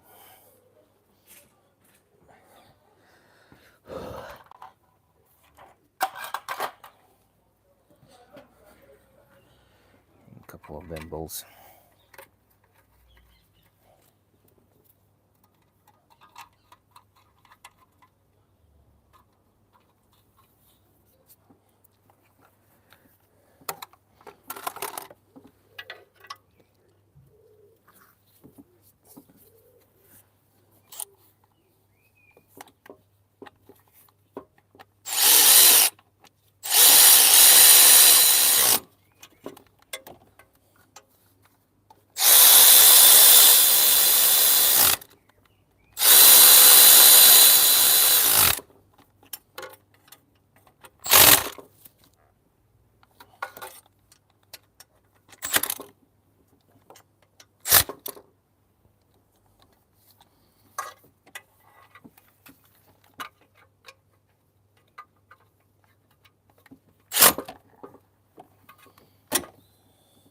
That's the 10mm bolts on.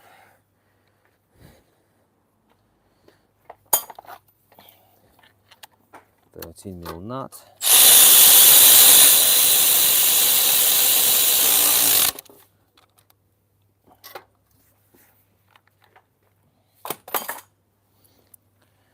What's that? DPF? Oh, DPF? Why do we keep calling it a DPF? The cat is Always doing DPF. That's why. Yeah. Most time. Yeah. Most time play with the DPF. Them two bolts, the one that keeps saying let's don't forget, and that I nearly forgot myself. 'Cause they need to go on now before the shield on. Okay, that's that done. Now I can put the last two bolts that go into the sump. Bell housing. No, the sump. By the bell housing, yeah.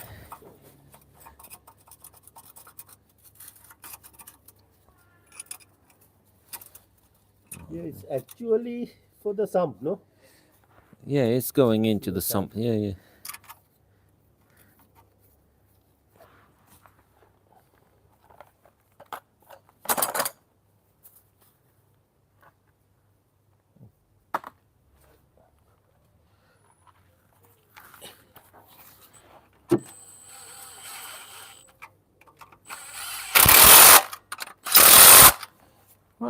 That's exhaust on fully. Now I can put the wiring through. Wires before I put the aircon condenser on. Oh, condenser? Compressor. I get tongue-tied.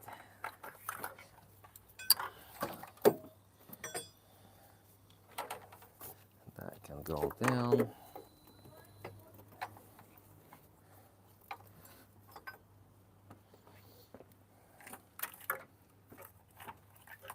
Actually, before I put this on, I'll put this little flange on.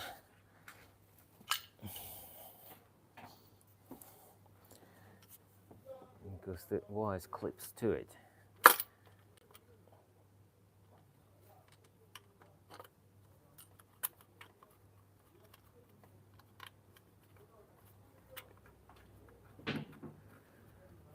Sorted.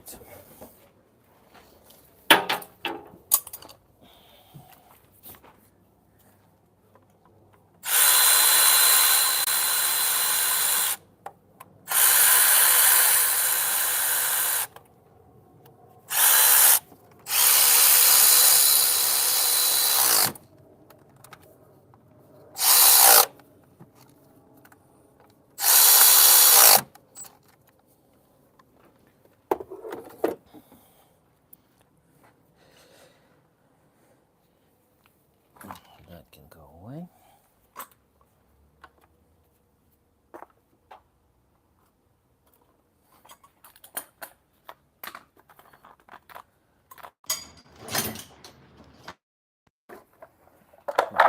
There's my little ratchet.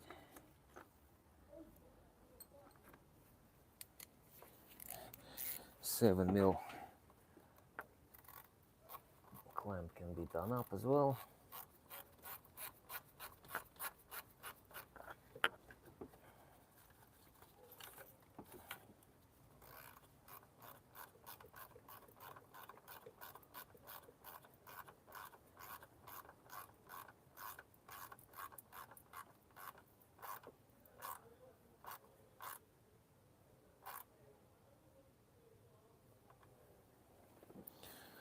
That's that back on, and now we can clip the wires in.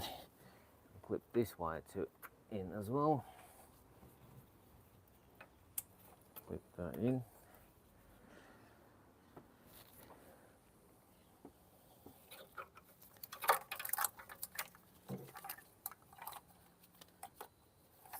And that clamp broke. That can be clipped in. That can be clipped in as well. That can go in. That can go in. That cannot go in. That can be fed down now.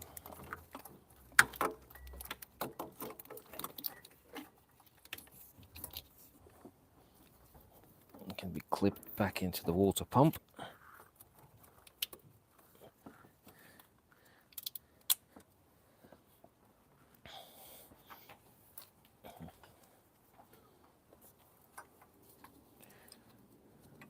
Bracket can go back on as well, or engine mount.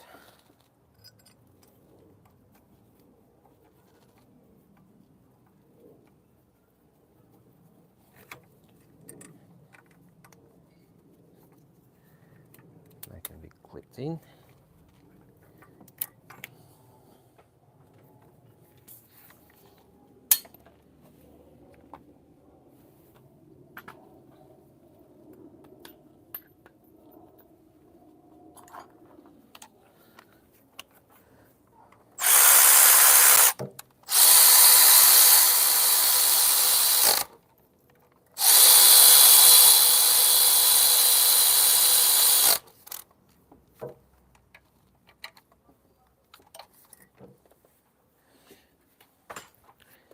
That's back on. That can be clipped back in as well. That cannot be clipped in. Kind of That's in. That's in.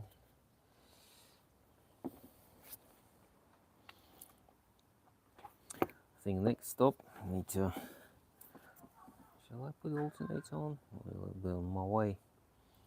Yeah, I can do. I suppose I could put the alternator back on now before I put air compressor, not condenser. Not condenser. Yeah. Back on.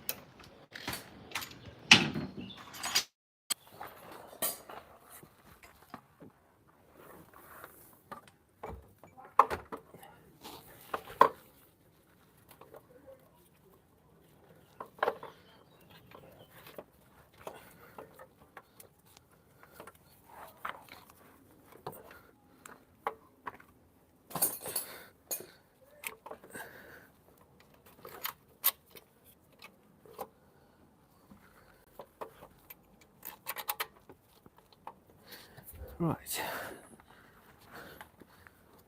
That's alternator.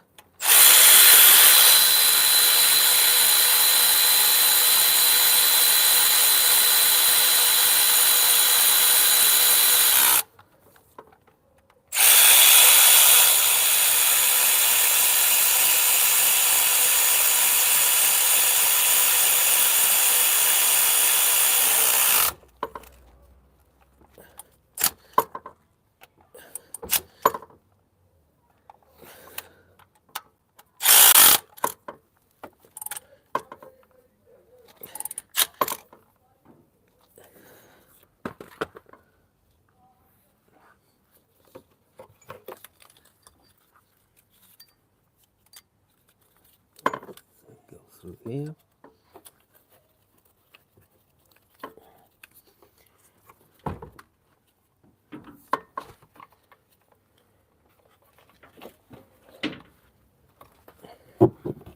Right, that's a crank sensor can go on.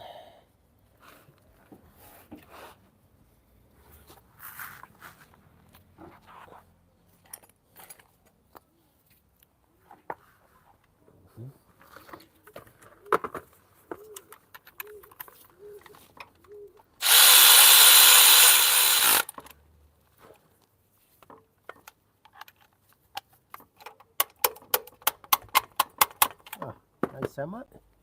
That's it. It clips from the bottom, it clips from the top. And all the wires are back in where they're supposed to be back in. And there's some plugs go on the bottom back of the alternator bolts. You know them two bolts here? So the back of them, the wire actually clips onto them on both bolts. Right, nice. Now I need to connect the alternator properly. There's a power bolt. 13mm one, yeah? Yeah. And there's a plug for the. There's a plug there somewhere. That's it, and that's the one that plugs into the back of the alternator.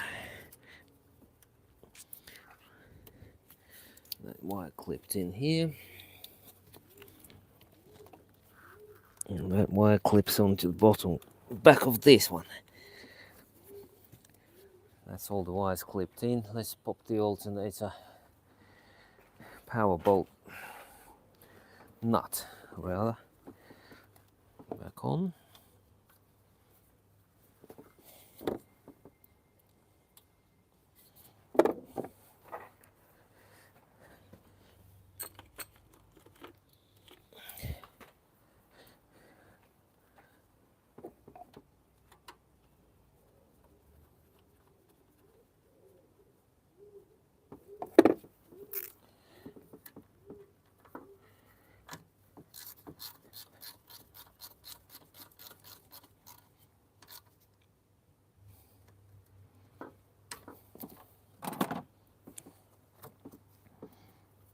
Well, that's alternator fully finished.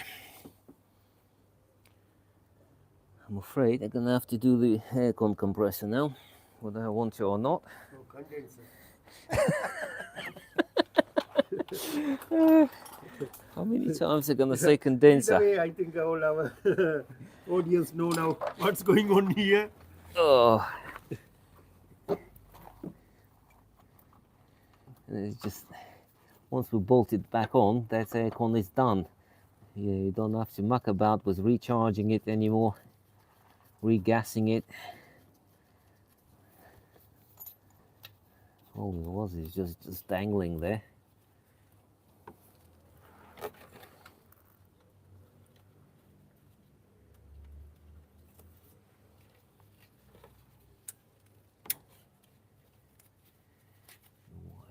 It can be clipped in as well. They're all the same, I mean, they're different plugs, so you can't really mix them up.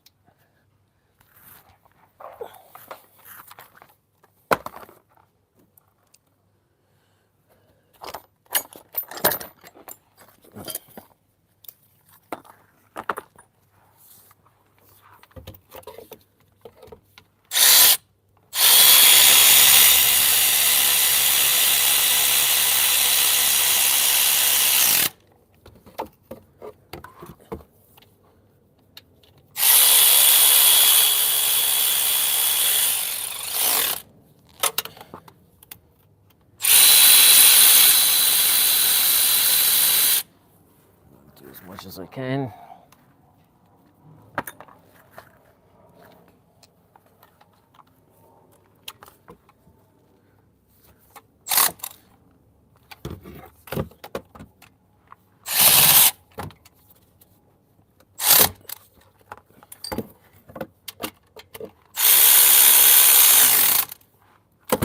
Right, that's a compressor.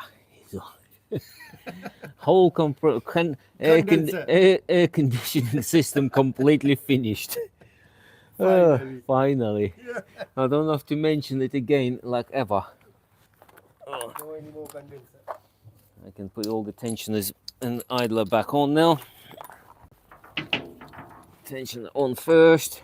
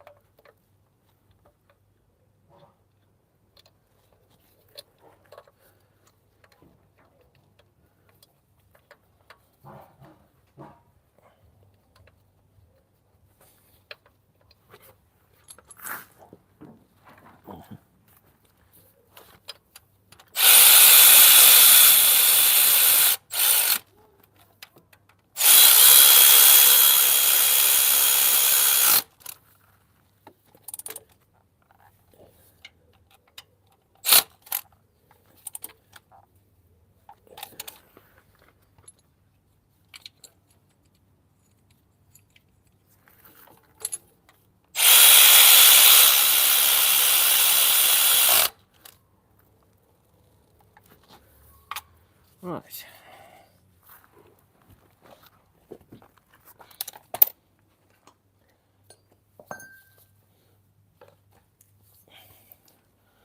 Water pumps pulley.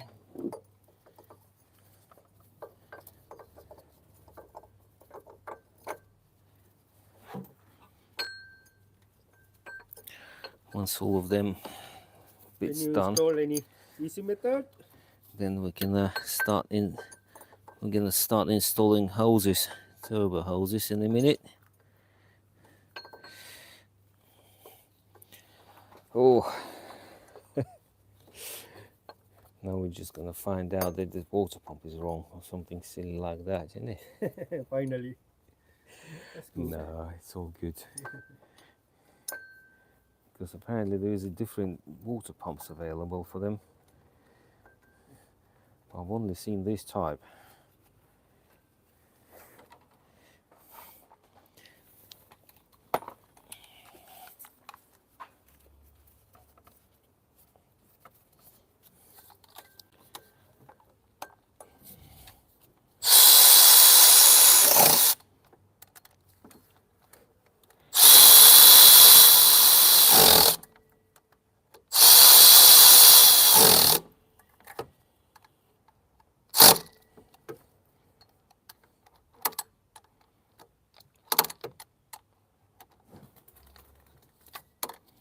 Come on. Oh. Any advice to easy installations? Yeah. You can put a bar through. If you don't have a gun, normally what I do, I'll show you. Long screwdriver. Yeah, long screwdriver. I normally put the bar, one of them sort of thing, or one of them. I don't know what that is. Or you've got a spanner, normal spanner. You just put it like that, wedge it like that, and just go like that. That's it.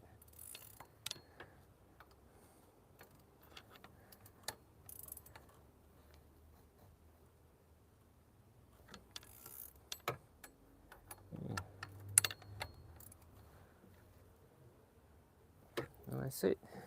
Job done. Just a bar or a long screwdriver. Just show you like. But you know, when you've got a power tools, you don't need to do none of that. It does itself.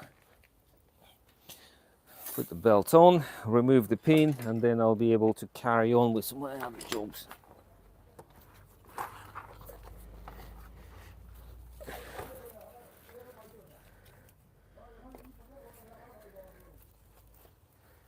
Right, one of them.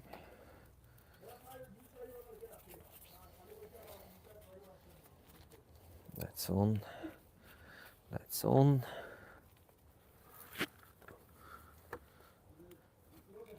Yeah, if it doesn't fit, that means that one of the grooves is not clipped in somewhere.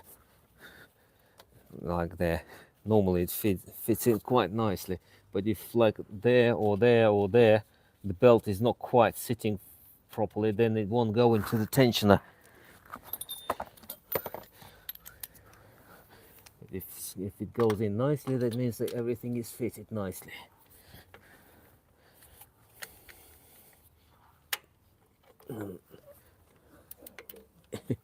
Now I'll try to find a hole. Can't see it from here.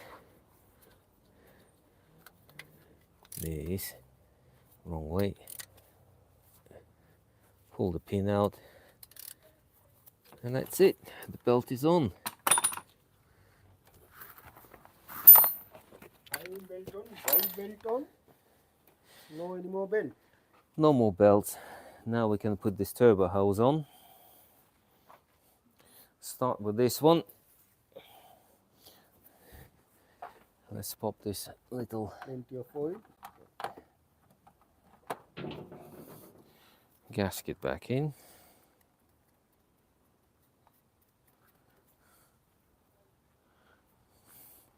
Well, we drained it of oil. It's going to fill up more, obviously, because gradually because it's obviously an issue with the turbo. Normally they're not supposed to have oil in them, but if they do, then obviously you've got an issue with the turbo.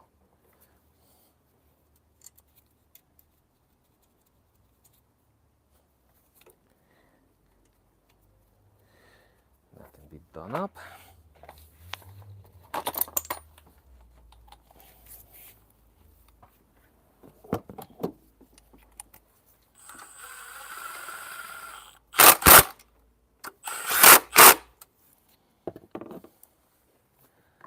Bolt is missing. We might have to find one. Find one and Yeah, so they leave as it is, no need to leave us.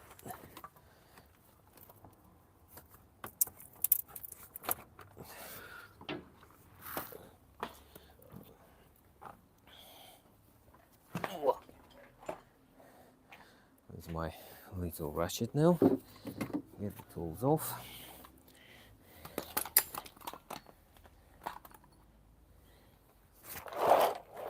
What are you looking? What are you looking?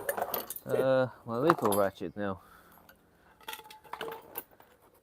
14-inch drive. Little ratchet, talk with us.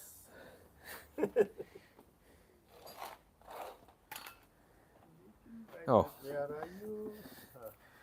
That's why I don't like the little tools at the top. I know it looks a mess, but at least I know where everything is. I know where to look for it. But if I leave it at the top, then I don't know where to look for it.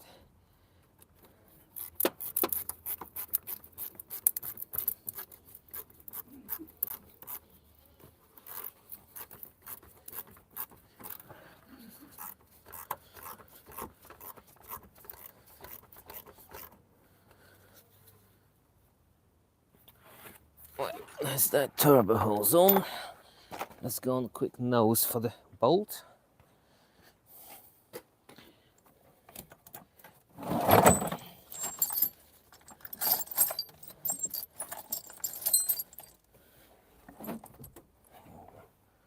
Found some bolt. No, it's not from here, but Should be do the job. it will be better than nothing at all. I know it normally is a 10 mil, but it's gonna have a 13 mil instead.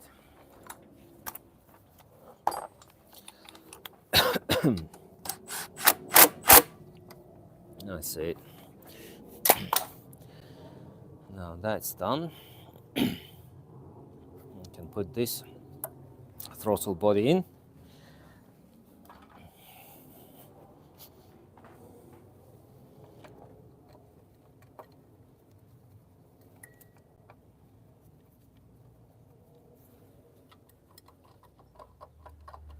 I'll have to feed them in by hand first, because they go in the same thread then, because this is plastic, and if you can keep rethreading new thread every time you put the bolt in, because they're like self-tapping screws.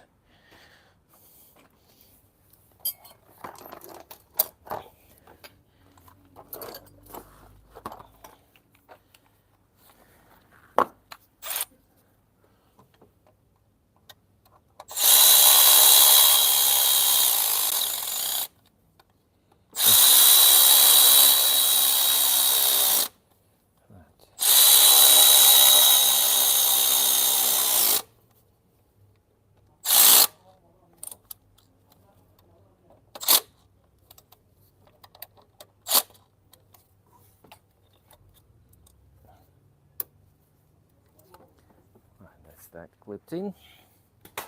Now we can put this engine mount back on.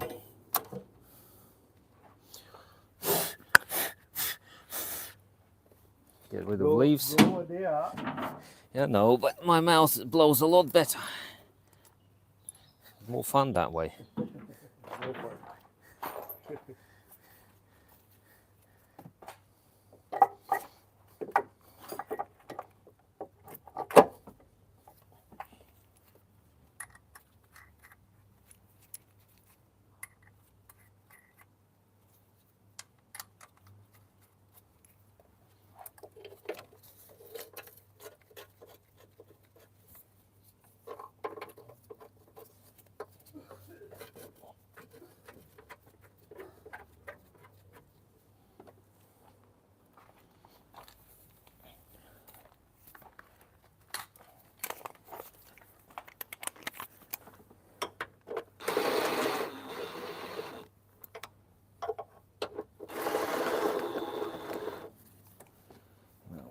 Position the engine where it was before. Go with the old marks. That's it. Line up with the old marks. And can't go wrong.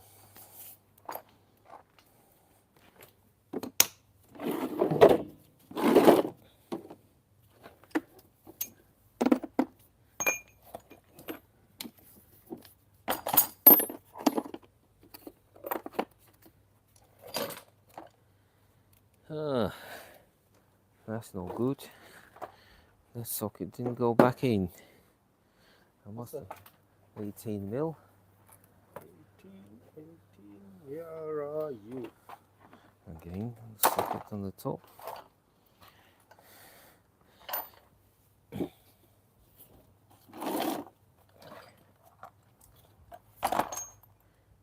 thought they would be here. Somewhere. Unless I put it in the wrong. Sometimes I do that, put it in the wrong space. But no, this time I didn't.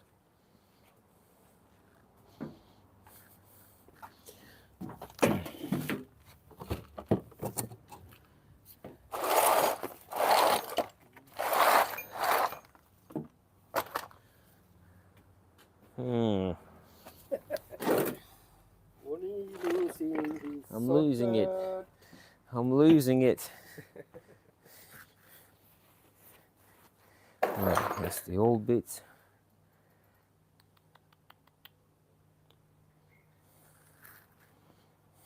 I'll have to get another one for now, and then I'll have to.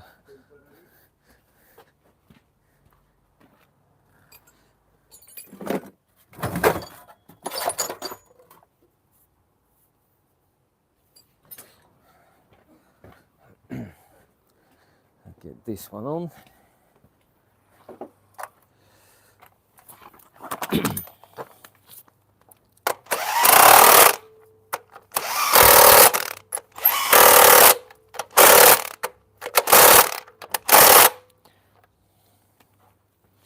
Well, let's get rid of the jack. Don't have to hold the engine anymore up for me.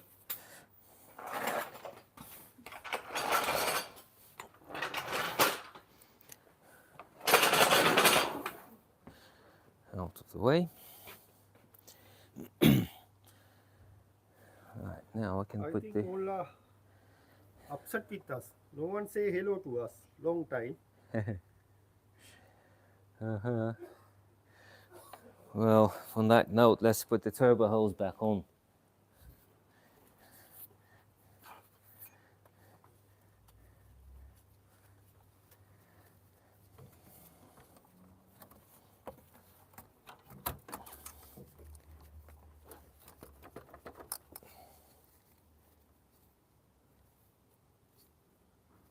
There's something not right.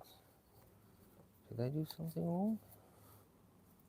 That does not feel right. That's supposed to be here. Huh? The heck is going on? Yeah, it's right this here. Yeah, that's right. It's the top of the. Yeah. Why it's not right?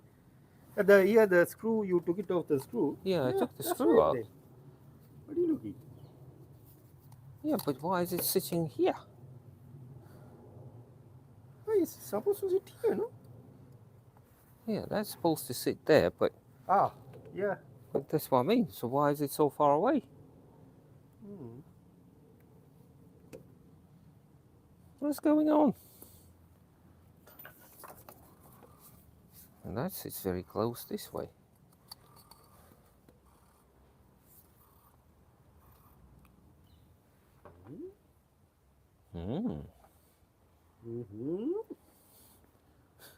I didn't put the engine mount upside down, have I? Well, I couldn't have done because. No, you couldn't do the upside down. Oh yeah, no. Normally you should have some sort of a little bracket in between. I remember. There it is. Finally.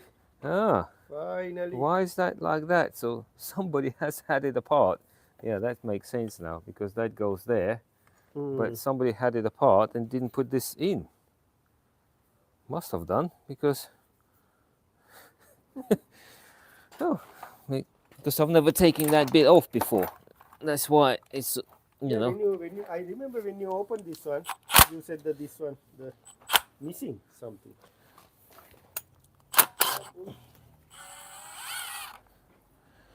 Now it all makes sense. Oh, confused me for a minute. Anyway, back to normal now.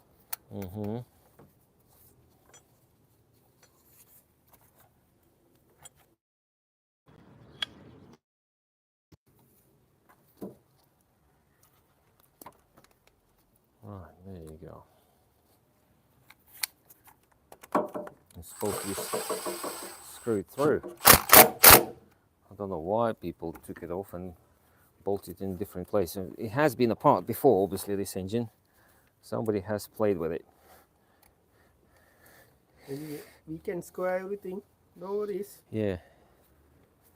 Yeah, now it's all going back together properly. In its own spaces with the bolts, with the correct amount of bolts. Maybe not right bolts, but they're correct. I can't plug that in yet. It's gonna be on my way. I have to put this hose on first. Let's pop this 7 mils back on first.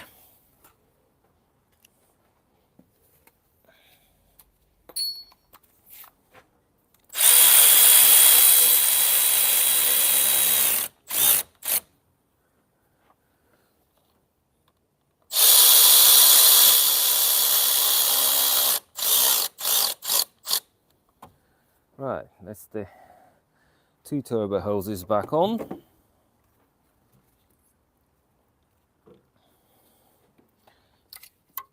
What I need to do now is blow, Injector seal out. blow all of the stuff out from under there.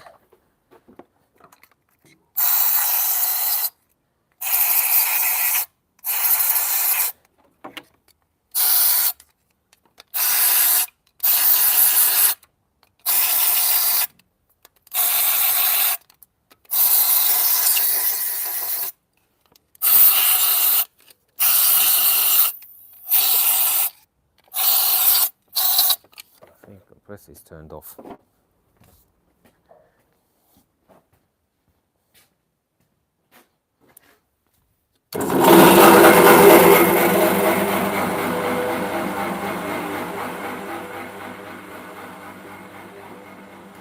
Losing the pressure. Well, while this pressure is building up, I'll clean and vacuum pump. No.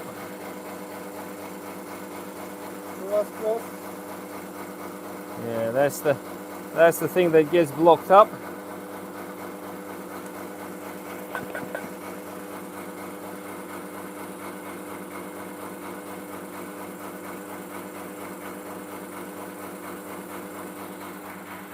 There should be enough pressure for this one.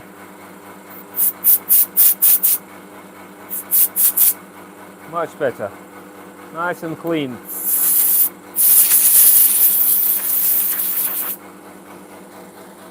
Show to the camera that pickup, please. Nice and clean now.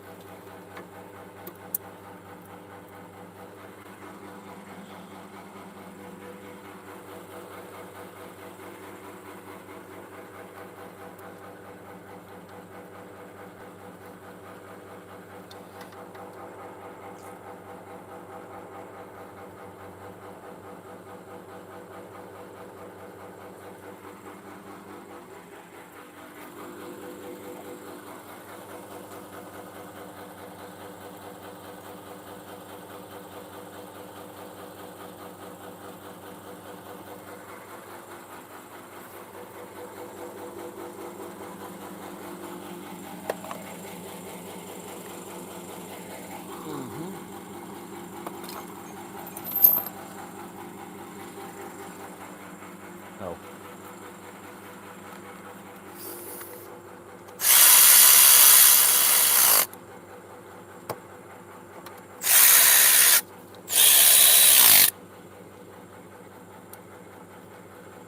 Two, three.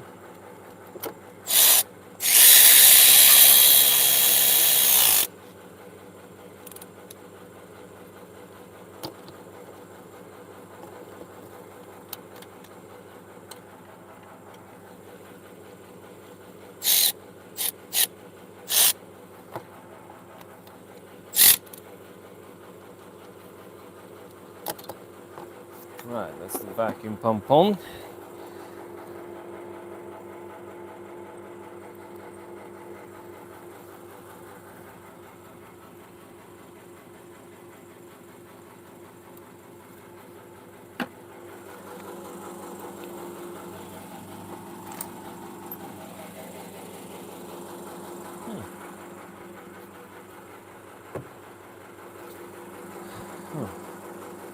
Ah, that's the one.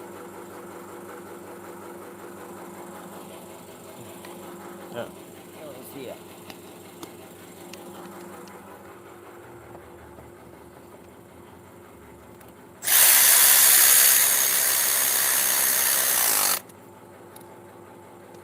First lead back on.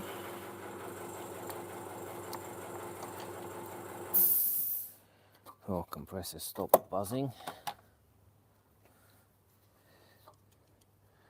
Let's clip all this vacuum solenoid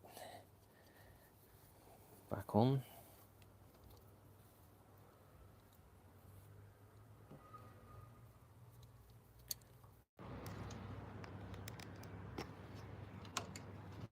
Turbo actuator.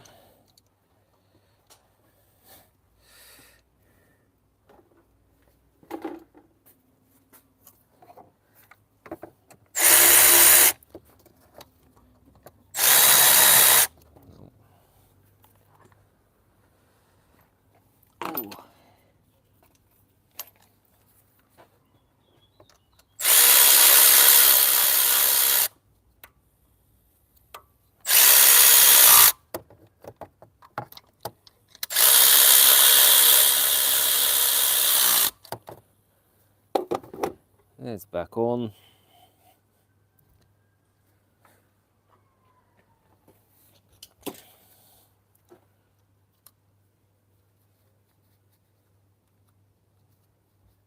Now you can't use the fingers anymore, no strength. No, them ones are awkward to get to this one. You know, it's always difficult to remove. Always seizes on. I've had one snapped as well once.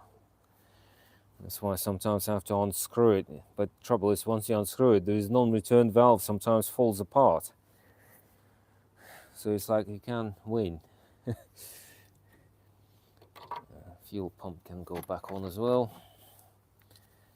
No need for it to be sitting here idling.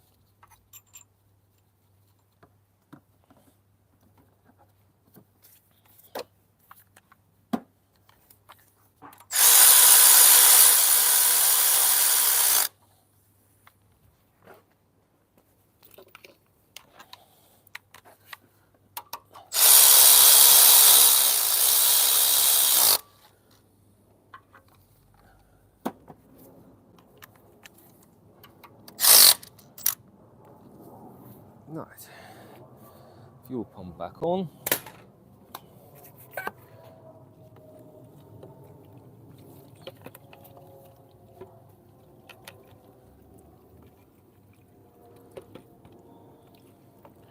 Wash the petrol out of there.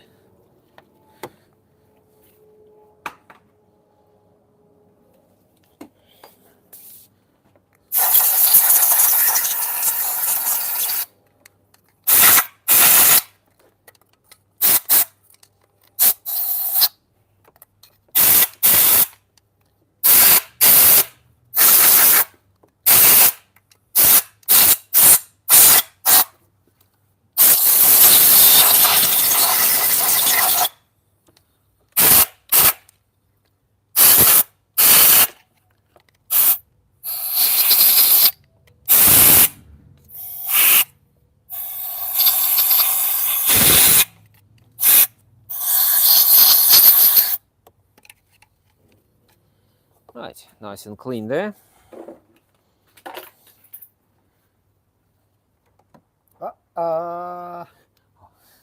Fingers can't grab anything, went right to the back. Hopefully it fell on the floor.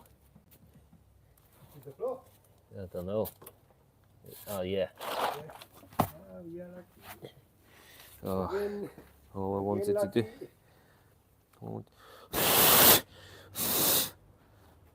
All I wanted to do is wash it.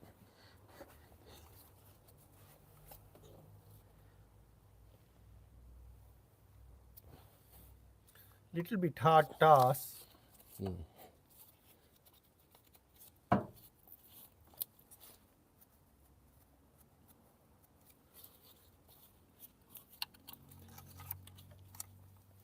Right, injectors are on. Let's pop the wires on as well.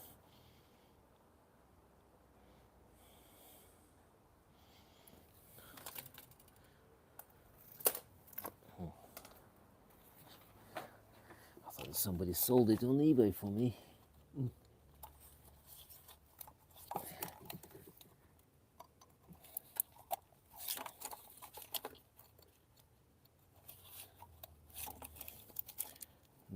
go now.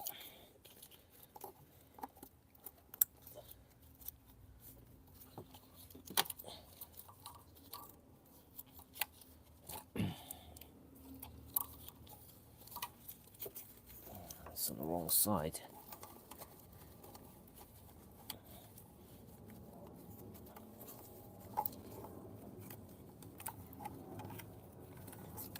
That's better.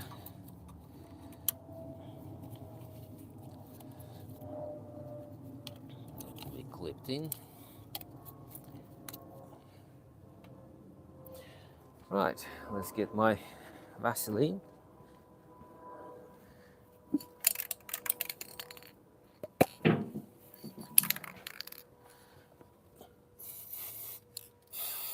Again, Vaseline.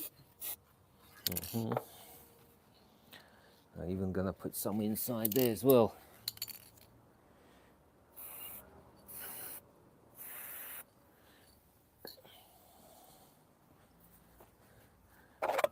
Then at least you don't get damaged by putting it on.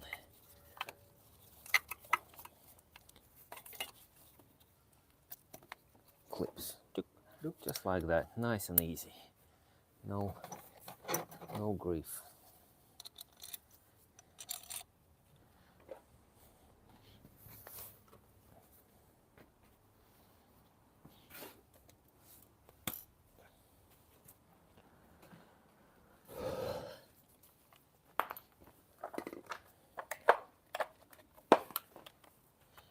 Fuel pump.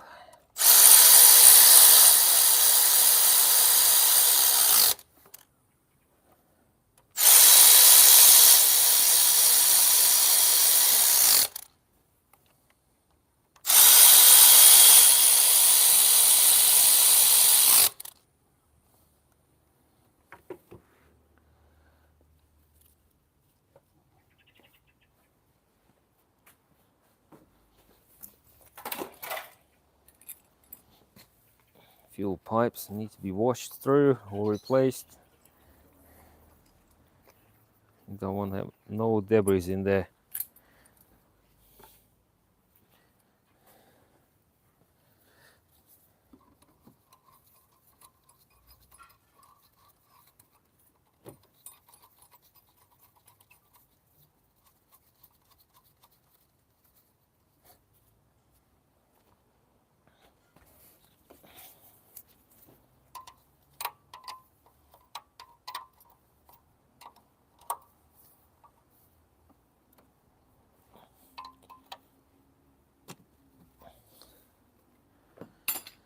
Let's fuel rail back on. Put the coil packs back in as well.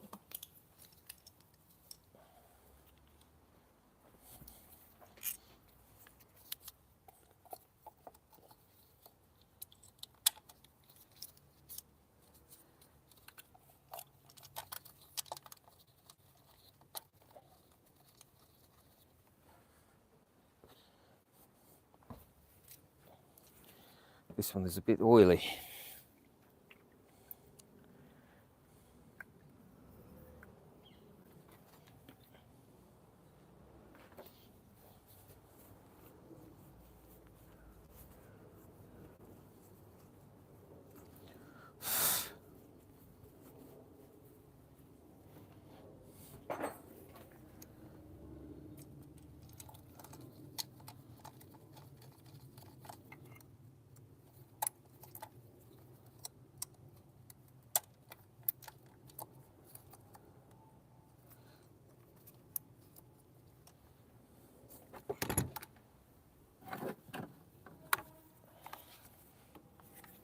Okay.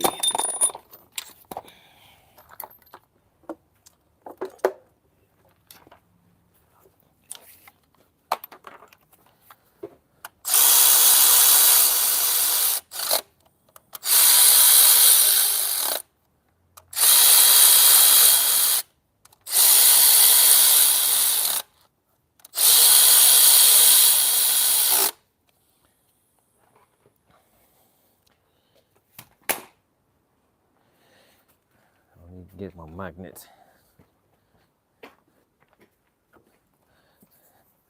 I don't feel like sticking my hand into antifreeze. Wow, Yeah, nice. I remember what. Yeah, nice and clean. Bleached by antifreeze.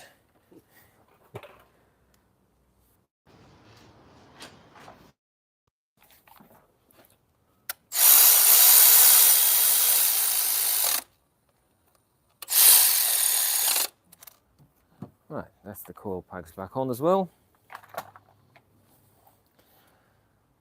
I think I can put the exhaust shield back on now.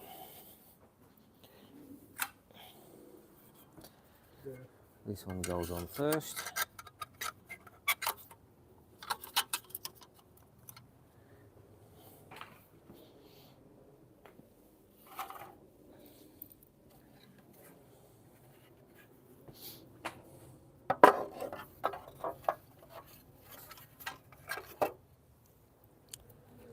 Eight mils goes over the top. 10 mils other way around. Everywhere else. There we are. This is the old school setup. Newer ones have separate shield. They have like a one shield at the top with 3 bolts. Then they've got a separate shield that normally snaps off and rattles around. And I get yeah, it. and there's a bottom one afterwards, like normal. So you've got the 3 shields instead of 1. Well, 2 really.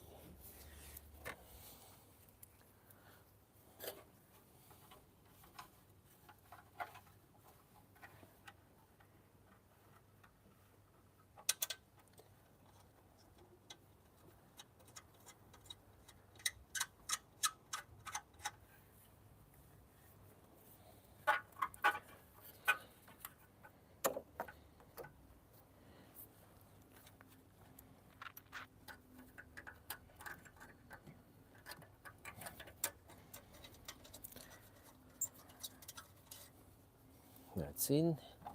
Let's pop that on the bottom bolt.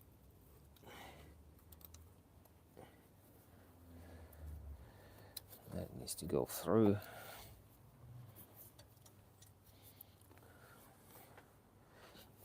Let's do them up.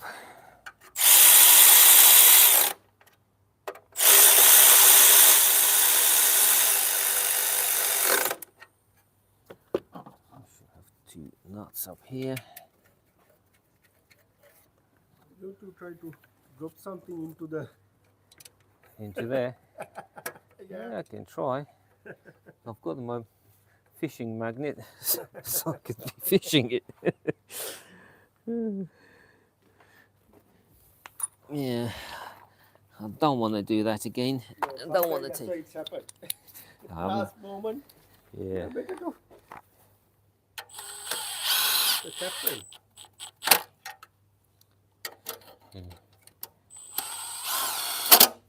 right. That's that on. That little pipe holder can be clipped back in and clipped in. That's that. Now I can do that. The cap can't go back in yet. There you go. Block your holes before the leaves go in them. Look like a topside hole. Close. No, nut and bits gone. Nothing left there. At least we have to keep it 1 or 2 spare. Yeah, for the next guy, yeah. That's why the work on it.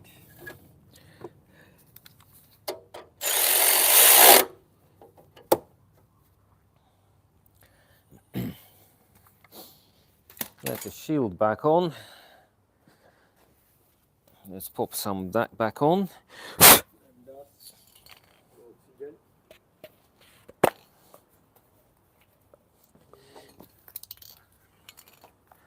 I don't like using copper grease on the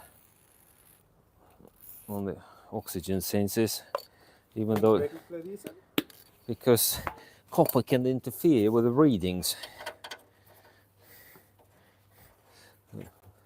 Interfere with I saw electric many circuits. people using. Yeah. Yeah, no. Normally you use that black moly grease or something, that sort of thing should be okay. But the copper interferes with electrics. So I know people do use it. I use it occasionally when I can't find anything else. Anything better than nothing, really, because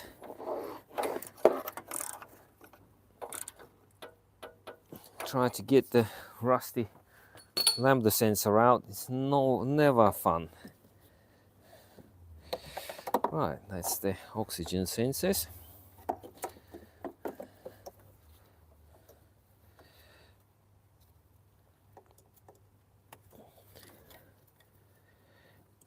Let's clip them back into their clips.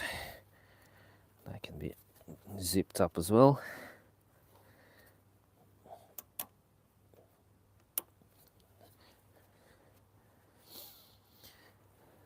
And most important is actually plugging themselves in. I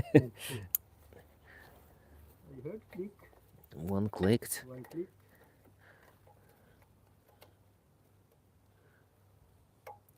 Obviously putting them in is a lot easier than taking them out. That's two clicked. That's clipped in. That's it, they're clipped in. That's oxygen sensors clipped in. Right, that's done. Now we need to put this funny pipe in.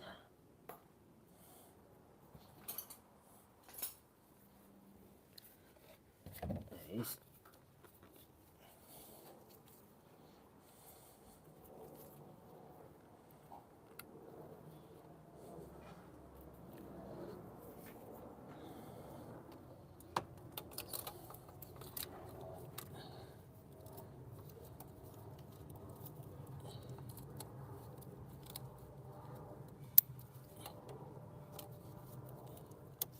Done.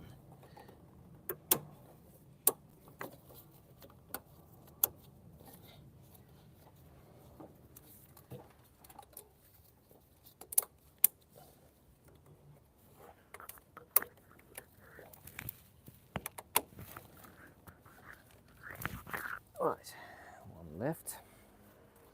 And I still can't plug that in yet.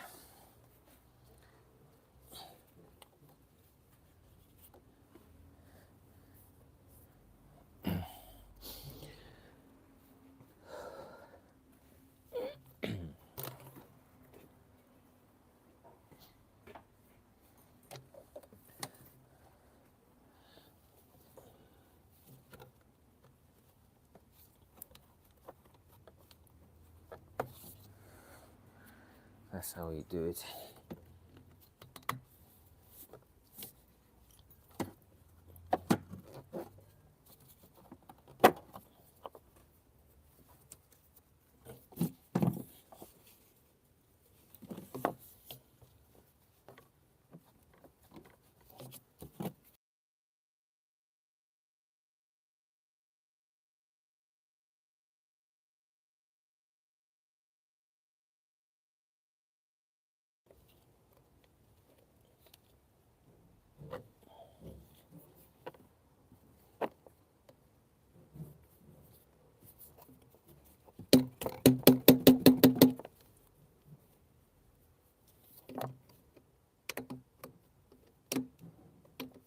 That's it, unclipped.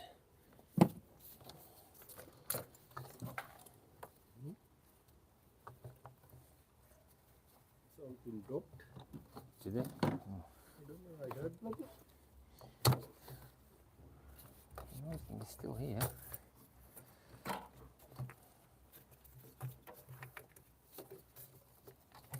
I've been trying to change your mic. Can you hold for a minute?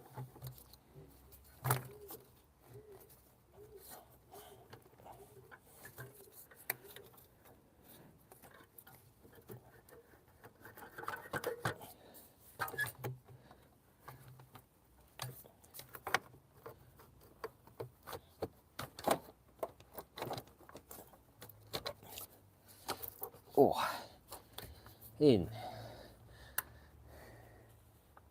Oh, that's what it dropped. That green clip again. Ah, yeah. That's right. Must be something not right with that clip, because it's not supposed to just come out all by itself as it when it feels like.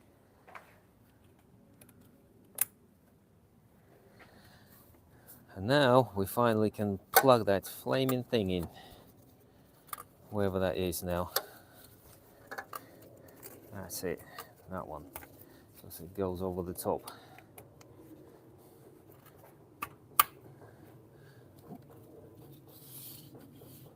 Go, last nut.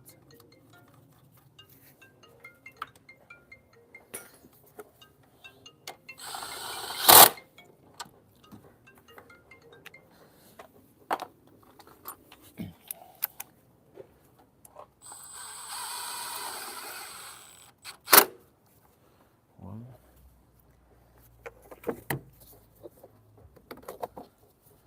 That can be clipped in as well.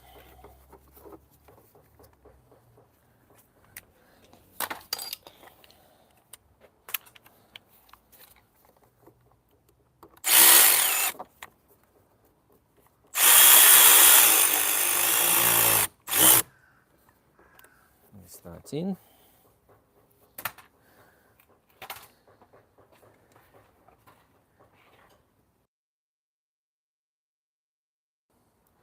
Okay, yeah, so I need to put the last water pipes in. Oh yeah, good old spray.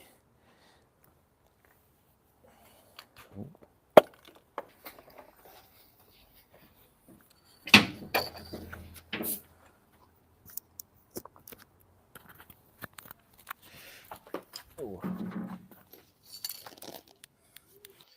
Let's get my spray in.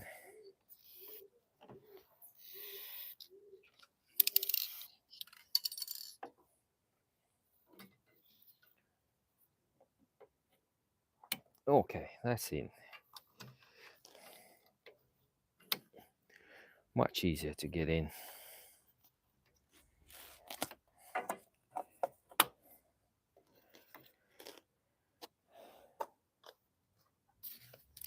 We're not far off now.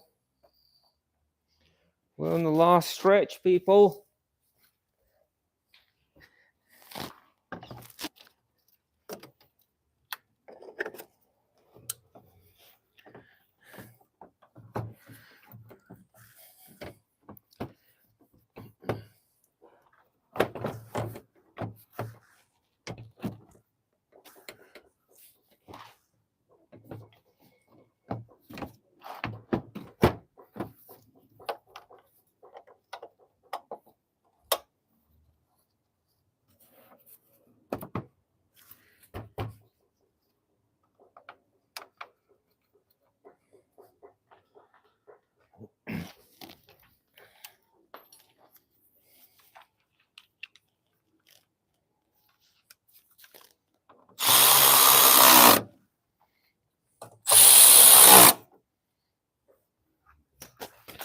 Headlamp back in. I need to change the oil filter now.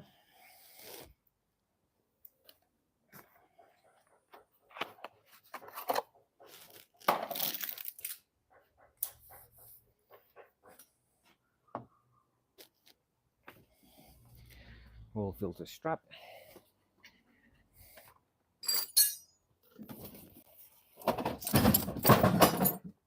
Heck is that?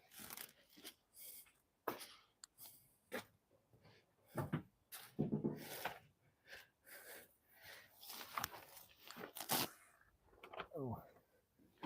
I don't suppose you can pass me an oil drainer.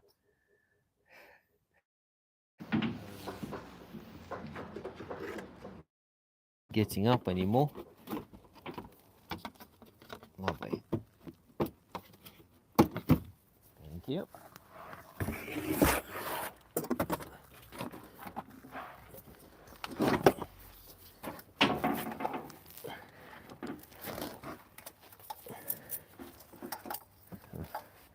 All that effort and it was barely finger tight.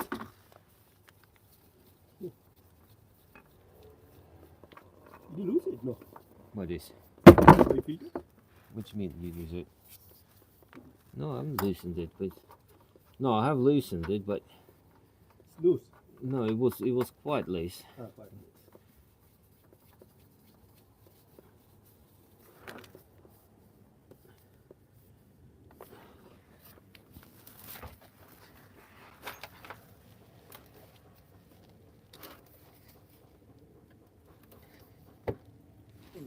Right, that's it.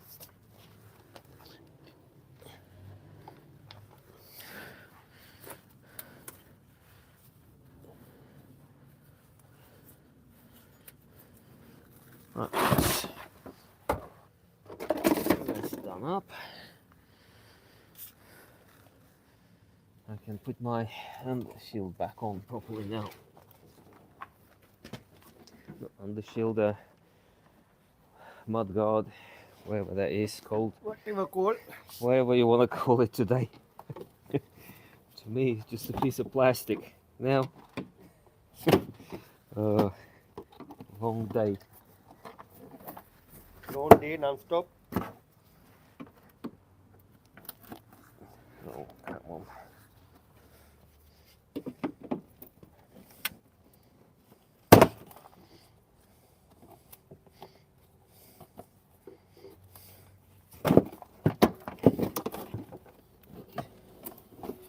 Better.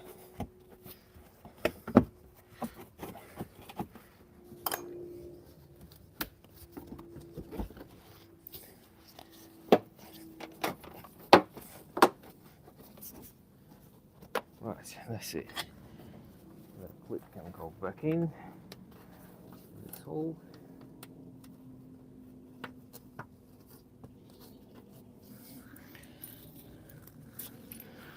Whole bunch of screws can go back in.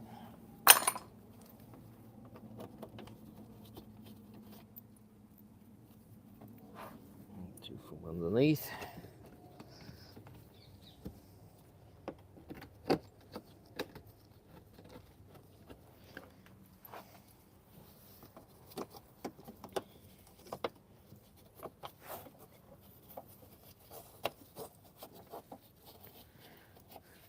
I mean, even things like removing the wheel, not removing it, save a lot of time. By not removing the mudguard with this mudguard shield, whatever you want to call it, properly, you know, just a little bit, just save a lot of time overall. Sometimes you don't save it time if it makes everything more awkward to do. Then I'd rather spend extra 5 minutes taking things off than struggling for extra 2 hours. In this case, I don't struggle.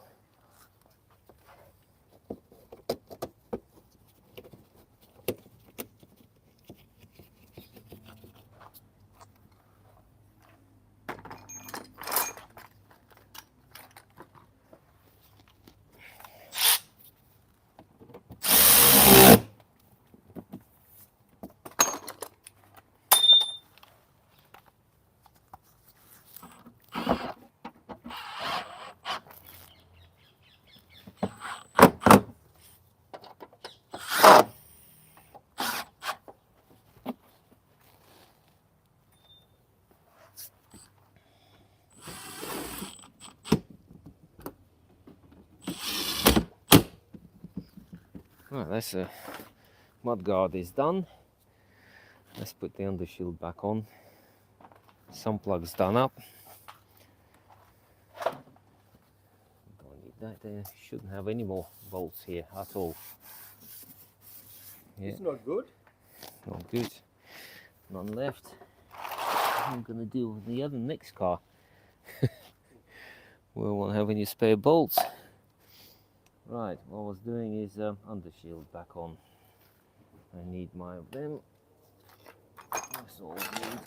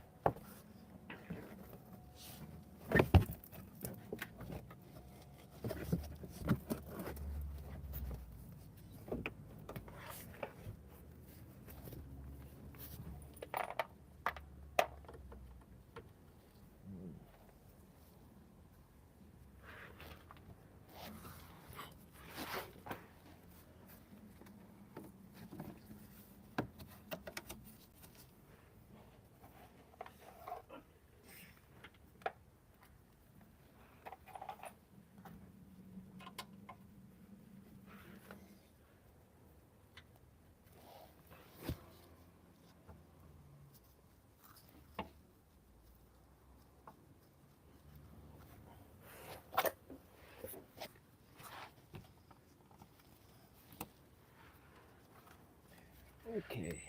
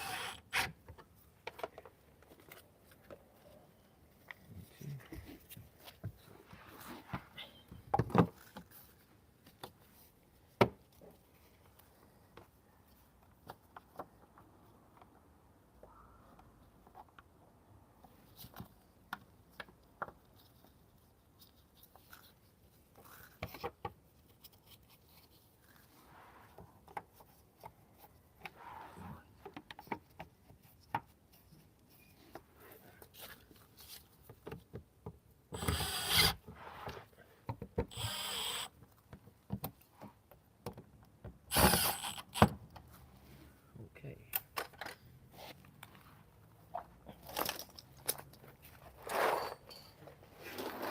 That's all the bits bolted onto the car, apart from this little cover.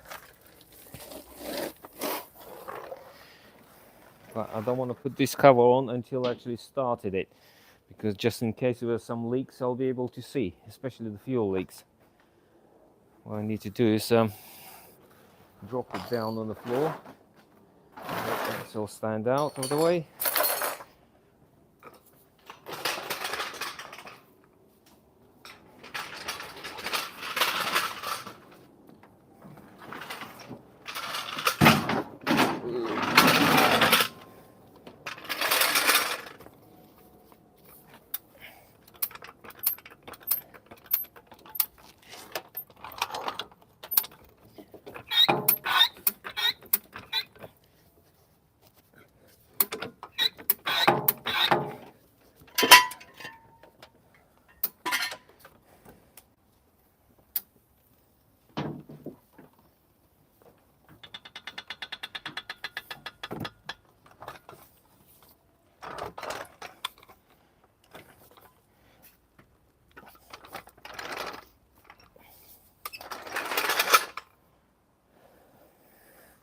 Shall we start it up, or shall we put the oil in? You can do without oil. It won't be any different from what we had before. Right, where's my correct oil? Ah, there it is. No, is it correct oil? That's correct oil. That is not correct oil. All right.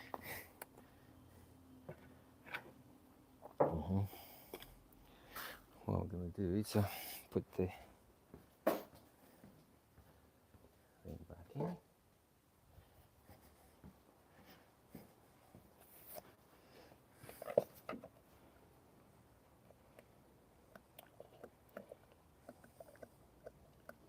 How many liters is holding?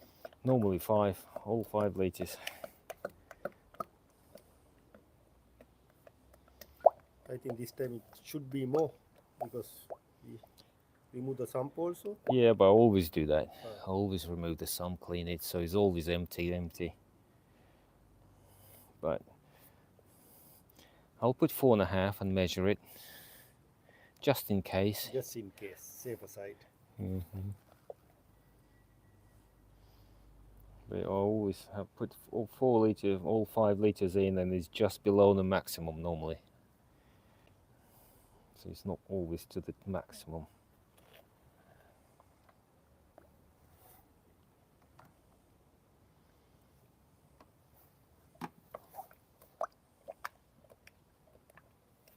Right, about 4.5.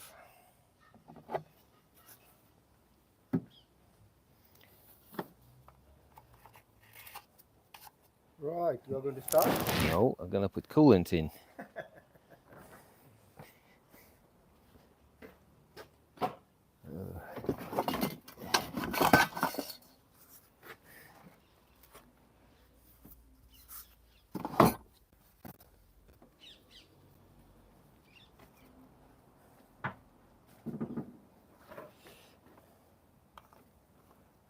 Homemade system. Yeah, always works. Because no matter how many times we try to do everything neat, always something falls in the bucket.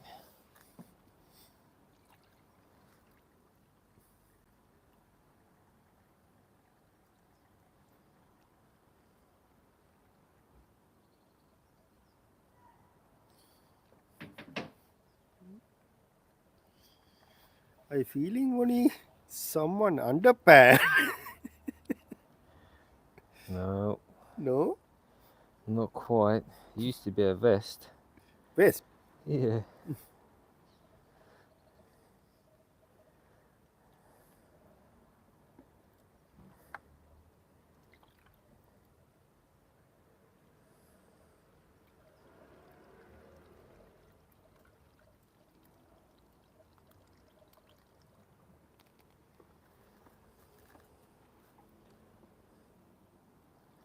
One thing I like about falls, they're more or less self-bleeding. Hmm. You pop it in and everything, all the air just comes out all by itself. Porsche, definitely not the No. case. Sometimes it's need a BMWs, air not always the vacuum same. system. Yeah.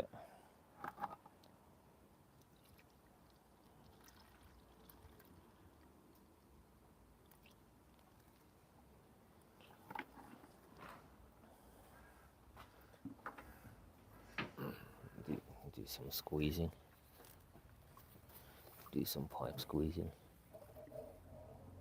Yeah, it's going. Yeah. One more time.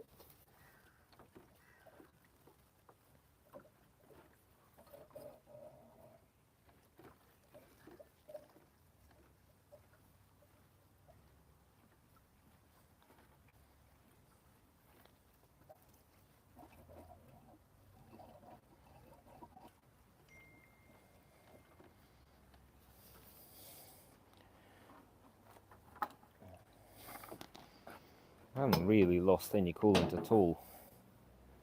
You know, so wherever we drained, I've collected pretty much everything. There was literally a few drops come out when I, was dripping, a couple of drops coming out later.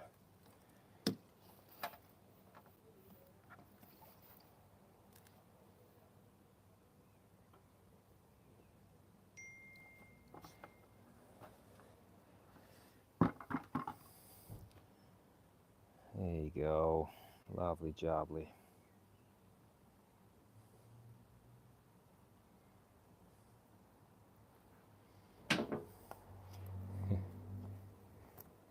Last drops really struggling to get through. See, all of that got collected, even though the bucket was clean and was protected from everything. Customer told us the fluster system, no, recently. Maybe. You are still inside the. No, that was when it was draining, and while it was outside, it was just bits fall in the bucket. No matter how much you hide it, it always happens.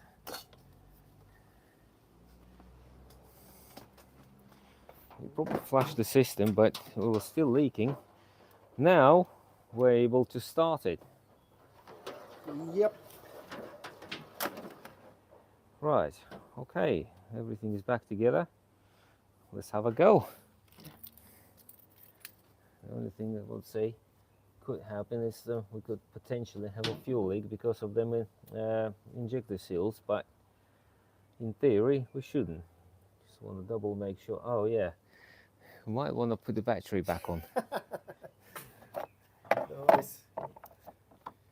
Oh, starting. It will be turning ignition on and it will be like, oh, what's happening now? Battery's dead.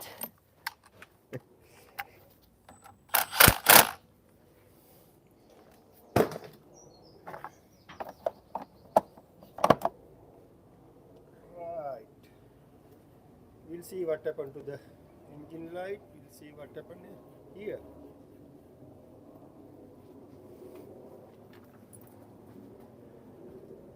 Let's have a look.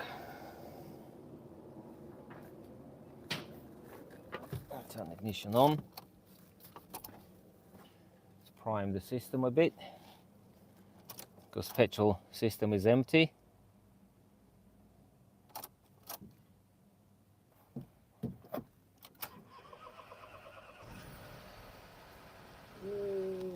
Oh, The sounds good straight away. oil light disappeared. Oil light disappeared. Lovely. Straighten up the steering.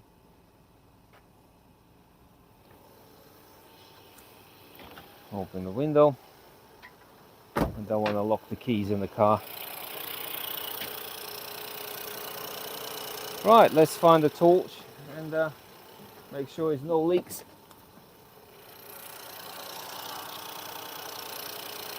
So we'll potentially manage to save the engine.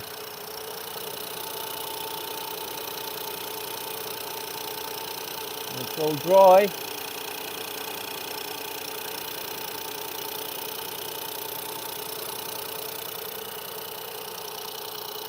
It's all dry. Right, let's check the oil level now. Turn the engine off.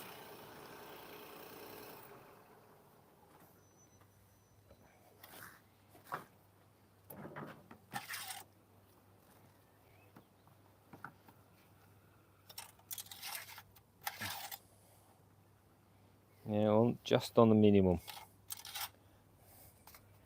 So we definitely need all the oil in. Got no oil leaks. That's a big bonus.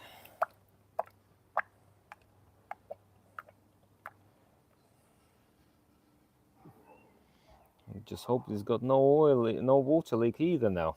So I have a nice engine because everything was covered in oil and the side of it, it's all was covered. Now, should be good.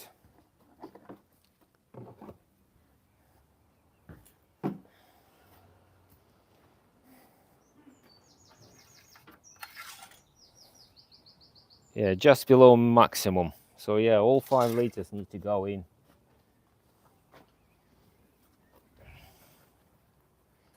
We can install cover. We can install cover because it's got no fuel leaks anymore. Well, not anymore. Don't have them. If they leak straight away. I mean, as soon as you turn ignition, it'll start squirting everywhere. High pressure. Yeah, because I've had that before when the oil seal was snipped, and then yeah, it was leaking, but leaking straight away. It's like squirting. Petrol was pouring everywhere. You thought how long we took it to the job? I don't know. I Roughly? don't know. I can say 8 by minute, 8 hours. 344 minutes. Have a look. Oh right, 344 minutes. Now convert that into hours because my brain is switched off. I'm afraid. Yeah. That was What good. is our next step now? Next step, we'll start it up, warm it up, and make sure there is no air bubbles. No air bubbles, warm it up, and that's it. Do the cap up, which I'll probably spray some silicone grease on it, my trusty Vaseline grease on it, and because these caps tend to get stuck inside the, That's a nice tip. yeah, so on the Fords there and the Vauxhalls, they tend to always get Okay, stuck. you can do it now. Yeah, because Before we go. you don't use any normal grease because it'll swell up the, but, and now this cap will be sitting nice. Like, look, it's like completely effortless until it goes click. That's it. That's how they should go in. But normally we like, you like almost have to use big vice grips to get them off. But yeah, you don't need to. Well, Okay, there you we'll go. keep it running, and after that we are Oh, break my back back. to the road test. Take it for the road test, and I will leave it overnight for the silicone to fully cure before we hand over the customer. But otherwise, the car is running. I mean, he had enough time for the silicone to cure, so it's not unaffected. But to do it 100%, I'll leave it overnight, so it's going to be fully, Additional bonus. yeah, fully cured. even though it's fully cured after 2 hours normally. But yeah, lovely. Let's start it up and leave it running. And that's how it's done.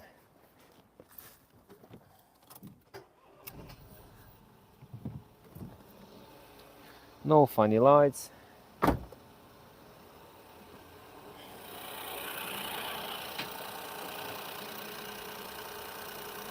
Lovely. Okay, still, Sweet as a nut.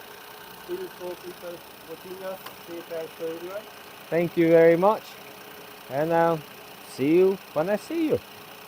Bye bye.